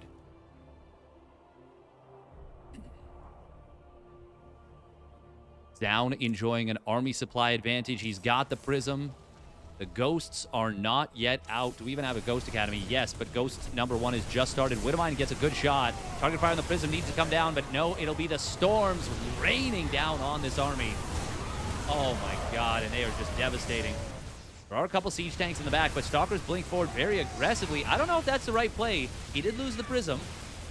But the Archon is going to soak a lot while the Zealots, while the Archon, while the Stalkers go to work on the SCVs. Zoun, if he doesn't win right now, at the very least, he's put himself into a winning position. Up 10 workers. Warps in 5 more High Templar at home. Going to be able to skirmish with these Stalkers. ByuN, oh, he loses both Widow Mines before they burrow, thanks to the Observer giving that vision. Down, trying to target down Medevac number 1, gets it. The other Medevacs are completely out of juice. And ByuN is, I mean, he's just fighting a losing battle right now. Resources lost, just 10 resources difference. But the income, far from that. Down, warping in non-stop units. ByuN is about to be on 1-1 versus 0-0. That's his one advantage, and it's a solid one. But Storms don't care about your upgrades. Wouldn't mind double forge, honestly, from Zoun. Definitely wouldn't mind a 4th base. In fact, I mind very much that he hasn't taken one. Oh. Prism does get hit pretty hard by the EMP. One of the High Templar dropping out before it, though. Widow Mine. I think ByuN retargeted it. It actually gets a good shot there. This High Templar does have a lot of storm energy, but he's going to target down the command center. It will get repaired. ByuN holds. What a fight from ByuN. And just like that, from beyond the grave, the man comes out of the ground and starts doing the Thriller dance, Micro Jackson. Is that right? I think that's from the music video. Very well done by ByuN. I thought that was game. All of a sudden, ByuN, now even in workers, landed his 3rd CC, ahead in upgrades by a big margin. What a fight from ByuN. All he needed to do was invoke something ancient.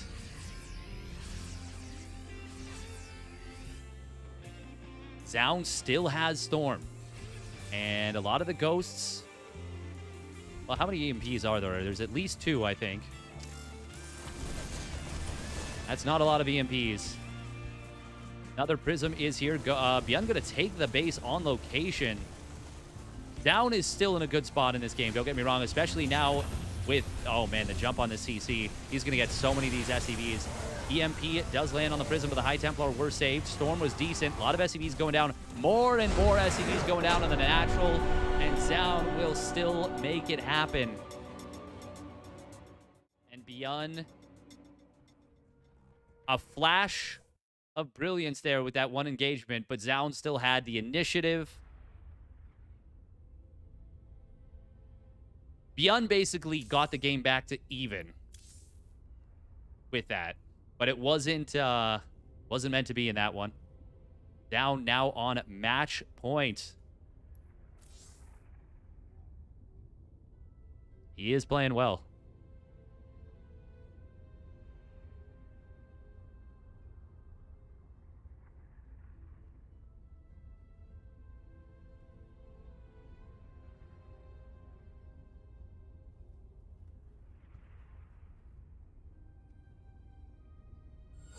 All right, we're going to run a minute of ads. We're going to get into Maganatha.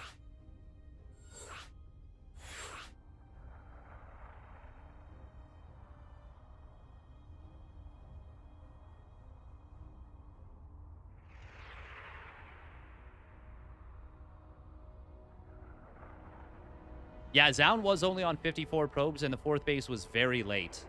And the upgrades were very late. But... yeah, too bad.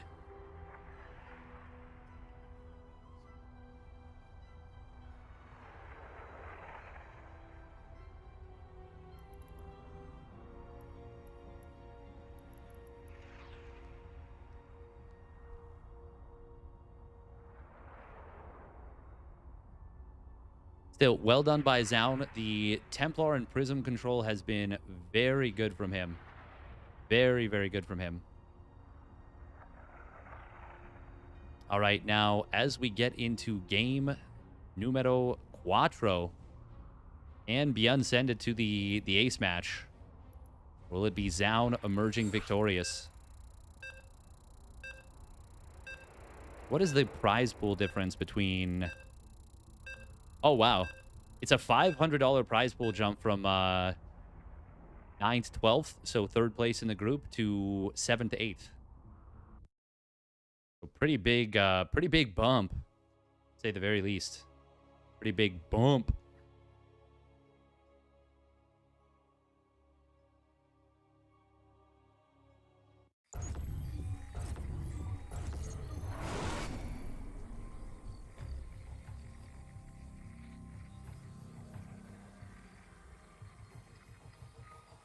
All right, here we go.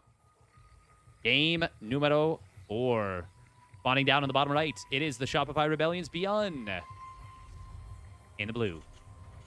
And his opponent spawning up the top left for Vitality, it is Zoun in the red. Yeah, the onslaught of charge lots of Storm. I mean, it just feels so difficult to deal with for Terran. I will say the way that that was switched up was, just generally speaking, quite nice.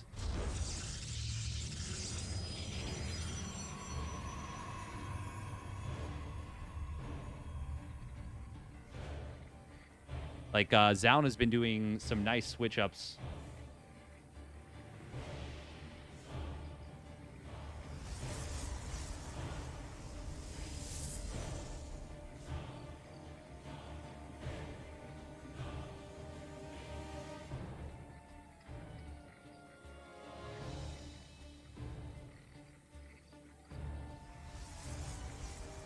Some very nice switch-ups, just basically changing up how he's been going about things, how committed he's been, and really taking advantage of the fact that, I mean, there's a lot to think about for Protoss players. Or, sorry, a lot to think about for Terran players right now. It will be the first engineering bay block of this. How many games have they played now? This is their 7th game that they're playing. They went the distance in series number 1. It was a best of 3, so went to game 3. And now in game 4 of the 2nd series, ByuN finally goes for an engineering bay block. He has been fighting his urge to NG bay block every single game, and he says, to be eliminated, got NG bay block, go. And he lets that massive breath he'd been holding out. It will be reactored Hellions with this. Add-on complete. Down, not doing a probe scout here. Is Dave a big fan of eBay block? No, ByuN is a big fan of eBay block. ByuN goes eBay block so often. I think it's pretty good. I think it's good. I think it just gets it's better the less you do it.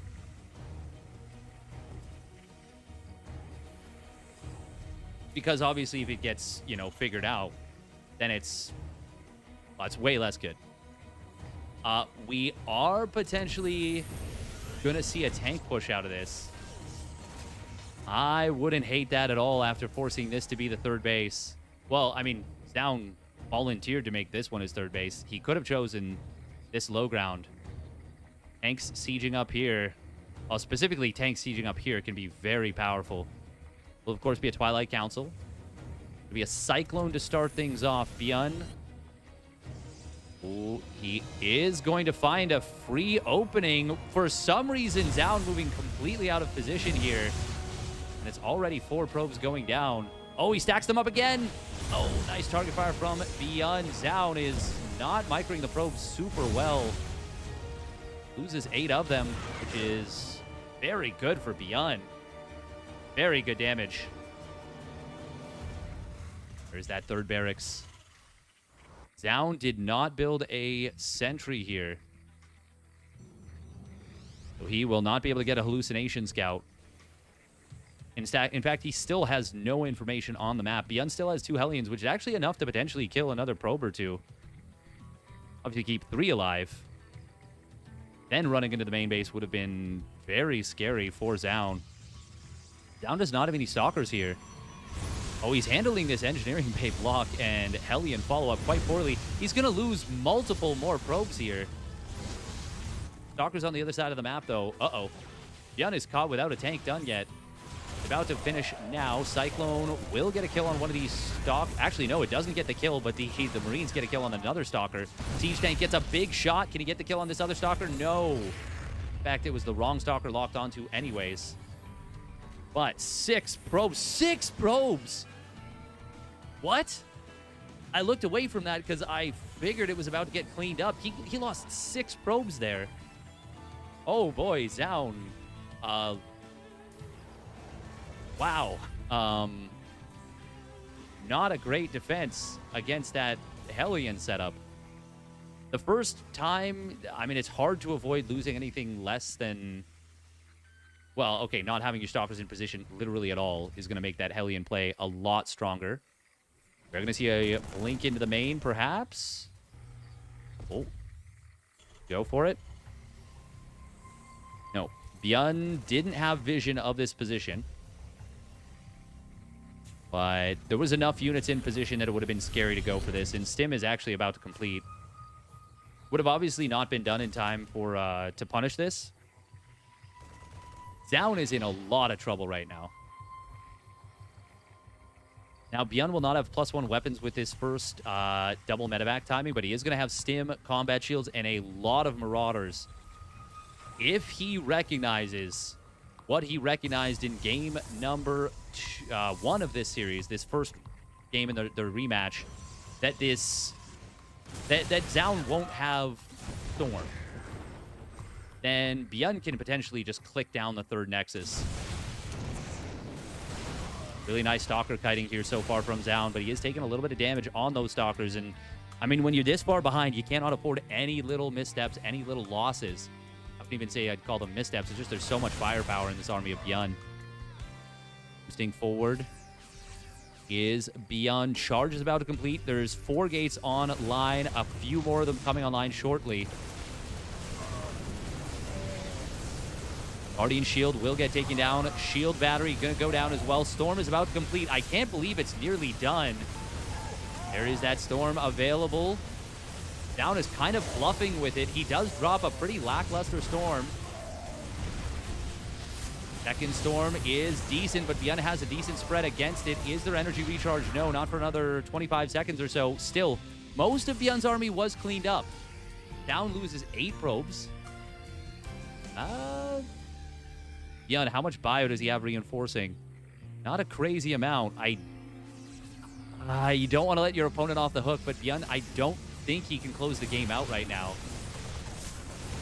Oh, that's an energy recharge on the Templar. It will get a very good Storm. Mines are going to try and burrow up here. Oh, very nice on burrow right there from ByuN. Archon manages to avoid getting hit by the mine. But blink away from Zoun after baiting it out. ByuN does have a 3rd command center half done at home, but Zoun gets to live. He's on 3 Nexi. He's mining even amounts in terms of minerals. Oh, man. Zoun. I cannot believe he survived this. That is crazy.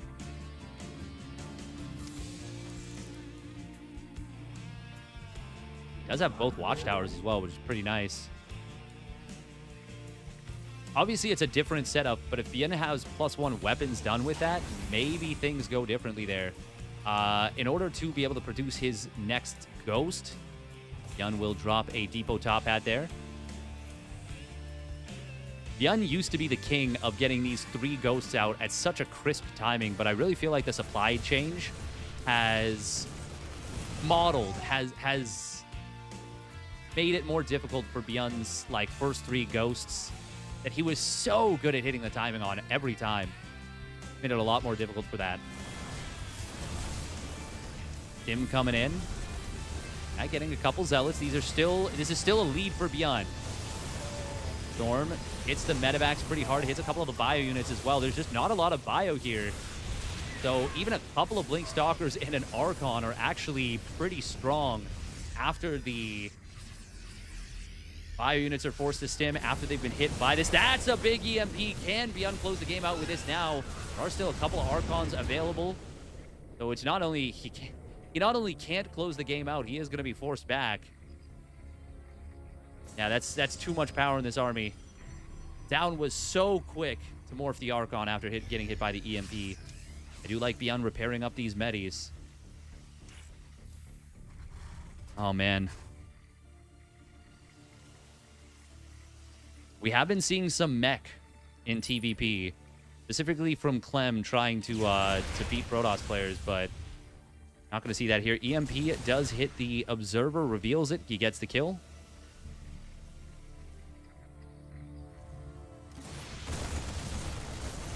Prism number 1. Is that Prism number 1? Yes, it is.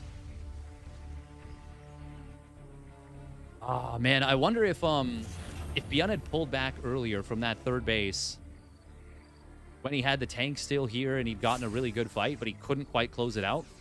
I wonder how differently this game could have gone. Like, could ByuN have possibly closed out this game by now with the few extra units he would have had left over? I'm not sure. But we will never know. Observer does see this army coming. Zealot run by. Gonna reveal itself to the sensor tower. ByuN. Widowmine is pretty good. He's gonna get back in position. He manages to save the depot from being killed. Gets a couple zealots on the way out as well. Certainly could have been worse.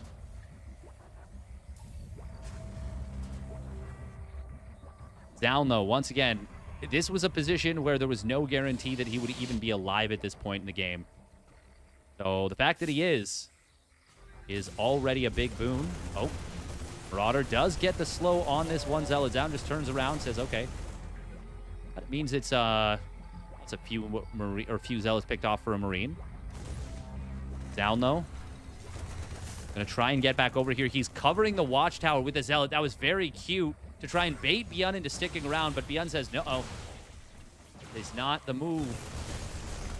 Again, comes in, spots the army. This is the most EMP-able army. But, I mean, it's not just a matter of having the EMPs. They have to land. They have to land. And Zoun has been so good at not letting the High Templar get hit. Scan comes in, will find this Observer. Widowmine does get a kill, but will get taken out. Will it? Okay, yeah, there we go. Stalkers do get the kill. Zoun has been really sharp with his Stalker control. Once again, ByuN wanting to go for the very, very quick Ghost Cloak. It's not that it's bad. It's just that it hasn't yielded amazing results. Oh, he gets the Prism. He gets the Prism. Now, were there any High Templar inside? I don't think so. It doesn't show Zoun killing any High Templar. But that means no hiding with your High Templar either. Colossus number 1 will hit the field. Snipe comes in and the EMP. He gets the kill on this cannon. He's going to get taken down. Nice EMP on the second High Templar. ByuN, this is a great moment for him. 2-2 is done. Zell's going to flank in. Oh, it's actually the flanking High Templar that are far more impactful. ByuN will kite back to the watchtower. And Zoun is going to limp away from this fight, but ByuN has the initiative right now. There's still High Templar with a lot of energy scattered around. Oh, this one High Templar is going to land a big storm. It's a huge one. EMP comes in after the fact. There's another High Templar fully loaded. It gets EMP, but there's still one more storm available. Oh, EMP does not hit that High Templar. Down, dodged it somehow. Vikings looking for this Colossus. Good movement on the Colossus, though. Avoids the Viking chase. Oh, my God. Zoun's fights are very good. His Templar control is very good. I know that TVP is rough for Terrans right now, but you got to give credit where credit is due, and Zoun is due a lot of credit for how he controls this army.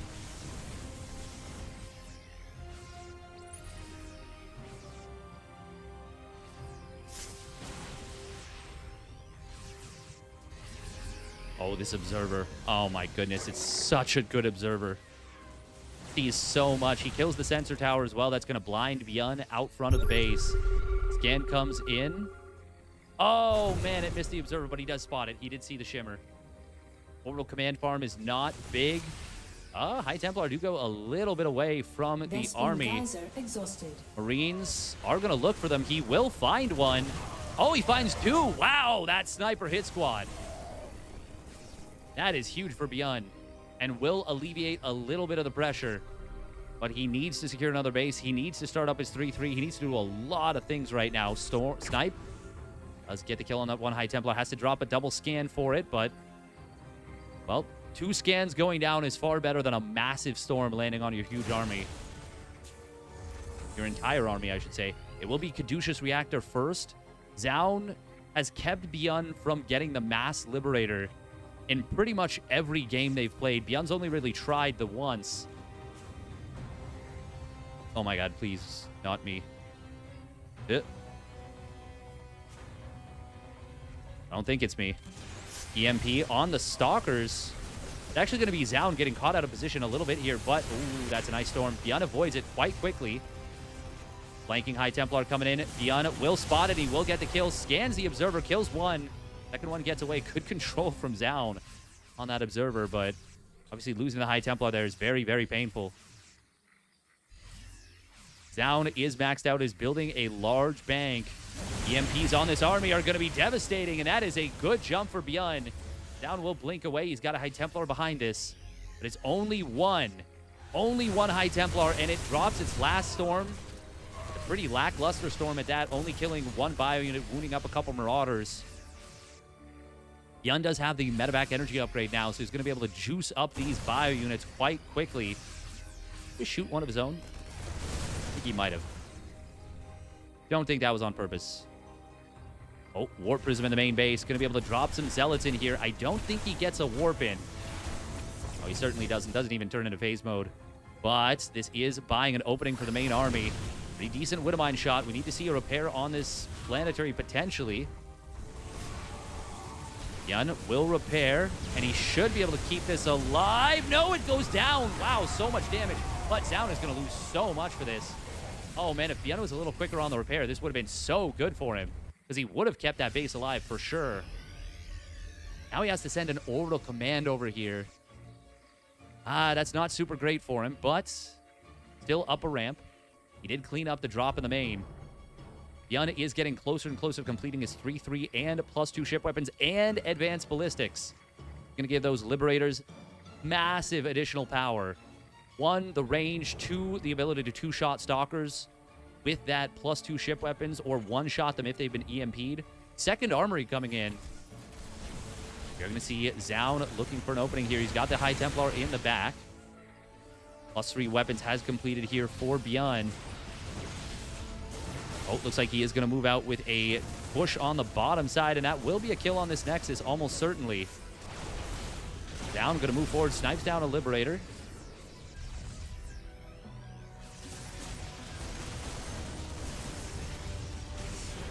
Oh, he does find a bit of positioning on ByuN. EMP, though, does hit the High Templar in the back, and I think that's, once again, that's the second last High Templar. Other one just was warped in a little bit ago and energy recharged. ByuN is starting to look very good in this game number 4. Disruptor switch has come through. ByuN trying to rejoin his entire army together. Going to try and siege up Liberators to defend this base. The splits are going to have to be very good.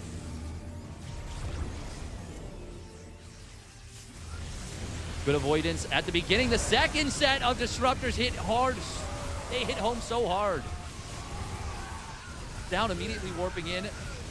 There are 12 Vikings and no air units for Zoun. Oh, this planetary fortress is going to be in trouble. It gets taken down. Disruptor shot gets a decent connection. Oh my god. He's what is happening? Who is causing the lag here? I hope it's not me. Disruptor shot. Oh. Let's get avoided there. Trying to split while the lag is coming through. Trying to split against those Disruptors cannot be fun. Disruptor does get targeted down. ByuN getting all of them here. Down. Will try and re-engage with the High Templar and the Zealots. He loses the High Templar. Trying to control Storm Disruptor is not an easy combo. We're going to see a massive number of Blink Stalkers moving down on top of the Liberators here. This is an orbital, not a planetary. Disruptor does get avoided, but it will buy the Zealots even more time to murder SCVs. ByuN's SCV count now down to just 59. Oh man, Zoun is playing so high tempo, so fast with these units, just never giving ByuN a chance to rest, a chance to mentally recover, to recuperate.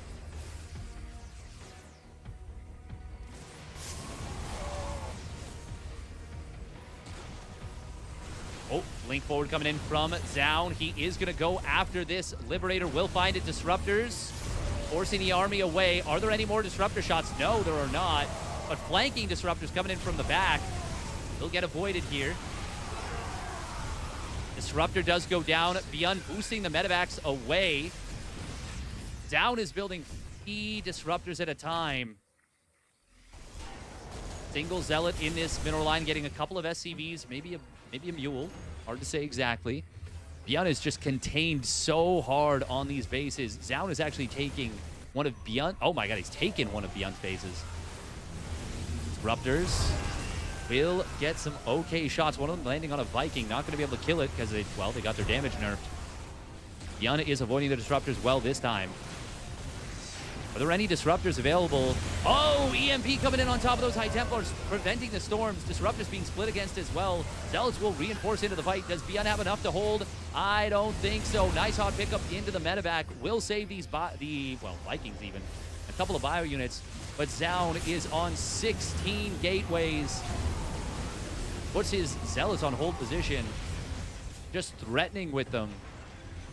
ByuN is fighting and microing his hard out here. But he just cannot withstand and cannot keep up with the unending wave of Protoss. Stalkers blink forward. Disruptors land big shots on the Marauders. Nice hot pickup avoiding that last Disruptor shot, but ByuN, he just can't do it any longer. The massive Disruptor shot lands. So many kills. And Zoun batters his opponent repeatedly until finally ByuN is forced to tap out. Good God, this matchup. Oh, man. Very well played from Zoun, no doubt. But poor ByuN.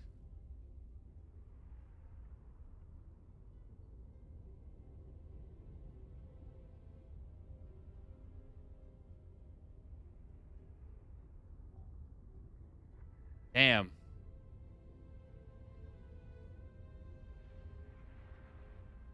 Well, once again, very well played from Zoun. The control was, for most of that, the control was fantastic. But I cannot help but just feel bad for ByuN on that one. Zoun has the best Disruptor control in the world. Changed my mind. I think he absolutely does. He absolutely does.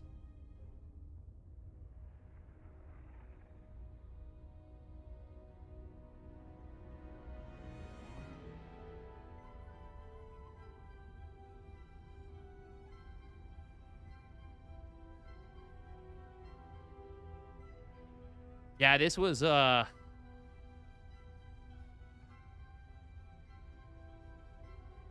yeah.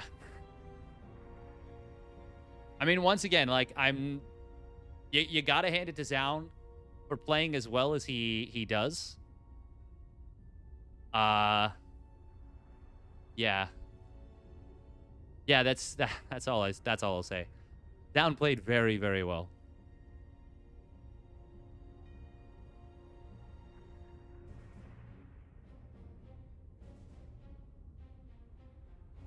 I think ByuN also played extremely well. All right. That is going to do it for me. I would love to keep streaming for a little bit longer, but I got some plans this evening. Also, that was a pretty long day, honestly. That was like 5 hours on the group, just about. Once again, huge thank you to everyone who supported, who tuned in. Zoun, yeah, I think Zoun displayed actually more so than anything, probably the best Templar control we've seen.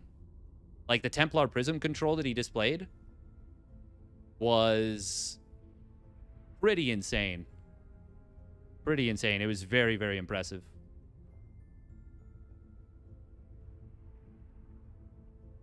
Classic obviously has been very, very good at it as well. Okay. Once again, huge thank you to the French community, to Comeback TV, putting on this awesome, awesome tournament. Yeah. Yeah, super duper awesome. Very much appreciated. We are going to find somebody to raid.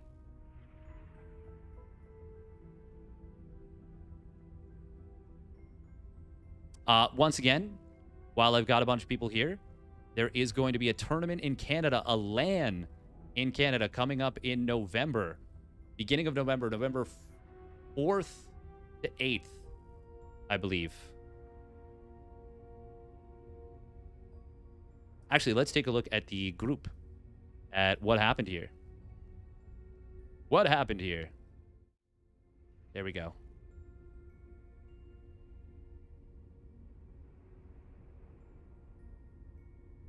All right, so we got Serral dispatching of Ryung in the first series, despite some very strong builds and pushes from Ryung.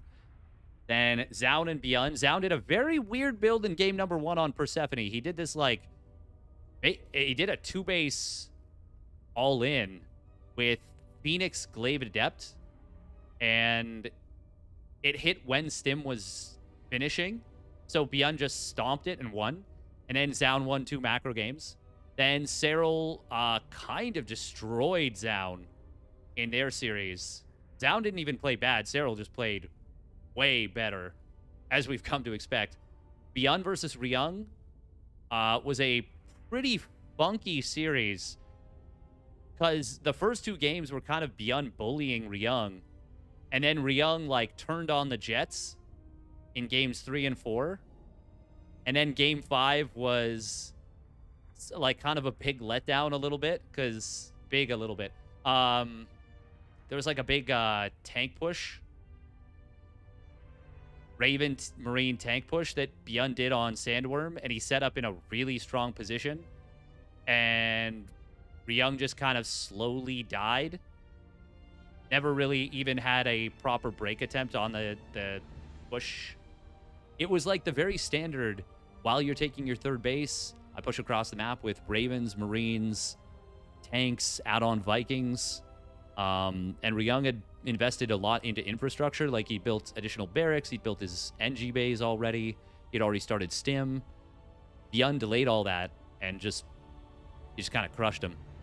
And I think part of that was the map layout of Sandworm, such that your main base, the ramp kind of juts out towards a position that is very strong for siege tanks to hold. And ByuN held that position, and it locked down so much of Ryung's base instantly. And then Ryung just bled out. And then you obviously just saw the final series there. So Zoun and Serral joining Raynor in Classic. Kind of funny, a Basilisk Zerg winning each group 5-0, and then a Korean Protoss coming 2nd place. Now, unfortunately, I will not be able to cover this one tomorrow. There's a chance, a small chance, that I can come back and cover part of this later on. A small chance. And to be honest, I would really like to see Clem Rogue, but I can't guarantee that I will. God, so much TVZ. Oh, man, I really want to cover this. But I will be covering at least a good portion of Group D on Sunday. These are going to be the same time.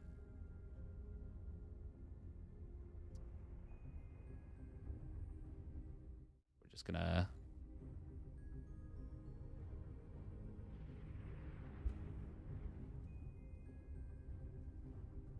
get this set up. I think nerfing energy recharge is definitely necessary. I don't know, man. It's tricky because you do want the game to be fair. And I do think Protoss players on the previous patch... Oh, man, my hair is so messy at the top. We're having a difficult time. Yeah, I'm just going to take this off. I don't need it on anymore.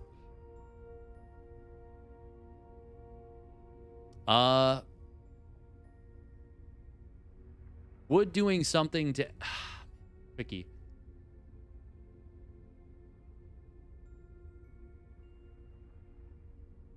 Yeah, I'm not really sure. I'm not really sure, because mines are already very good in TVZ. Even with... In what ways could energy overcharge be changed? Energy recharge? You just make it increase energy by 50 or 75. I did see what Hearthstone was saying. I don't actually think that's enough. I think... Because then you actually have Warp in Storm every 30 seconds instead of every 60, which makes it even stronger in the late game. Like, it actually makes it so that you can warp in a High Templar and have it, yeah, instantly able to storm, yeah, quite a bit earlier. You could make it so that it instantly gives, like, 50 energy and then gives another 50 energy over, like, 20 seconds?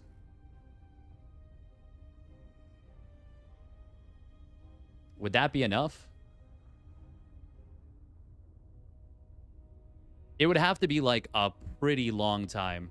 But I legitimately think at this point, it's a strong enough ability that if you actually just cut the energy in half, it might still be very strong. I'm not sure. I'm not sure. We'll see.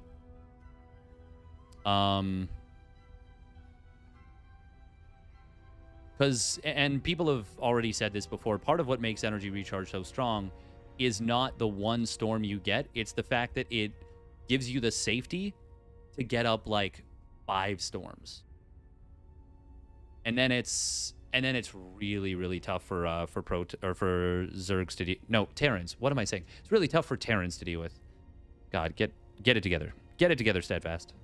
Okay, yeah, so this is what we're looking at here.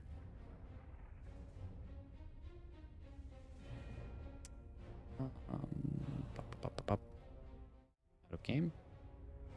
Hope that's regular out of game.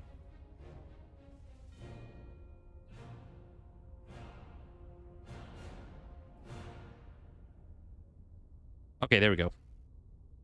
Yeah, so this is what's coming up in November. So 7th to 9th of November is the LAN. It's going to be a 12-player tournament.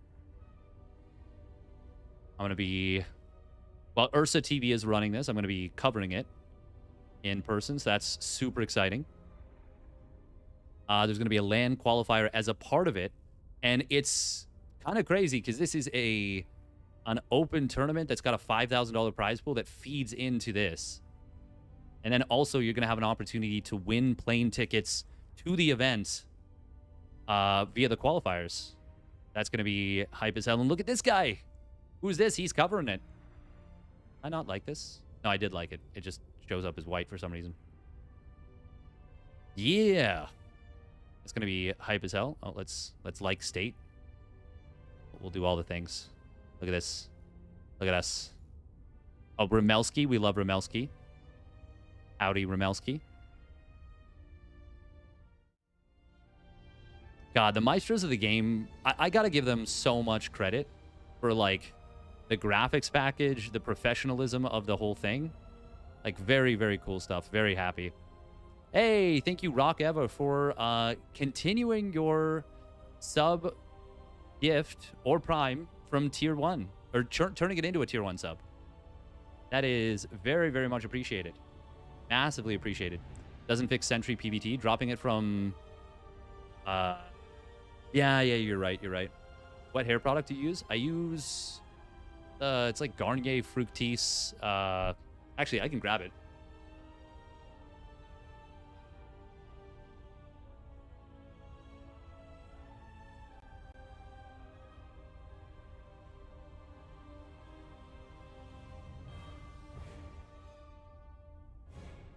This. Garnier Fructis structure. Got bamboo extract. I've never read this. All I know is it has the number 3 on it. Nice sponsorship, I know, right?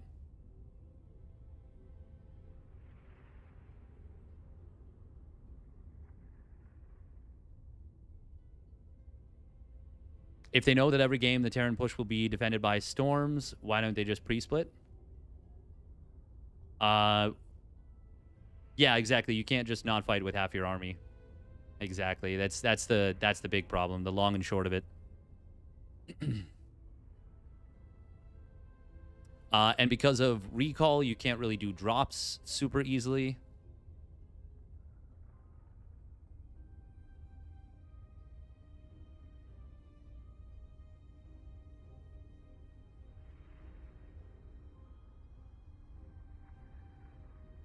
Oh.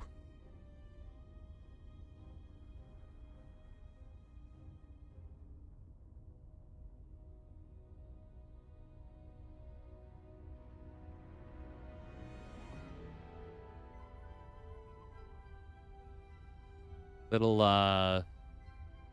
tactics game.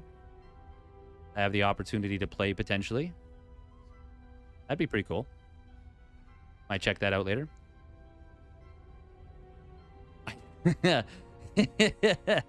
I'm always on my phone, Porcel. Of course, I'm always on my phone. Okay, we are gonna raid somebody up. We might raid somebody up from a different game. I was thinking about it. Grubby is playing Warcraft 3, but I mean, he's already a massive, massive streamer. Oh, Amphi is playing... He's been playing old school RuneScape. Amphi? He's been playing old school RuneScape, but he's actually playing WoW right now. We just saw another streamer that was playing something. She was playing some... It's like March of Giants. Oh, wow, Nathanius has... Damn, Nathanius has 900 viewers playing Madden. That's kind of sick.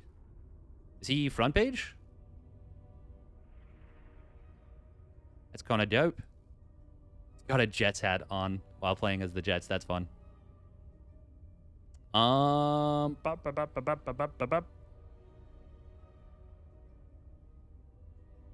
There is a streamer that just started. He's got a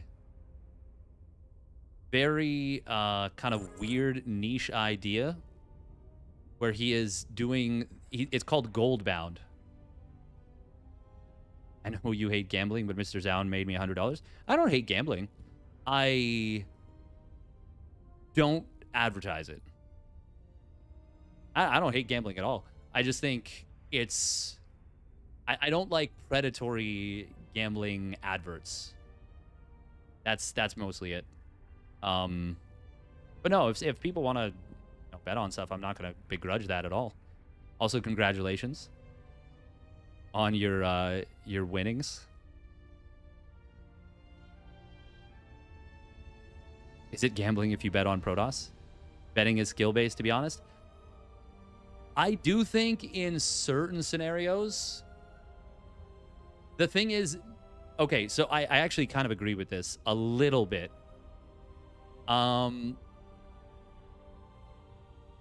If you know more than the person setting the lines, then it is actually absolutely possible to beat it. But it is very rare that gambling websites and gambling organizations don't find the people that know the absolute most. Like apparently what happened with Dark Force, the Zerg player from... Where is he from? I don't even remember. Was he German? There was somebody. There was I think it was Dark Force. Was really... Yeah, Germany. Okay. Yeah, he was like really good at it. Roddy has told this story. He was really, really good at beating the online gambling sites, and he did it so consistently that they offered him a job. So he like, anytime that you think you can outsmart the gambling websites or the gambling organizations, you have to assume they are going to have something in their back pocket that you don't know about it. Now, to be fair, there are situations where they get it wrong, and you can absolutely take advantage of that. But it is kind of surprising when, some of them don't really like if you, it's very easy to get into a headspace where you beat the system once or twice or even 5 or 6 times and think you're always going to win. And that's where they get you. Because eventually, after enough gambling, you will lose. That's the big problem. And a lot of people end up getting sucked in thinking that they can beat the system indefinitely, and you just can't. And I've seen it happen to people that I know. But that's my big long speech about it.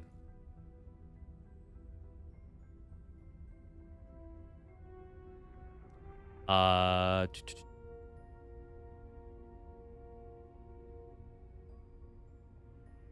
yeah, not to get too real. Not to get too real, as I get super real. I think...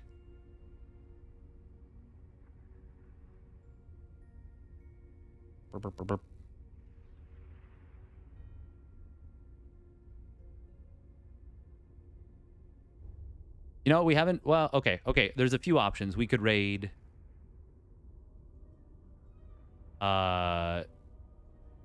Grubby. We could raid... Gugu's. Gugu's the random player. We could raid... Dave Testa. Or we could raid this WoW streamer who is a... he's doing like a... Yeah, a... He calls it Goldbound. So basically, it's a new series that he put out on YouTube where he is like trapped in Elwyn Forest, and he has to farm enough from the area. He can sell stuff on the auction house. It's just kind of like a fun, comfy thing.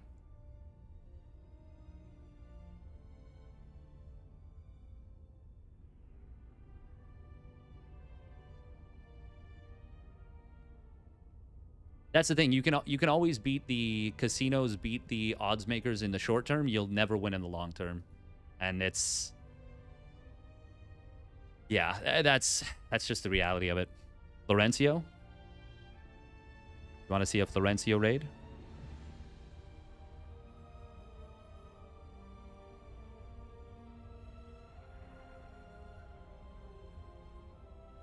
Does he go into the ERP house in the forest? I don't think so. I've only watched like the YouTube videos he's been making. It's just been a fun series. Very chill. Guy's kind of jacked, I think, too.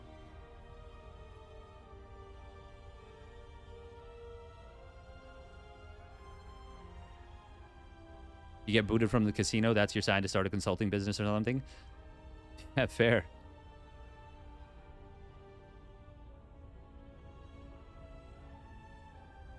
It's not statistics, it's just math. Yeah, but I'm even talking about just odds makers. I'm talking about like prop bets, because prop bets are what I think has become a real pandemic with young people and just people in general. I didn't mean for this to turn into like a whole talk, but yeah. If I had a nickel for every time I've yapped about something way longer than I meant to. I am late leaving, so I gotta get going. We're gonna rate up the person I feel like rating. That's what we're gonna do. I think it's a fun, cozy stream.